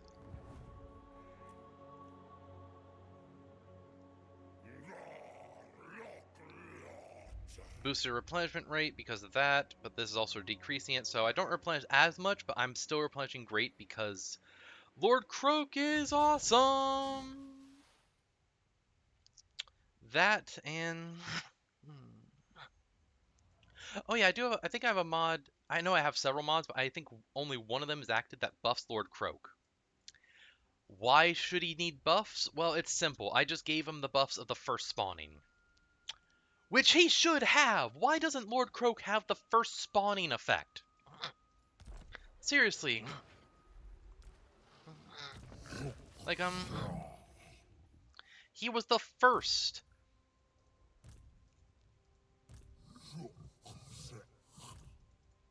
Second gen does this. Where is... I know I had another first spawner. Yeah, he is literally the first spawn.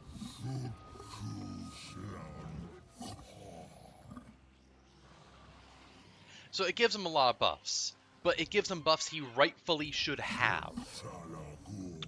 There's also another that is like Almighty Lord Croak Hero Edition, which makes the already most broken hero in the game far more broken. There's also another mod, DDM, Destructive Magic, something magic. It buffs like all forms of magic. So like, for example, for fire spells, the fireball is even bigger.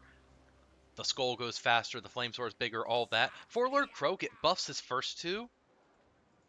For the first two spells he has, it makes them stronger and more wide range.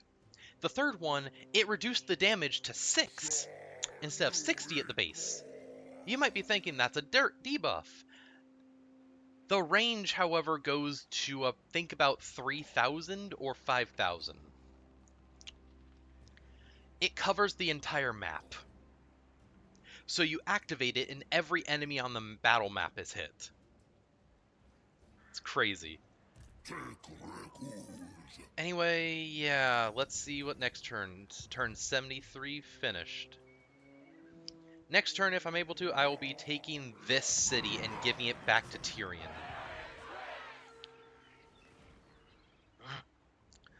Alarielle is screwed. Oh god, she is screwed.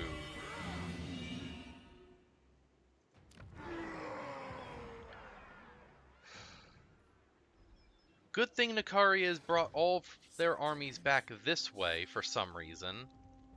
I don't gotta deal with them immediately. Ah, Marathi. Do not order me. Oh no. Oh no. Oh no. She's a wizard lord, I'm pretty sure. Her at that level means she has her cataclysm spell. Shit.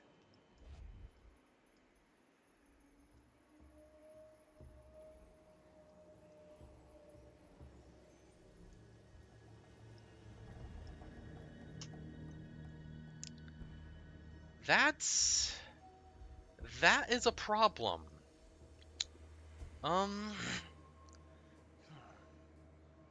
Well, if there's a cataclysm spell for her school magic, is it Slanesh magic or dark or death magic? Cause like shadow magic, it's Dance of Despair, which every enemy within range of the effect, which is the entire map, loses 24 leadership and undead construct, unbreakable daemon, and elemental is all removed. Which removes physical resistances, fear and terror immunity, all that. It's great. And it lasts for 45 seconds. For Heaven, it's Thorson's Thunderstorm. One use, by the way, of Cataclysm spells per battle. You target an area, and it blasts there, vaporizing the area effectively. For Life, Storm of Renewal, you just heal everything. Yeah. For Death, Ashes and Dust, you target an area, and in that area, for 10 seconds, every entity, so if you get the entire unit of 200 troops in there, every single one of those takes 156 to 312 damage per second, and then that last second, the 11th second, up to 1200 damage per unit, per entity. It's very good. And Fire, it's basically erupting volcano. Light, it's again time stop. Yeah.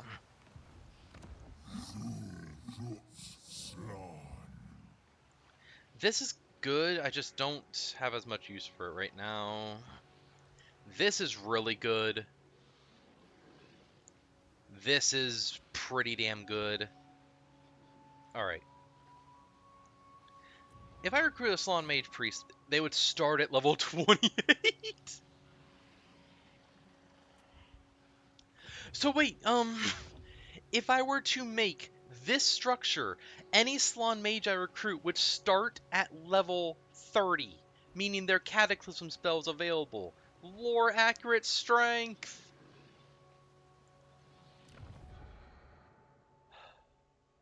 Also, in 4 turns I can use this. So all Saurus units and Temple Guard get expert charge defense, so it negates charge bonuses, contact effect immune, so poison other stuff, and 500 barrier. Hey Gorok, you want half of your army to have a barrier?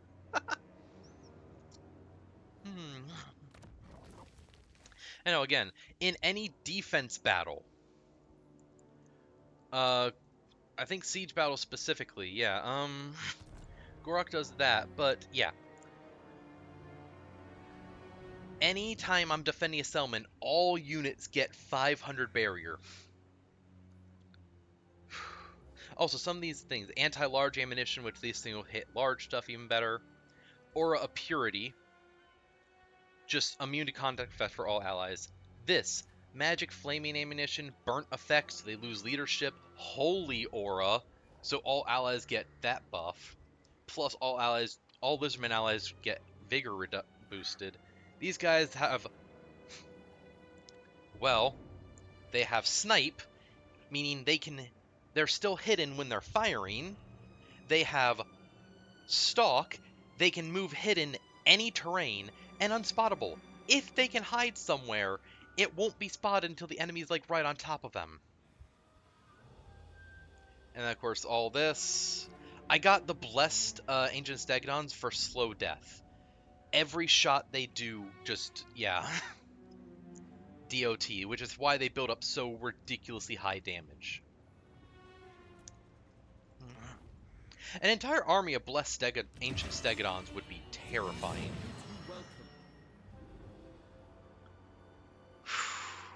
Okay. Well, I gotta end turn and go to the next turn. I've been going for over 4 hours, but hey, I still am going.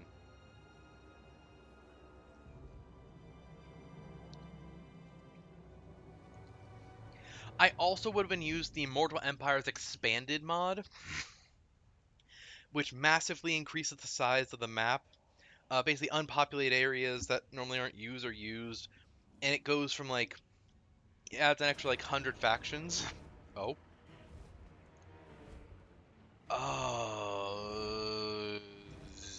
That's threatening. Retreat. I'll sacrifice that. That was 2 armies. I don't want to lose that army because it's impressive. No, Cetra, not right now. You can fight me or you can fuck off.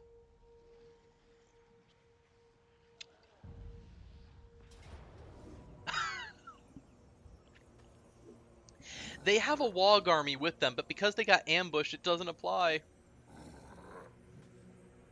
This guy is discouraged. If he hits a unit, they go down a bit. This guy has magic. The only thing that can hurt Gorok because 68% ward save. Any damage he takes is reduced by that, and then 93% physical resistance. Anything that isn't magical is reduced by that. Missile resistance, and then any spells is reduced by that after this. So Gorok is invulnerable. Pop. Well, that's another battle.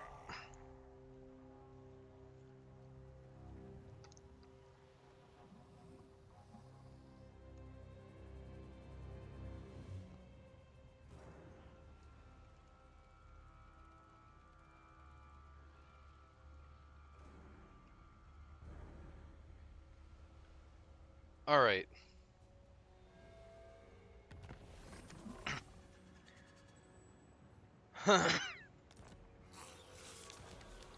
Nakai has recruitment cost reduction. Alright, Gorok, we're taking this back for Tyrion.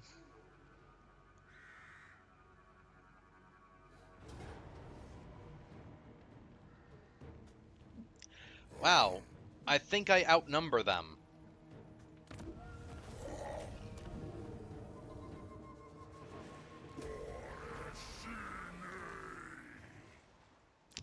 I could keep it. However, I see we are like in mind and purpose. Welcome. This will please. Tyrion can give me more money and he'll make better use of it, because nowhere on Ulthuan am I good. Now, being fair, I did get the research. That makes it so tier 4 or 5 settlements remove climate penalties.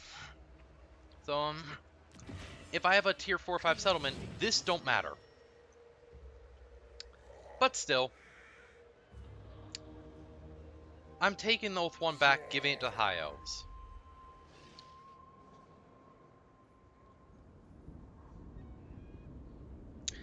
Also, welcome to Nakai's army. This guy, stand your ground. Dang. And poison attacks and courage, barrier. Wait, wait.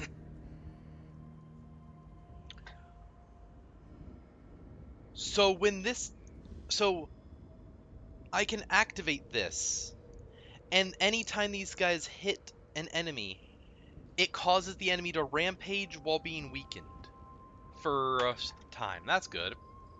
These guys have a lot of bonuses, including Wayfarer, which makes them faster, and this, where the more time they're in melee, the higher their melee damage reflection goes.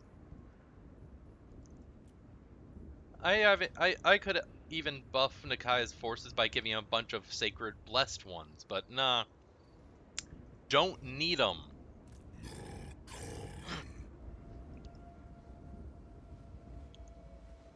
Vulture Mountain, that's a cool location. That's buffed by the Lost World stuff. And what is this? All province grows, all armies immune to desert attrition, all immune to sandstorm attrition here. Yeah. And what about this place? Oh, that's a tier 5 landmark. Alchemical compounds. Airy sandstone. Lord recruitment rank hero. Oh, that's good. Cobra Pass? Tier 1. Tier 1, but that's a lot of stuff. You get a lot of money from that.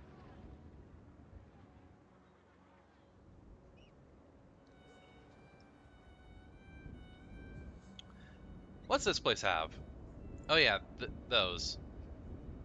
Pretty good. What's this place have? Ooh? I mean, not bad. It's fine.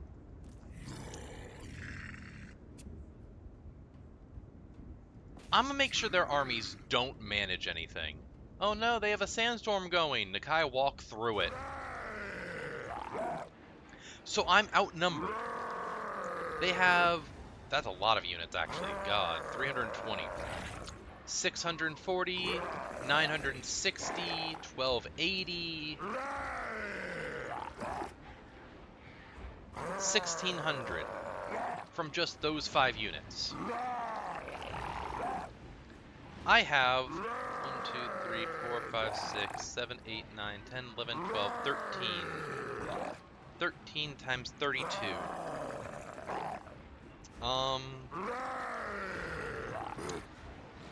That's 416 units, plus those 40 pterodons, plus those 16 razorbacks, which I gotta get rid of, plus 3 of those. Nakai has 475 units, plus himself, so 476 units.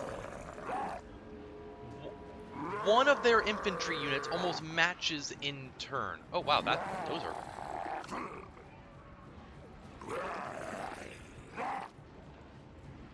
Those are powerful. Heals the injured, but then also can resurrect. Well, either way. Nakai.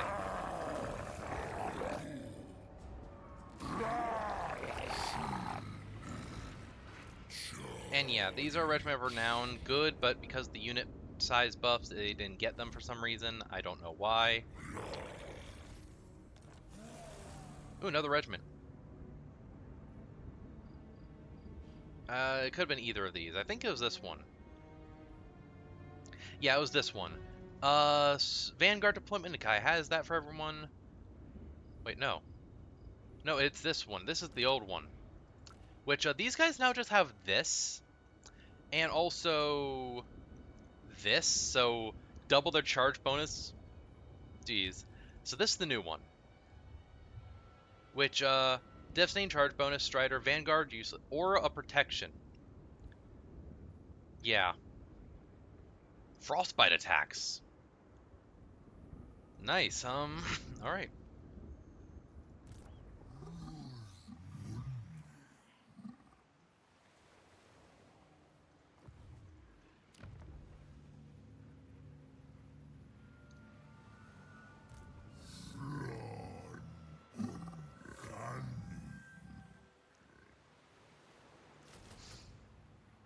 Yeah.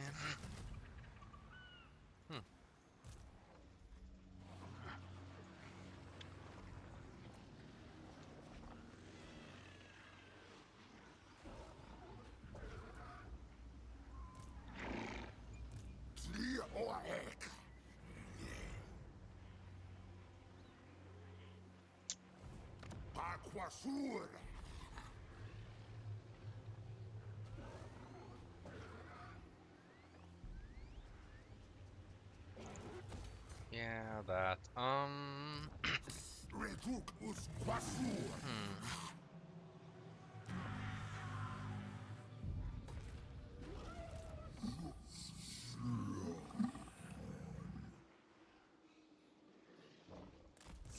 You actually no. Hold on. You actually come back here.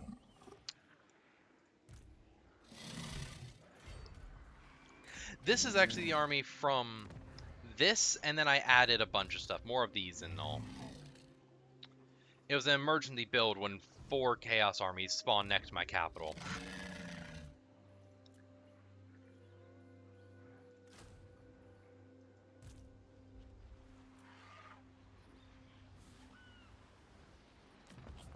Do you have... You don't have Lightning Strike.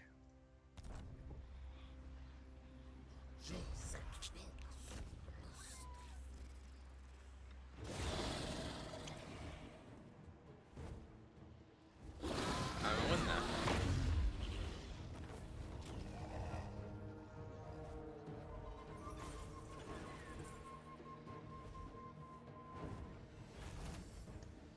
Well, I'm not sure if I could have won that as well as that if I did that fight. Especially since these things and all the range would have freaking wrecked my big units.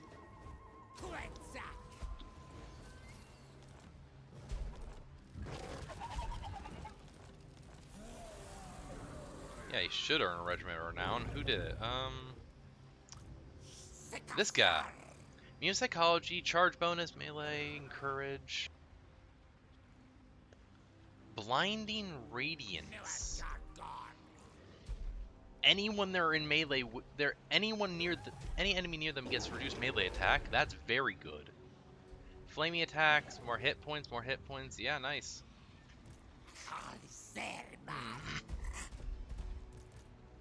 Yep. All right. Go explore up this way.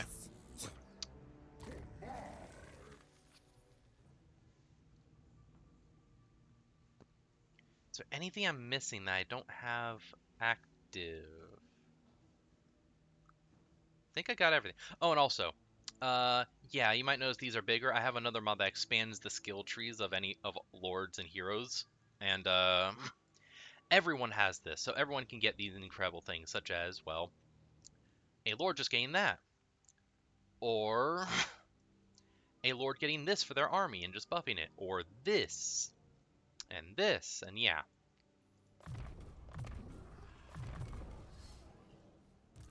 Nakai.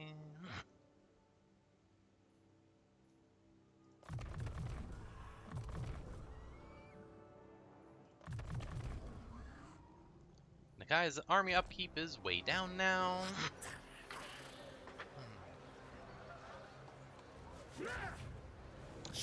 Get him! Shoot him with a blow dart. Kill him! Oh, that's bad.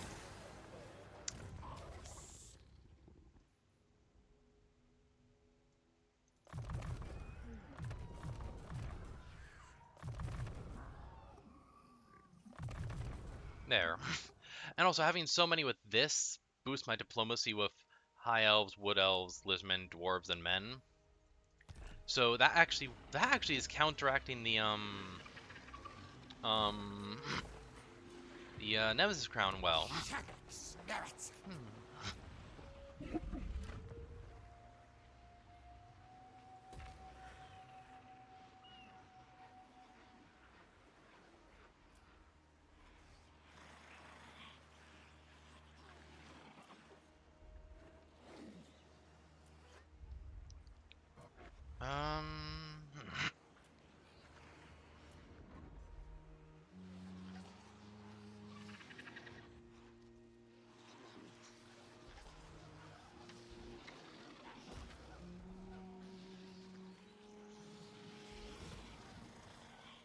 Yeah, screw it, yeah. Boom. Well, if I had the military garrison building, this place would have Dreadsaurians, Ancient Stegodons, and more guarding it. But even without that, that's a good defense.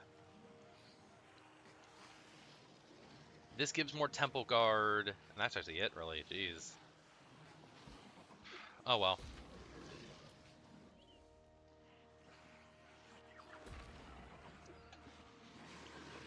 I have enough that I could easily start making another army.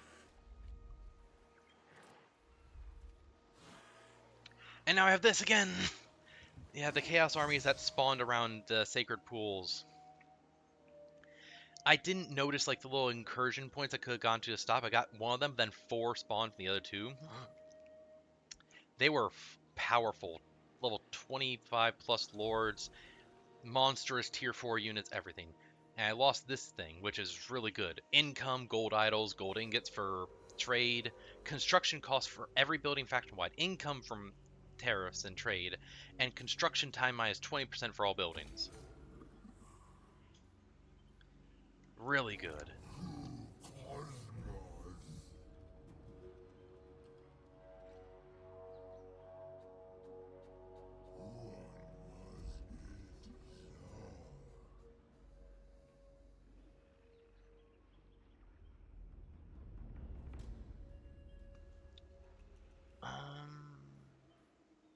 Yeah, this army I'm gonna keep back here, and yeah.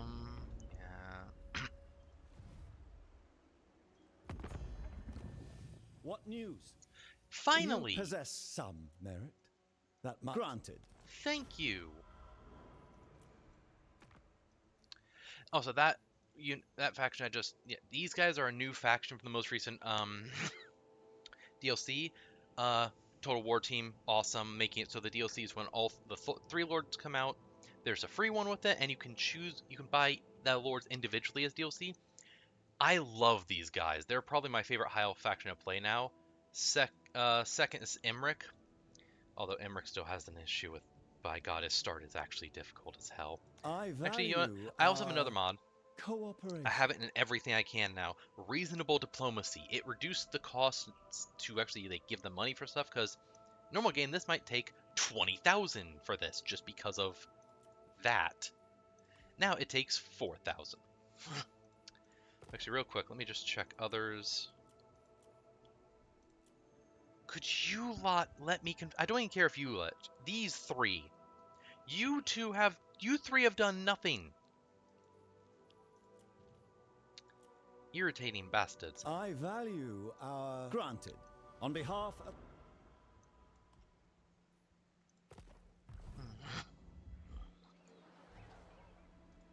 Poised valor. Ah... Outpost. Yeah, of course.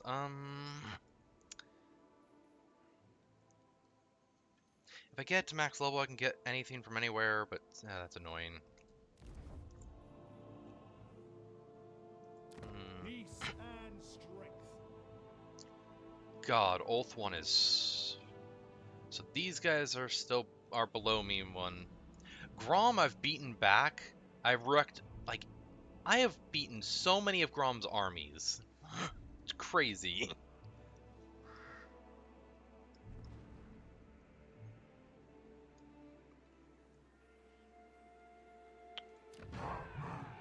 He has this active. Which, oh, that's good for me. Helps recruiting there, makes attrition basically not a thing. Leadership when fighting greenskins, faction-wide help. The garrison, 3 Temple Guard and 2 Crux Swords is powerful. And 2,000 defensive supplies so I can get towers up quick. That's a very good structure.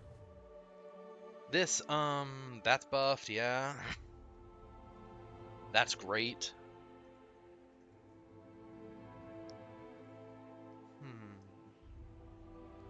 The Empire is destroyed. Unfortunately, the Empire is completely destroyed. I don't know if there's a single Empire faction left on the map. Actually, the only one that probably is left is probably Gelt over in Cathay. But even then, I'm not sure. Cathay could be completely overrun.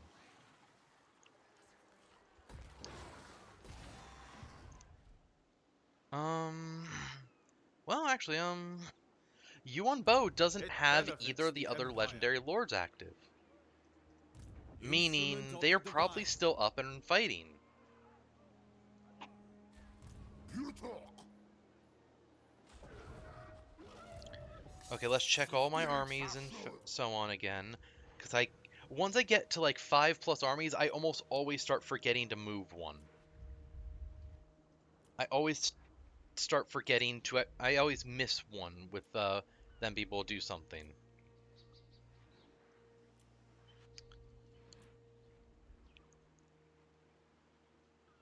More Black Arcs, an army.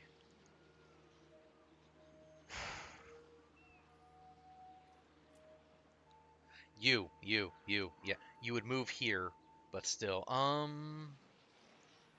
not doing that. You are actually going to wait outside of it in stealth.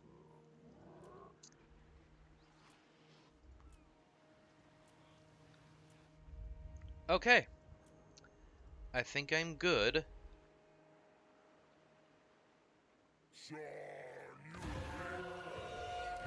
Let me guess, Tyrion? No, Avalorn.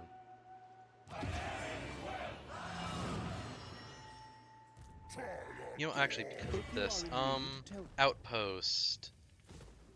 Move. Lothern. There. I will now have my outpost in Lothern, and I'm protecting that place. Tyrion only has it at level 2 for now. But, I mean, if someone attacks it, he'll traditions make have... us strong. Well, it doesn't have a garrison yet, because he just got it. But that garrison actually is pretty damn good. 5 spearmen, which the spearmen shields are great. 7 units of archers effectively, a Phoenix Guard group, and Silver Helm shield. That is a good army. Plus 2 Lothring Sea Guards here. Yeah. Oh, yeah, buff that. And if I pull myself up and out, green, a lot of yellow because those are just allies. I need to build more of them.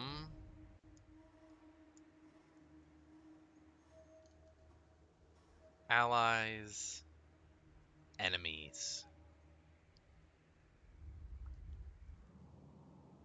Allies, not built. Okay.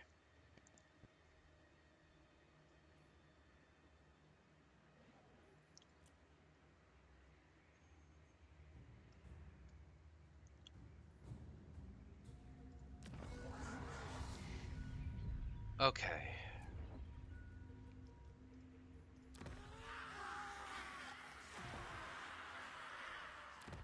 Densla.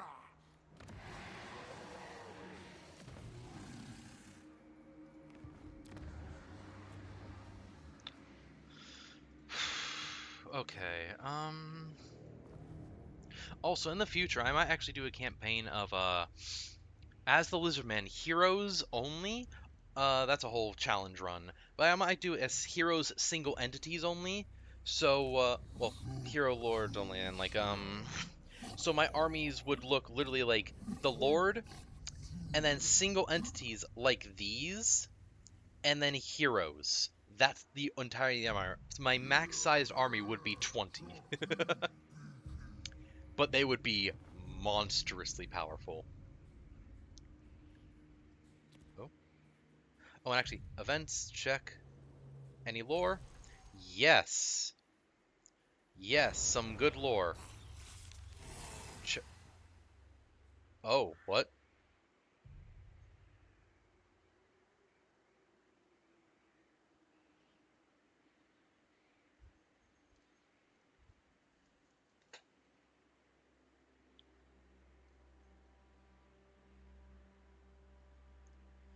Well, that's interesting.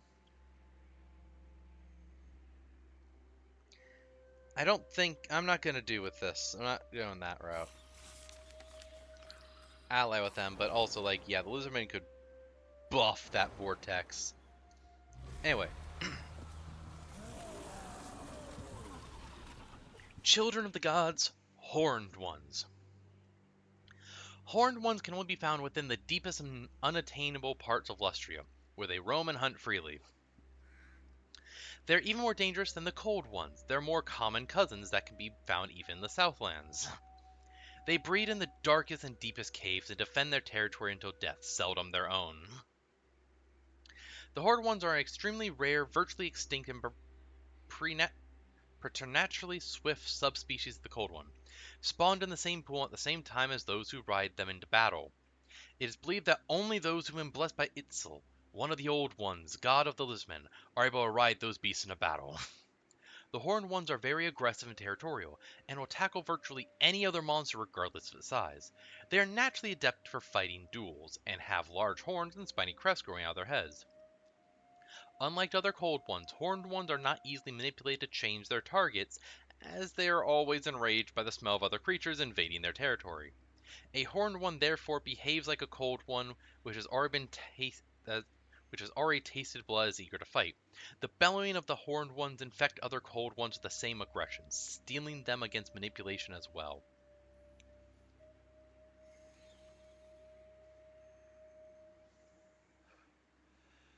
Jungles of Lustria. Pahux, the City of Ash. The legendary chameleon skinks, Axolotl, fought with his kin at Paxos during the Great Catastrophe.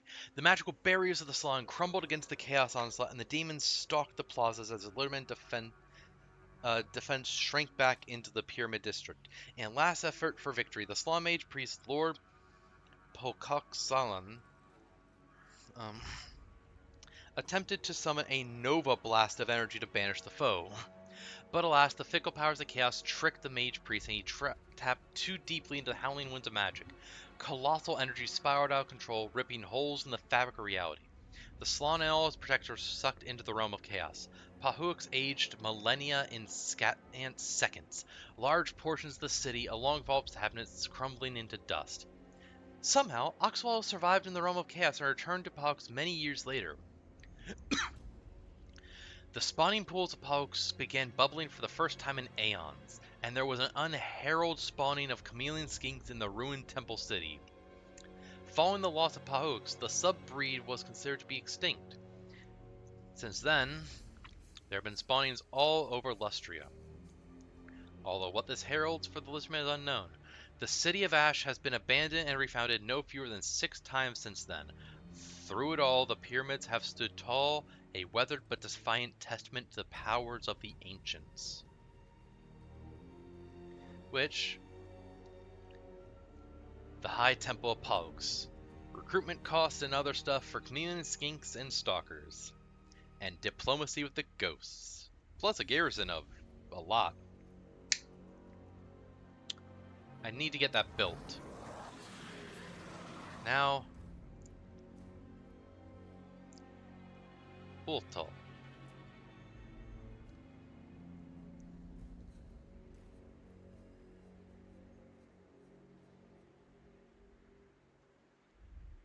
Huh.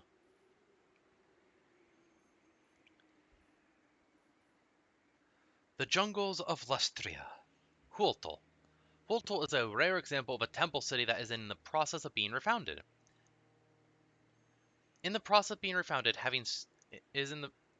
Having stood ruined and nigh empty for millennia. Infested by the undead, a delegation of mage priests from the nearby city of Mists agreed that the furtherance of the great plan required that Hultal be reawakened, and set out at the head of a mighty column of skink artisans and Croxscore workers to do so. To date, the city's reconstruction is at early stages, yet the great temple has been rebuilt, and its star chamber now houses the mage priest for the first time in an age. The jungles resonates to the sound of skink artisans carving intricate stone reliefs. The ground trembles as the huge stone blocks borne upon the backs of Croxscores are dropped into place with incongruous precision. Which this? In a sight not seen since the disappearance of the old ones, new pyramids are raised as this fallen temple city is rebuilt. All faction-wide, immune to vampiric attrition. All armies, flaming attacks against Tomb King's Vampire Count's Vampire Coast. all faction wide. Chance of wins magic changing strength 5%, which I think I have like several of these. I think it's like 40%. All characters action heroes action success chance plus 5%. Corruption adjacent provinces minus 15. Corruption in this province minus 30. Diplomacy of all lizardmen plus 30. And income from all buildings faction wide plus 10%. So, God, plus 150%? What is. How? I actually don't get that one.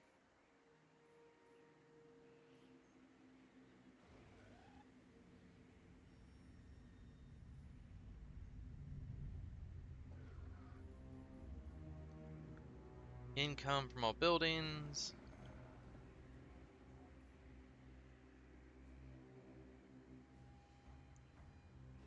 Oh, yeah, this. So yeah, that's how Gorok has the summon ability, which is great.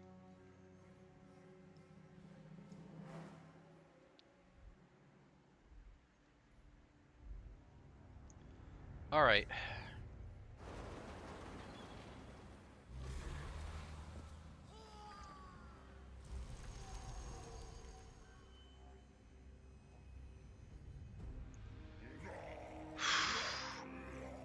Kairos is still over here. Not max level, which is good, but enough to get that. He can go unspottable stock. Do that to someone. Searing Doom, Doom and Darkness, Piercing Bolts, Cascading Fire, and more.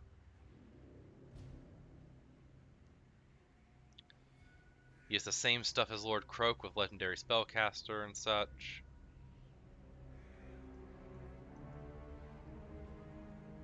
He doesn't have that much defense, though. He doesn't. And because he's with Slaanesh, because the Chaos factions can recruit each other, apparently, because of that, he can't. It's not the Zinch units that are able to buff him and such more. So he's actually weakened now.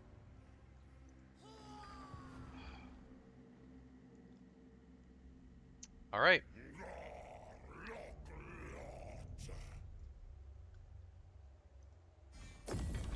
God, next level that.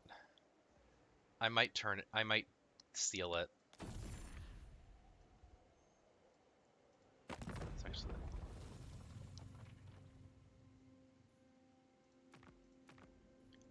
They're having issues with me because of several things.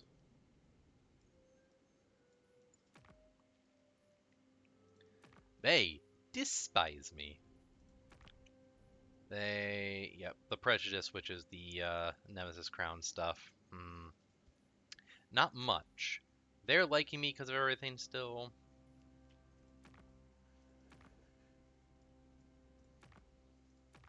Most still like me, and will continue.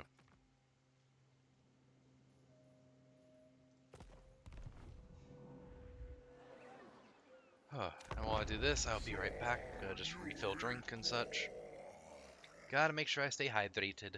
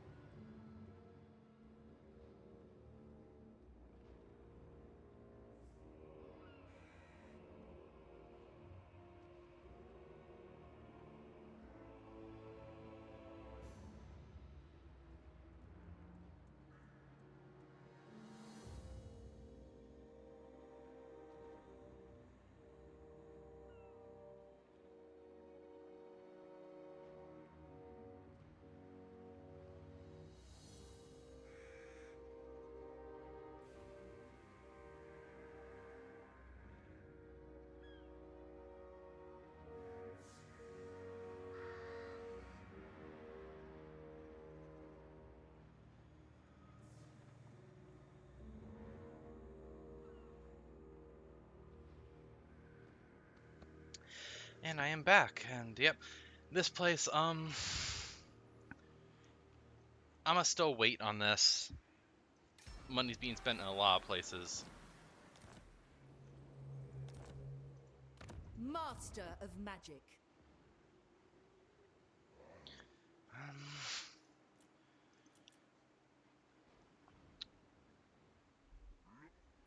where is the Pig Street Bar? Is it's in here? Yeah. So I need this place to get to, really high control.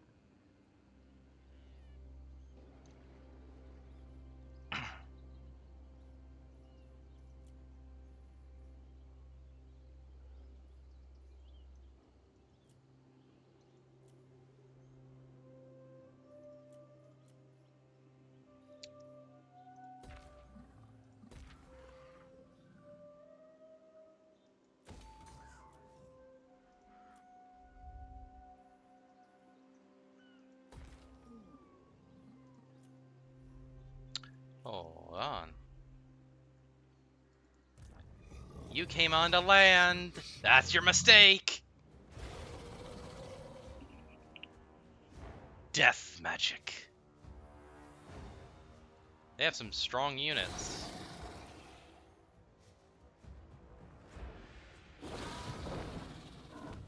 Unfortunately, they're better.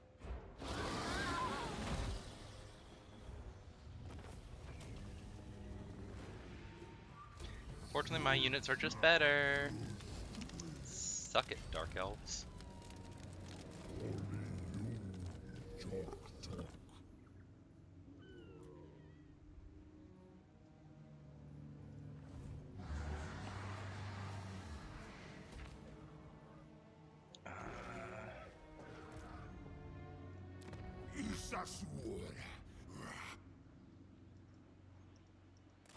Move there, yeah.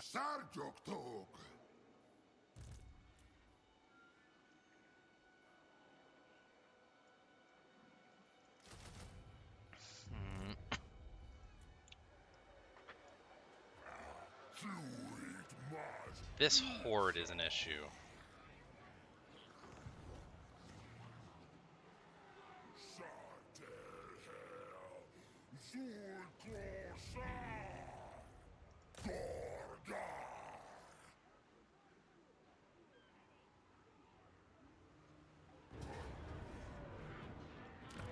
Do this, I'm not taking it.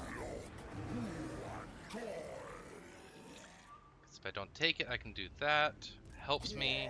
If I were to take it, they might... I could get swarmed.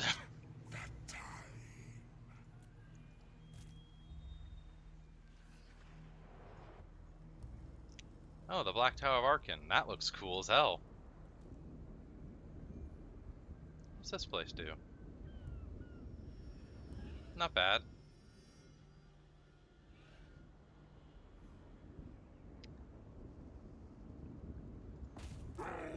Go.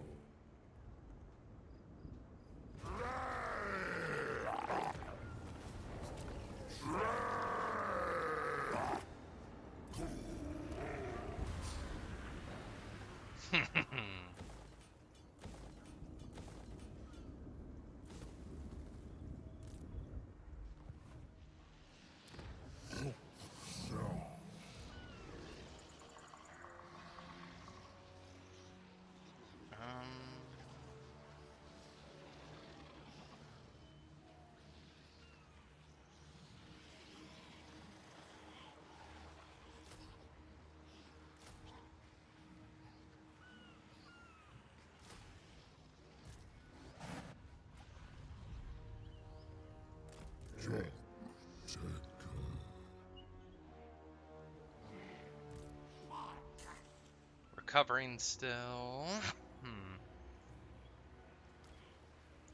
Yeah. Remove them.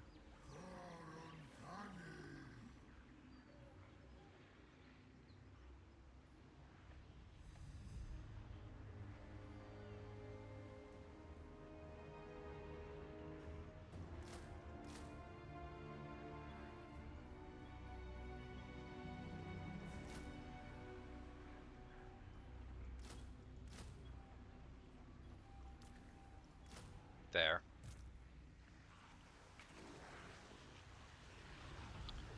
Um...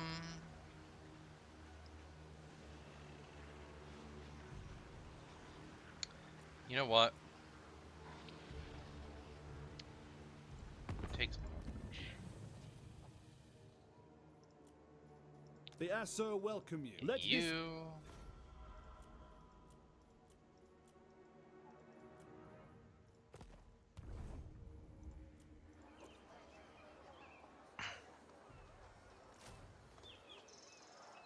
There we go.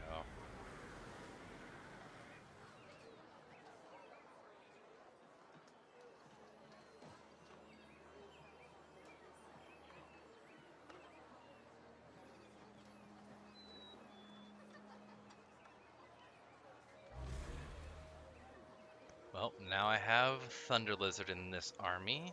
A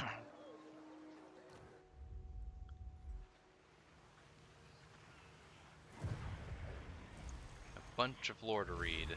My gosh.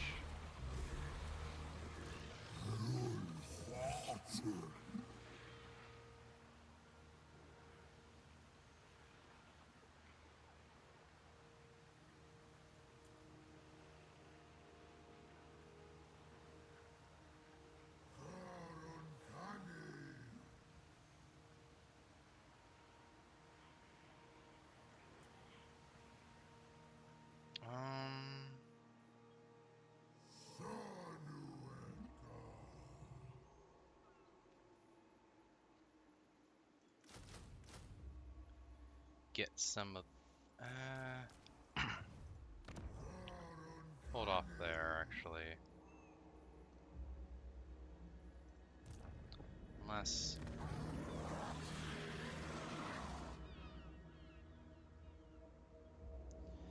Yeah, hold off for that. Lord Croak, level up. Cholo. Boom and boom.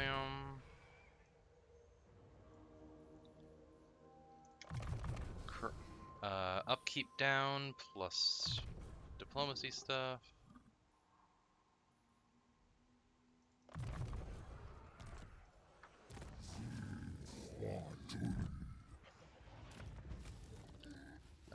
Anything? Yep.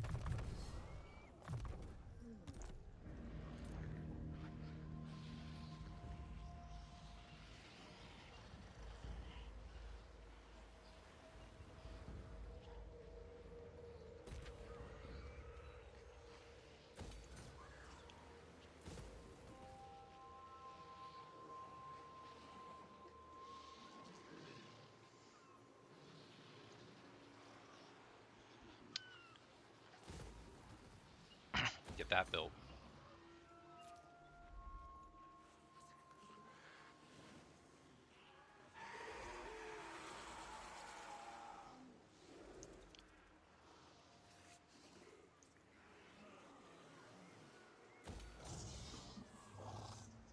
Okay.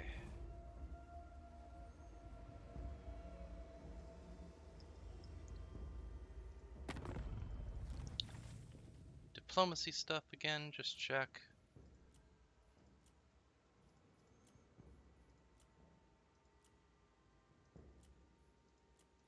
Hello. If one of these gets to like single digits, I might do the threaten option, like quick save and then do the threaten option if they'll accept that then. Basically tell them, Confederate me or die. Like, just, I will kick your ass if you don't. I won't, but still. Never use the threaten option. It never seemed to work, so, I don't know. Anyway.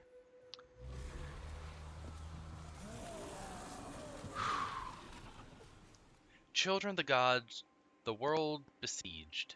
In the wake of the clouds of magic came the demonic legions of the chaos gods. They crystallized out of the swirling madness, materializing in numbers beyond count. Each daemon was a powerful facet of its master, an unnatural being that burned with the urge to destroy, and so the war from the mortal realm was begun. Faced with annihilation, the remaining Slan rallied, mustering armies the sizes of which have never been seen the world since. Have never been seen the world since.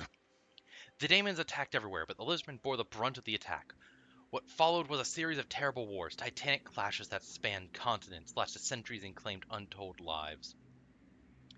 The Sars met the demonic tide, able to match their frosty and return it in kind, but the might of the lizardmen did not rest solely with its armies. The Slan, atop their pyramid temples, gathered the rampant magical energies to fuel spells of unprecedented destruction.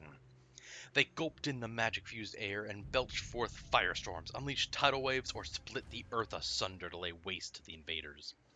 In the war's opening stages, the Slan proved more powerful than even the most magically adept of the demons. However, as the chaos energies and unending reinforcement continued to flood into the world, the balance began to shift.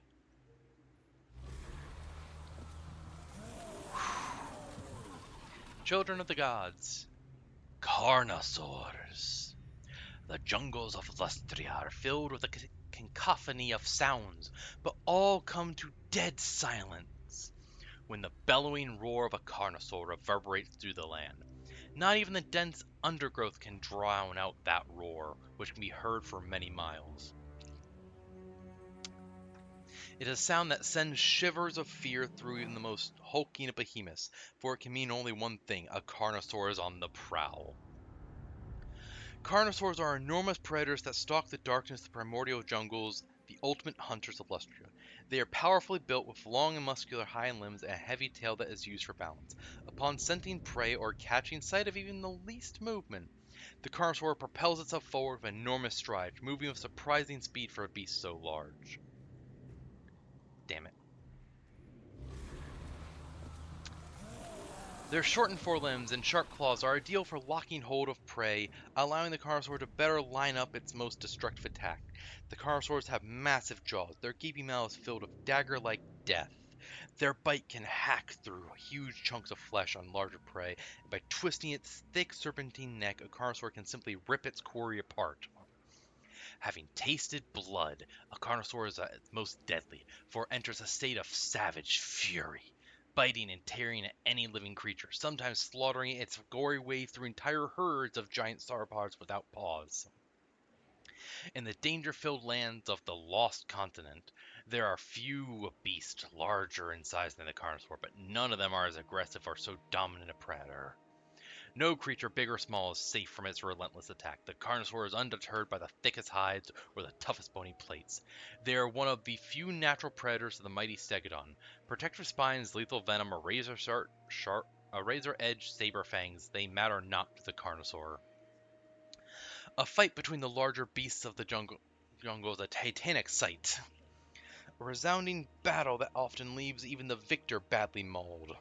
Almost always the beast that rises from the circle of smashed trees and trampled undergrowth is the Carnosaur.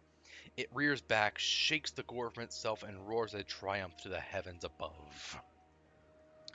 Carnosaur eggs are highly coveted by the lizardmen, and countless skink hunters brave the wild seeking to find them. It is a dangerous task, and many skinks die in the attempt, squashed underfoot or swallowed whole. But such treasures are highly valued. On a rare occasion, a precious egg is snatched by the skinks and returned to the temple cities to be incubated. There the eggs are closely cared for by the attentive skinks, who continue to nurture the young hatchlings even though they are soon dwarfed by the growing beasts. Even newborns are capable of biting a skink in two, and few of the trainers survive long enough to see the fruits of their labors. Eventually, however, the Carnosaur is trained to accept a rider and take direction. With a Sars Old Blood or Scar veteran on its back, a Carnosaur is able to wade through enemy battle lines. A death-dealing colossus that can shatter an army's resolve to fight in a few bloody moments. It takes much strength and skill to keep such a willful beast under control, yet even that semblance of mastery is shed in the heart of battle as soon as the Carnosaur tastes blood. When the vicious killing fury is upon a Carnosaur, it is likely to revert to its instinct, the apex predator of a deadly land, charging and devouring any creature in its sight that so much as moves. Lore-accurate Carnosaurs would literally 1v1 what will be meant. It'd be so crazy.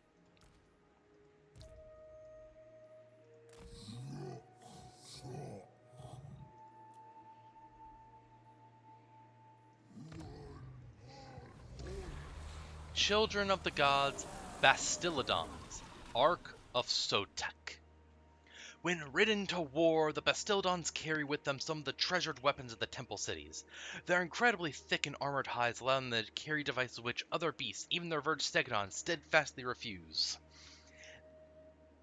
These revered and holy objects are mounted upon the great beast's back so that they might be activated to smite any who dare set foot in sacred Lustria. Solar Engine is one of those. It heats up so much others like stegodons actively refuse and will fight.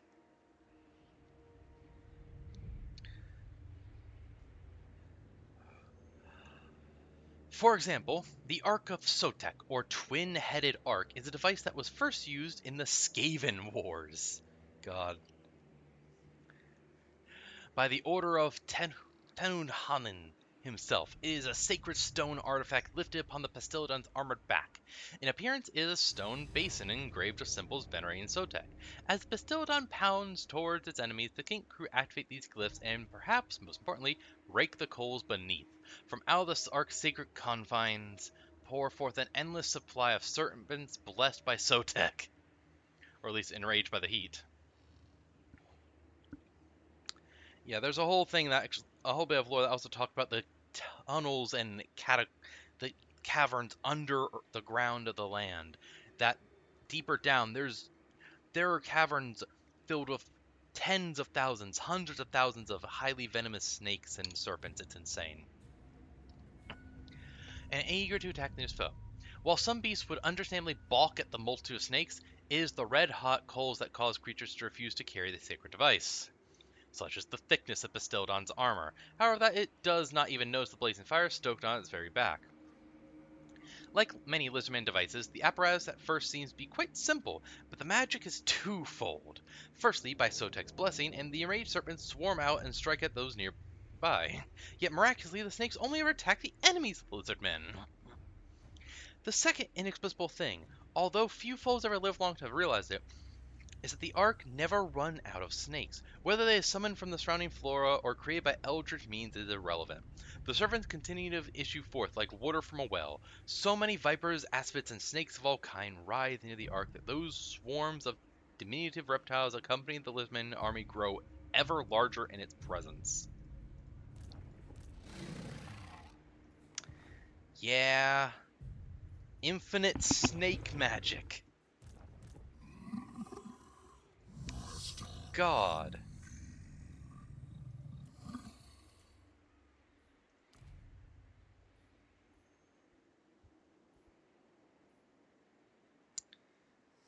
Yeah, there. Activate this. All enemies...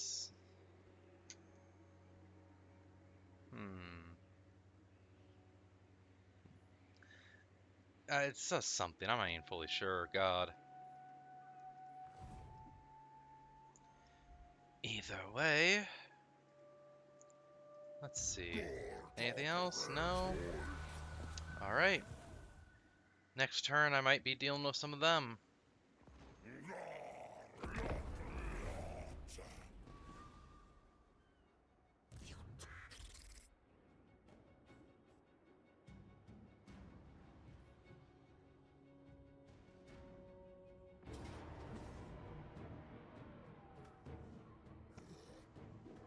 Yes! Yes! Yes! So glad you're the one that got caught in the ambush. Go to hell!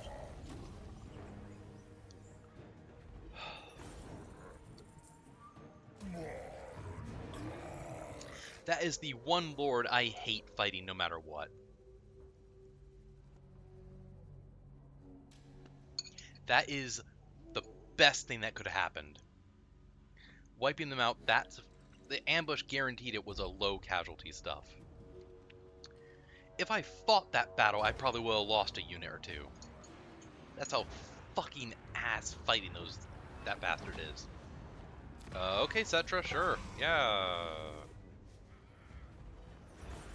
Okay.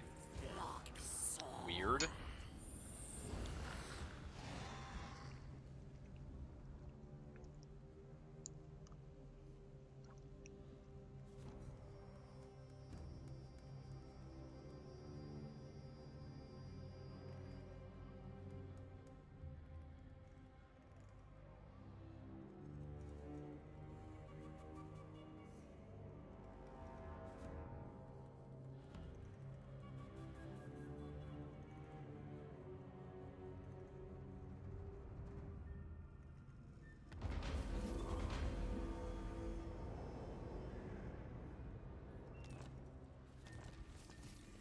this. Faction-wide, all characters gain more experience, and the army is a bit faster. Not worth it for killing that bitch.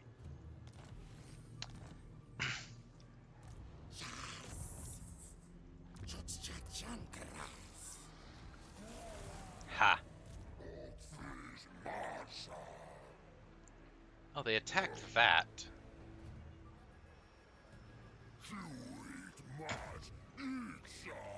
Come on. Cowards.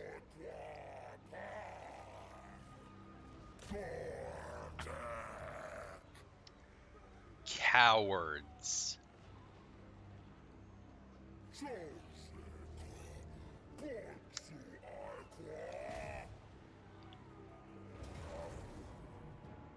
You.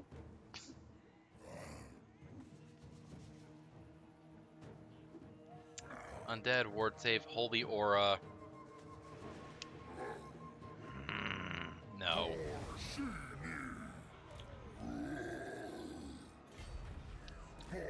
That would make me lose them.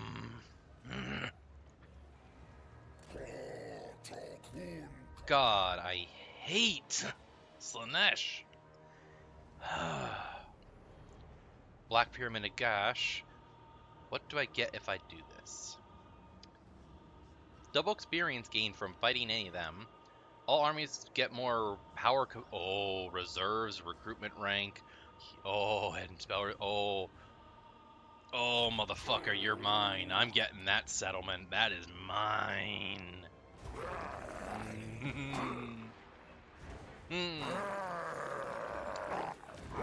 Brutalized.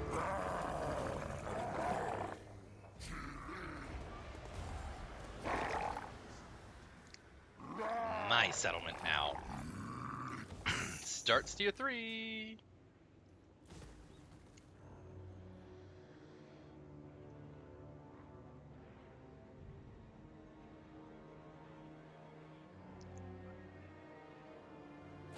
Long time.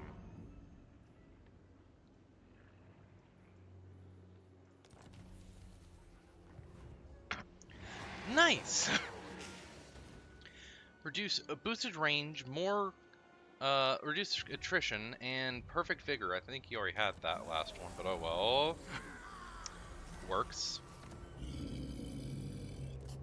And another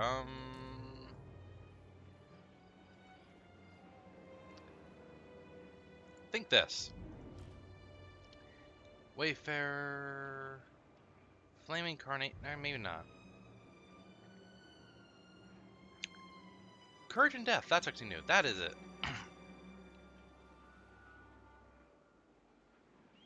As they take damage, they get more melee attack and leadership. And they're unbreakable against undead. Nice, yeah.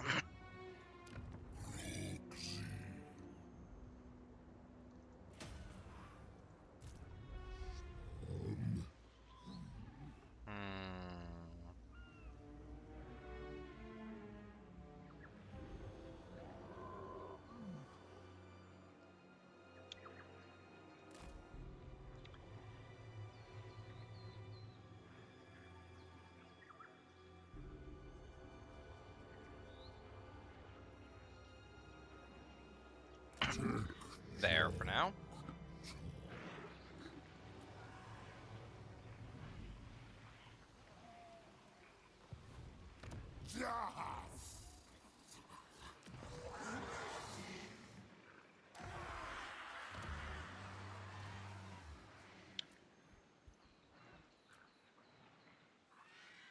Oh, yes.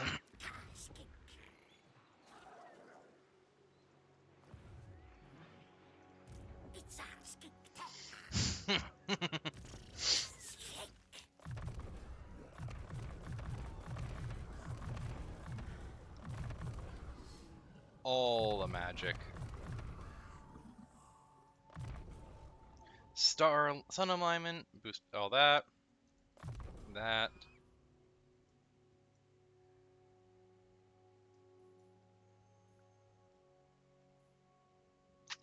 Um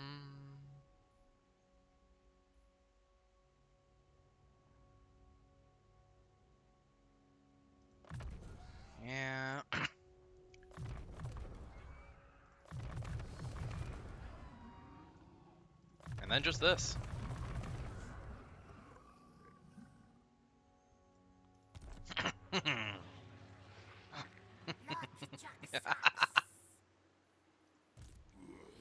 Calquasuras.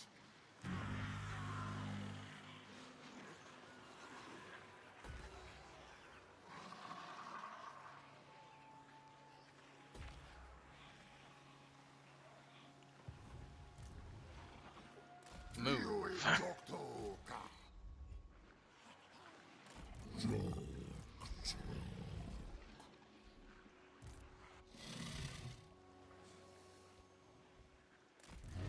Go there.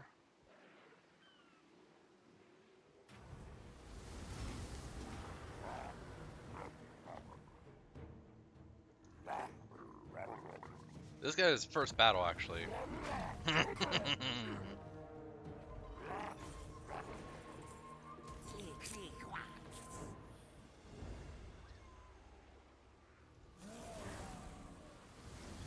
Ooh, nice find.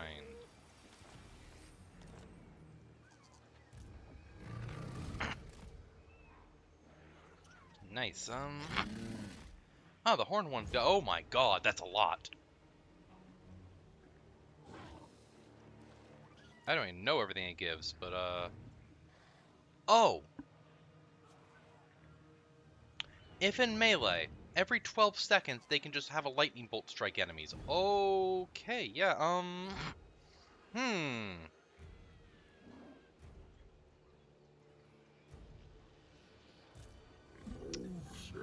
God.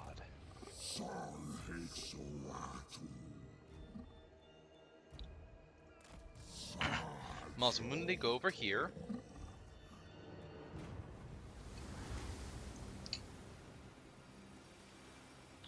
Better in battle. You don't need that. But okay, it's decent. Back this way.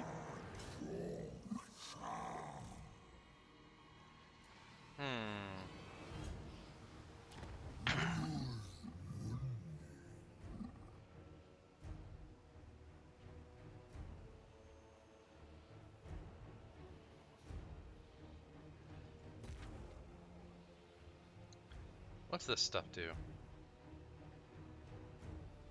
Not enough.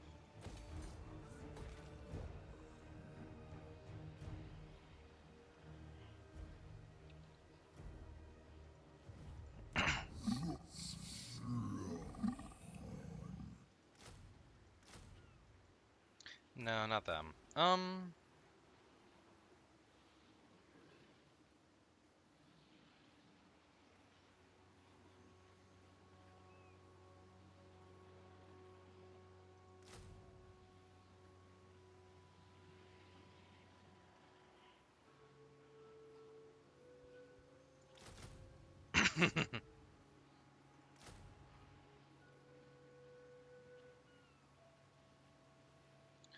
Oh, wait, yeah, actually, yeah. This guy I wanted to...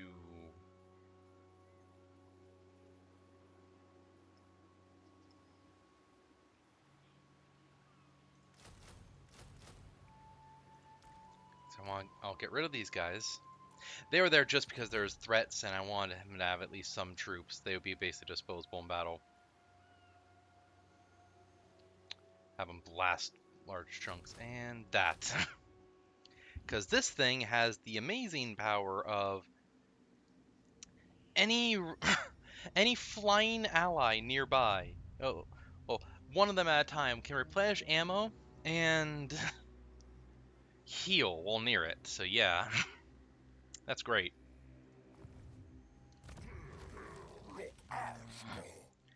Gorok. Nothing else I can do except that. Same for Lord Croak. Kai!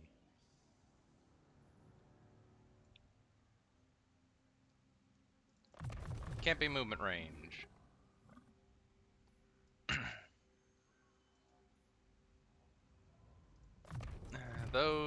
That.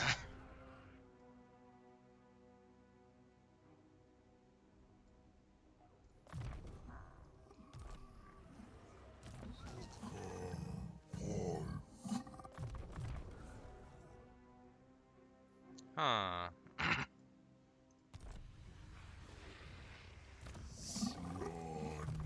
Yeah.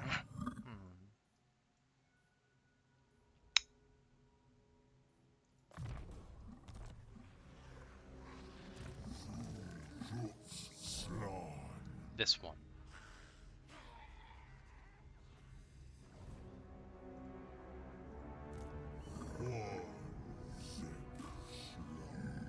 Probably retrofit his army.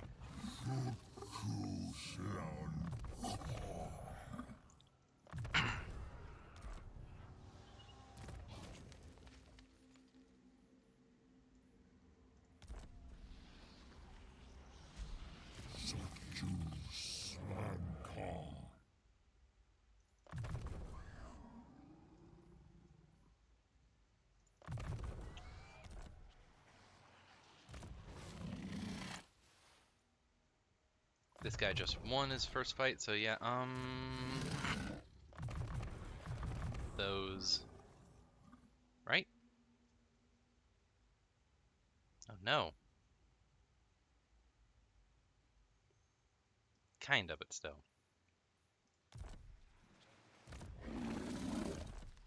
And his Oracle guy.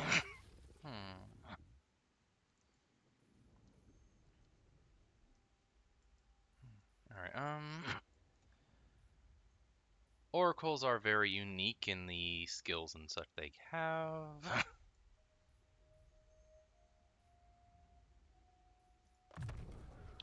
Fireball.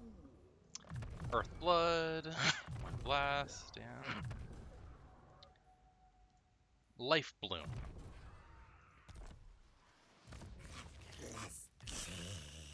This guy.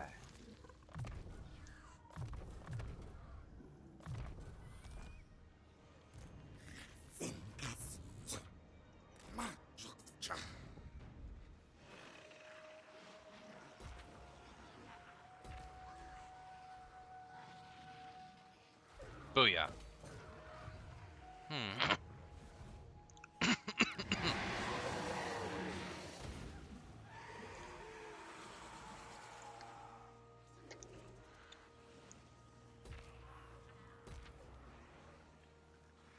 Increase those.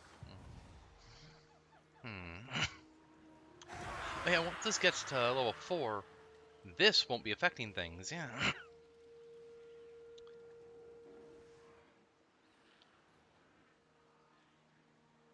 That won't either, so yeah. More money from this place, yeah. Nice.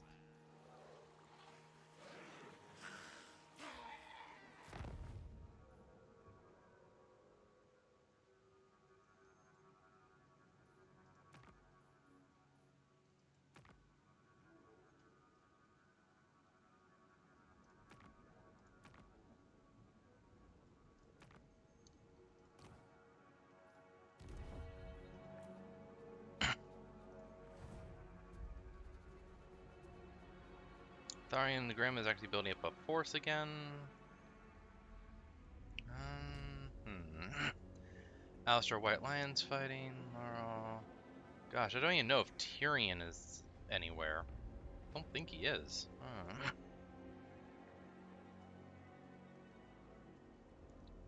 Jeez, I'm 5.5 hours in.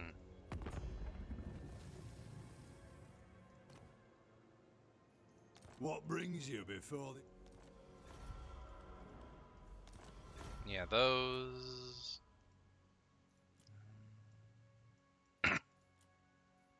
You have been granted access. That. Because just, yeah.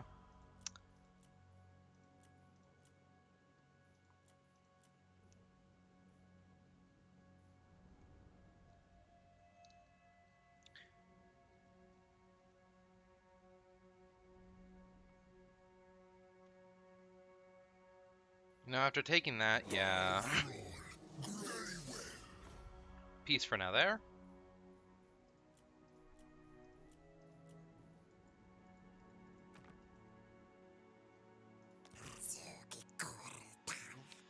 Y'all are irritating. Koklu shai taksata shuk. Luxla.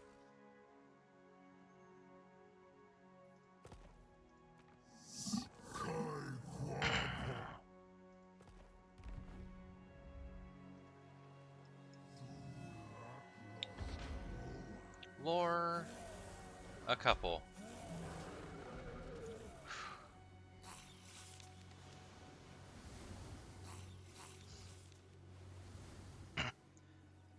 Children of the Gods. Chetza, the City of Death. There was a time when there was contact between the lizardmen of Zlatlan and the ancient civilization of Nekahara.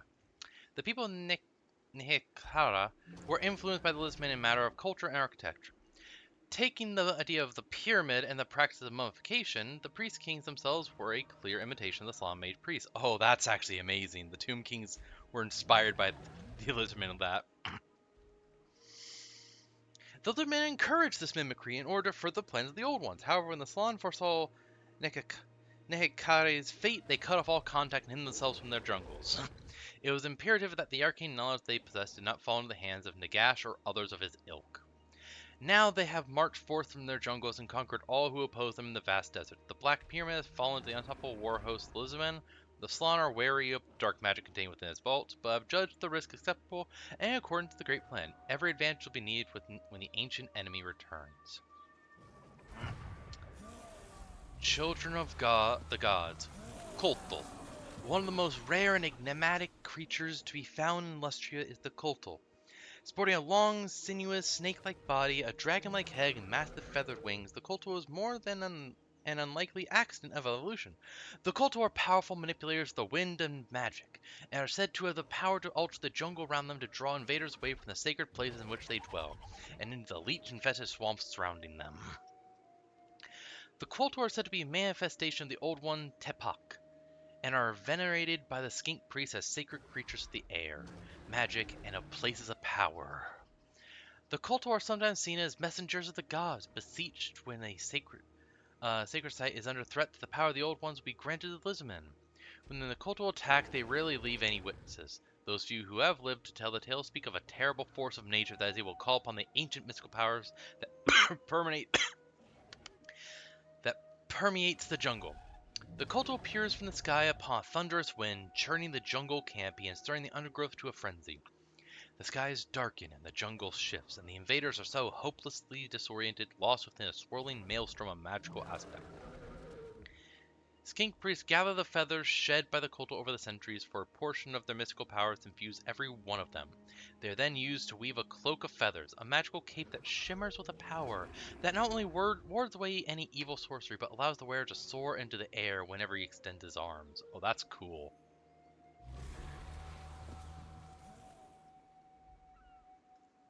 It makes sense. The Koltls literally let you cast heaven spells and all. Like,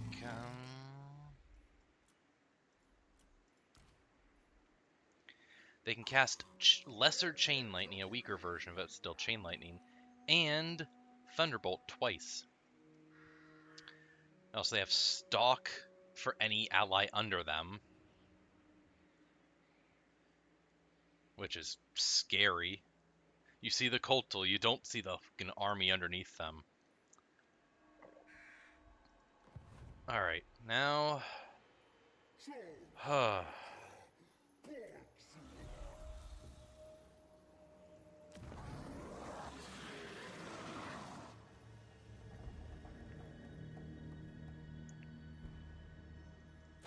built that.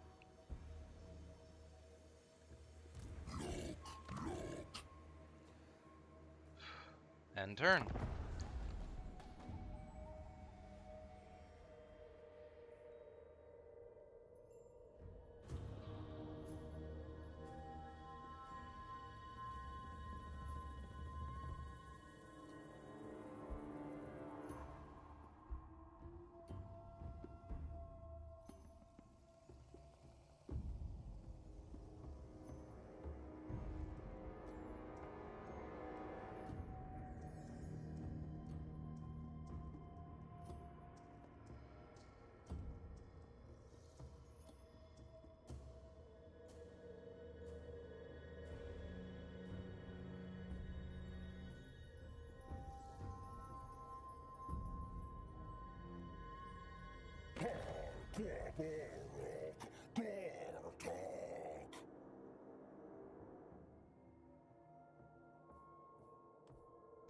Nope, just went to peace with them. If I did that, I would lose reliability and people might start breaking alliances with me.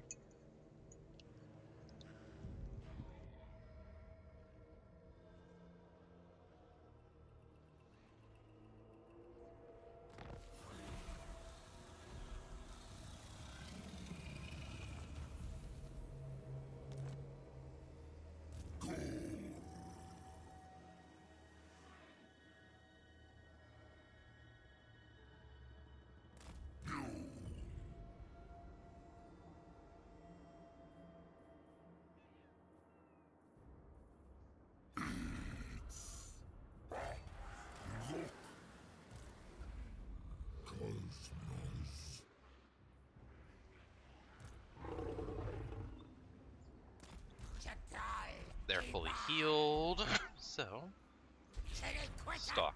Yep.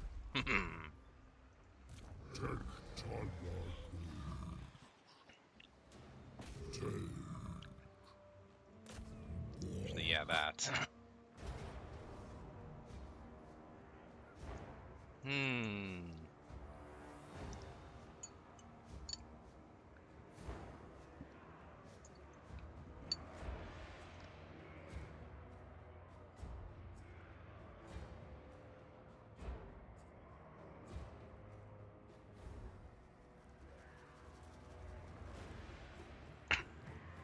Battle on a black arc. They'll have reinforcements, but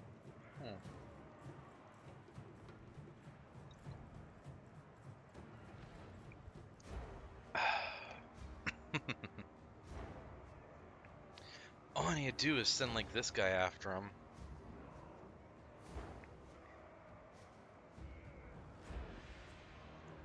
Kill them, then camp where they spawn.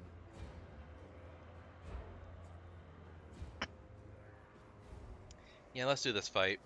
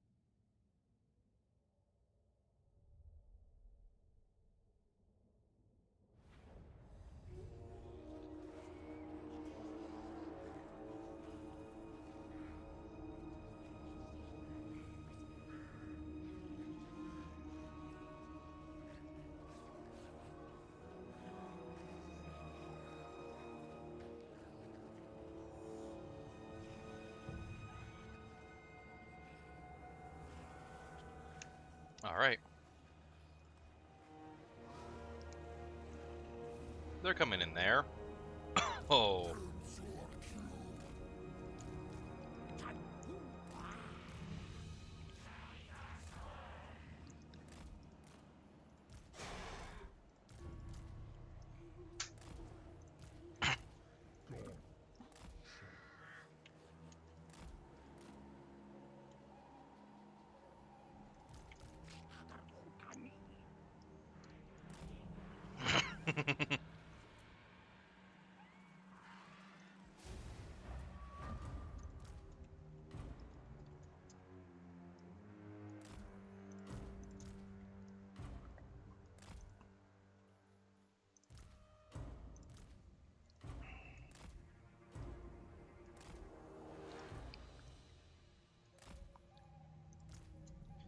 Actually,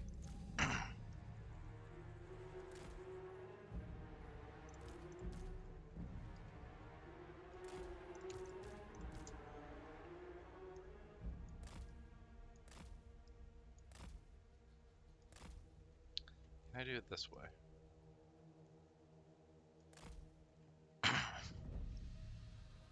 Yeah, screw it. Just that.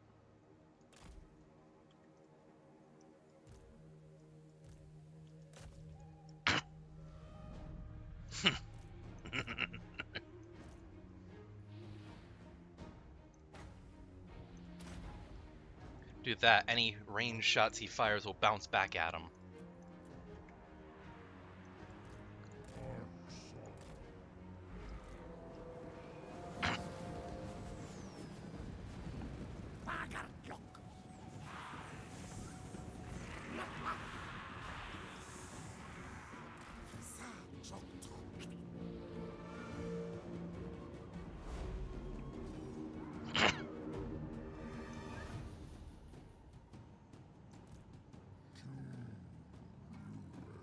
Bound spell banishment, and something gives bound spell of oh, the raw storm gives that. Yeah, okay, nice.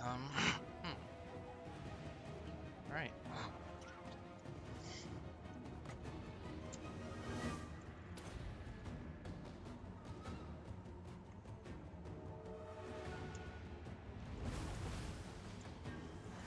Oh, the black arc stuff, yeah. God, that hurt him. My God.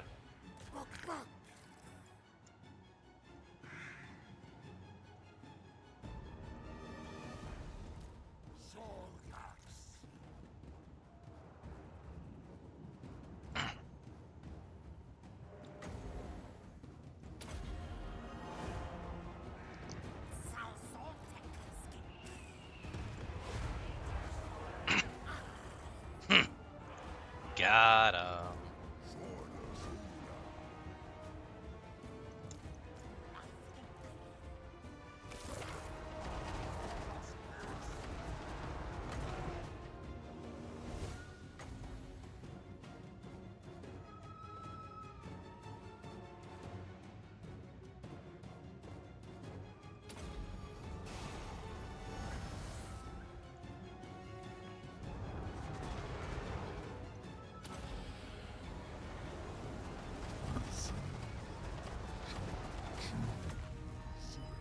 And get that going and just decimate. How y'all doing? You two groups are hurting bad.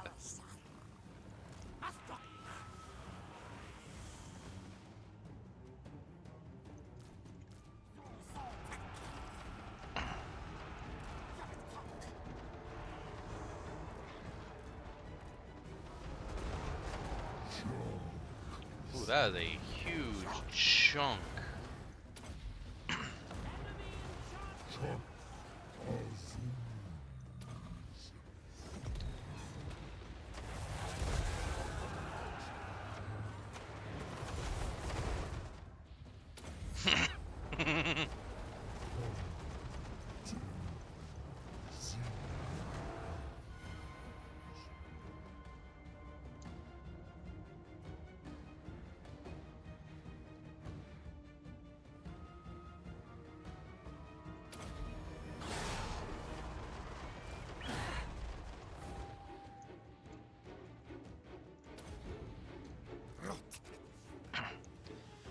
Huh. Now basically just having a shoot off.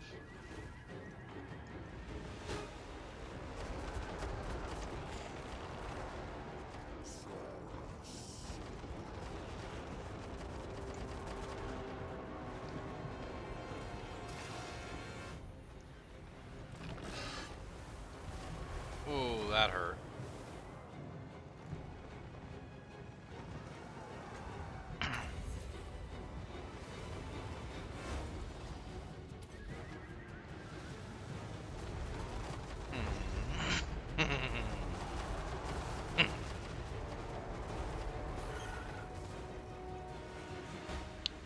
All of y'all.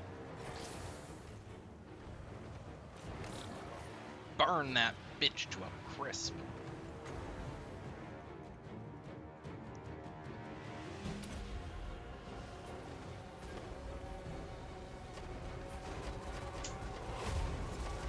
Banishment.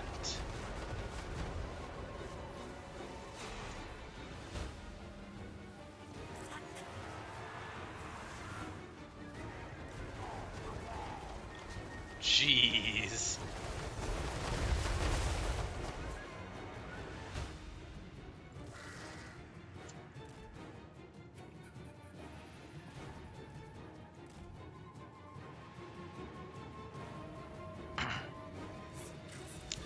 Just this guy now.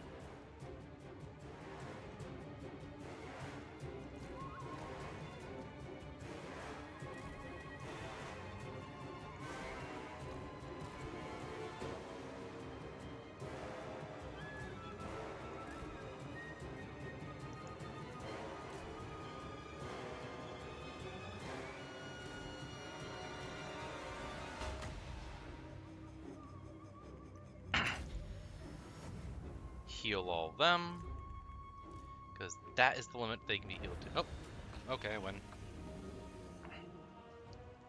Nice.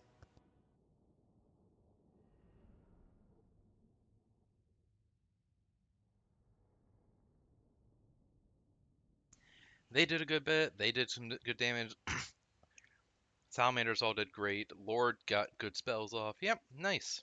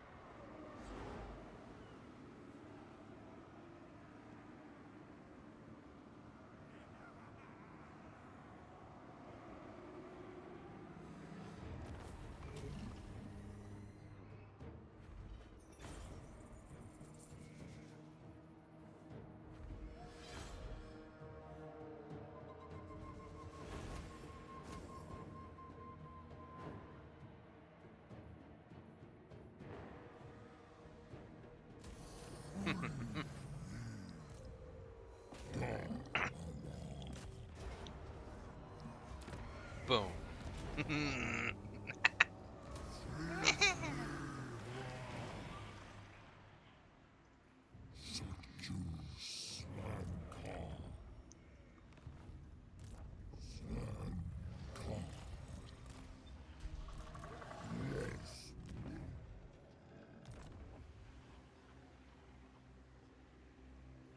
Um. Hmm.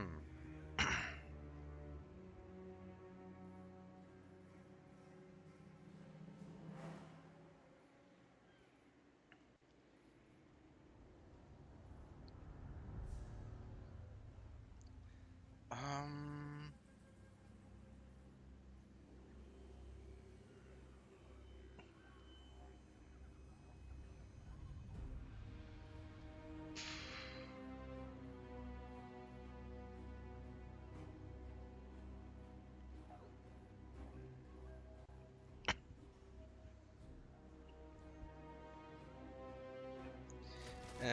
Yeah.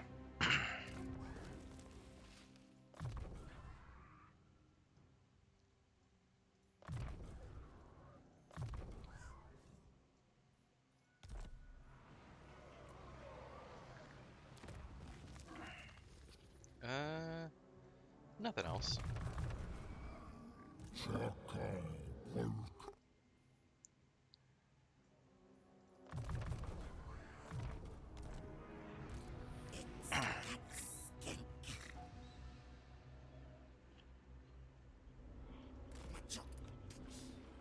It's a skink tech.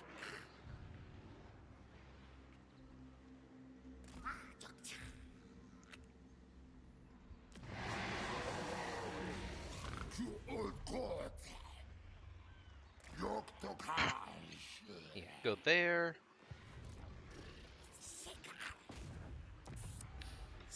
can't enter yet. Damn it. Used up all movement.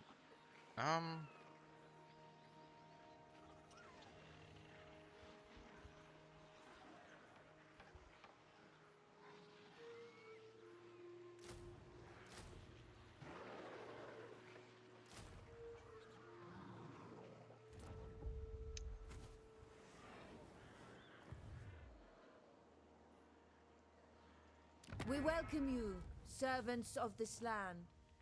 What is Hell your yeah. will at once?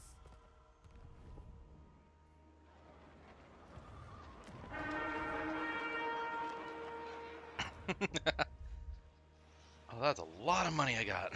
Nice.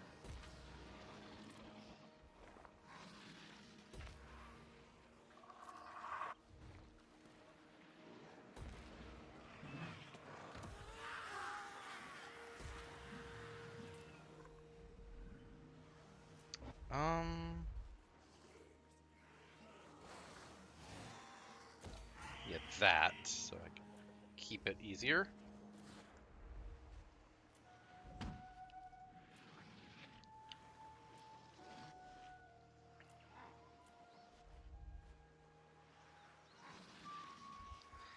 Yep.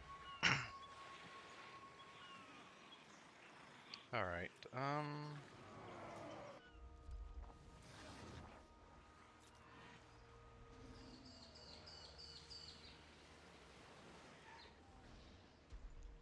Kuapaka, skek.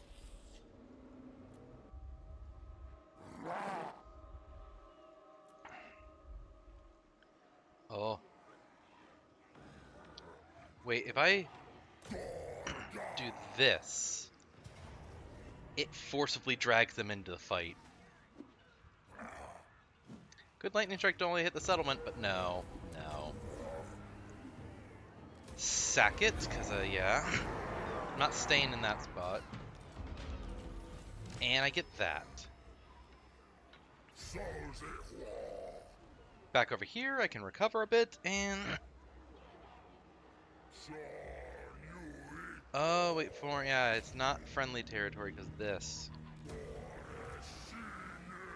Well met, friend of... And I'll keep that there for now. Zogin Hekawai.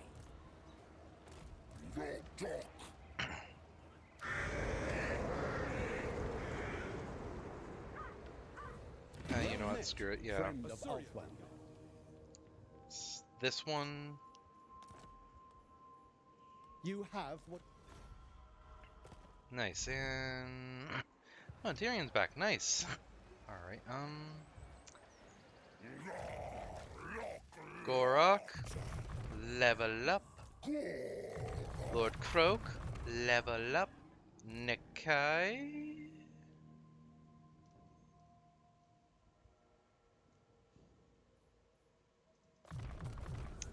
Level up.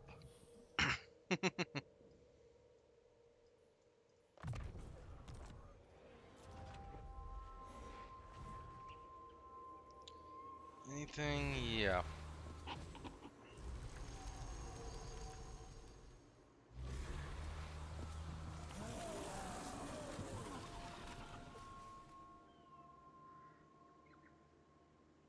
Jeez.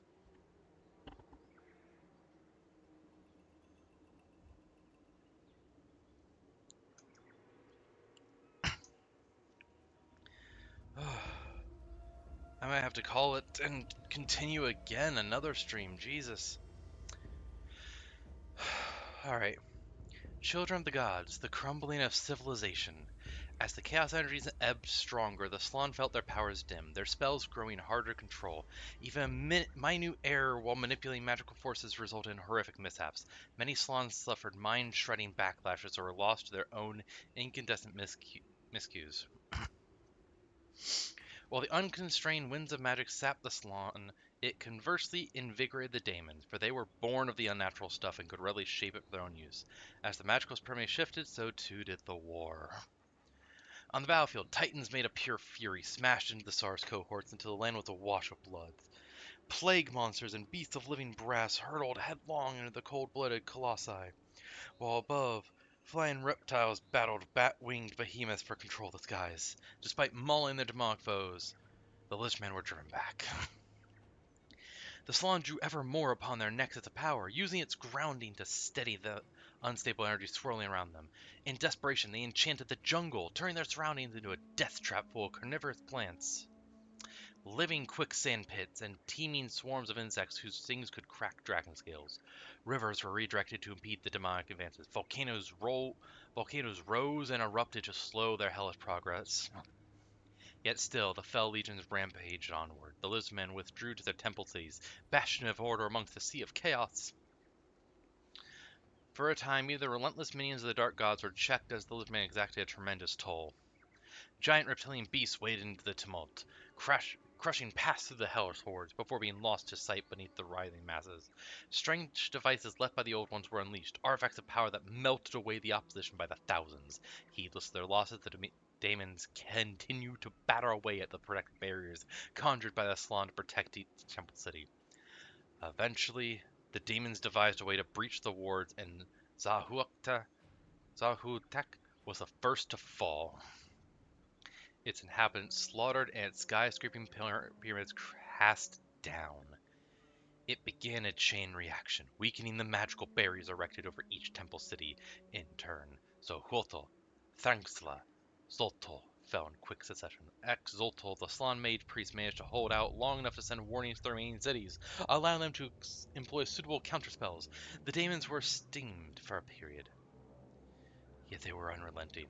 They devised new devilries to defeat each defense, unleashing a plague to overcome Chakuv, leveling Quazalk with a sonic barrage of 1 billion slaughtered souls in agony, summoning shadowy tentacles to drag the great triangular temple city of Zarmunda deep under the sea, where its force dome eventually cracked. After 1,000 years of battle, only a handful of temple cities stood, each a bastion protected by the greatest remaining Salon.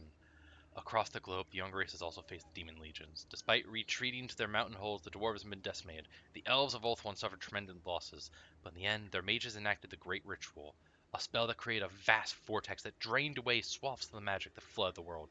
Deprived of their lifeblood of magic energy, the demons disappeared back into their seething realm. Yet the world was irreparably damaged, now transformed into a world saturated with magic and monsters.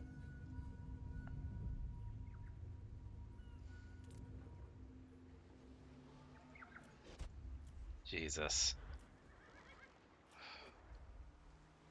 Okay.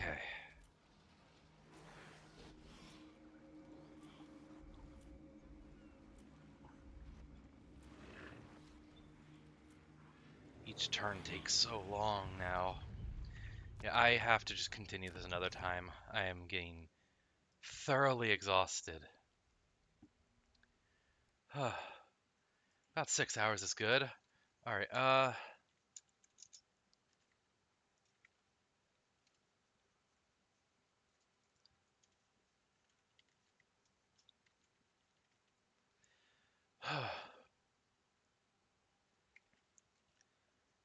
Alright. So, I'm gonna do another stream of the Lizardman, I guess. God, this is a lot.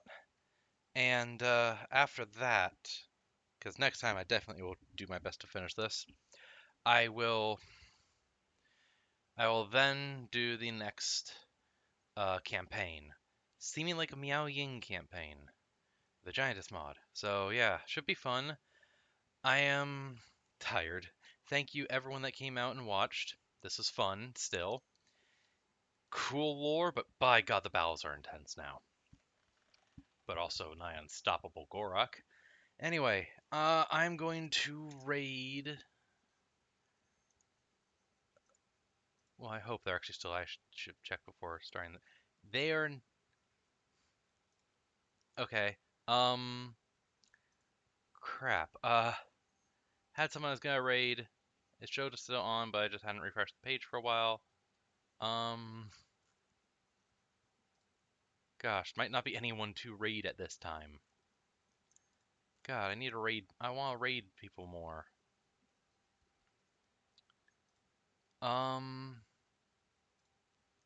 Jeez.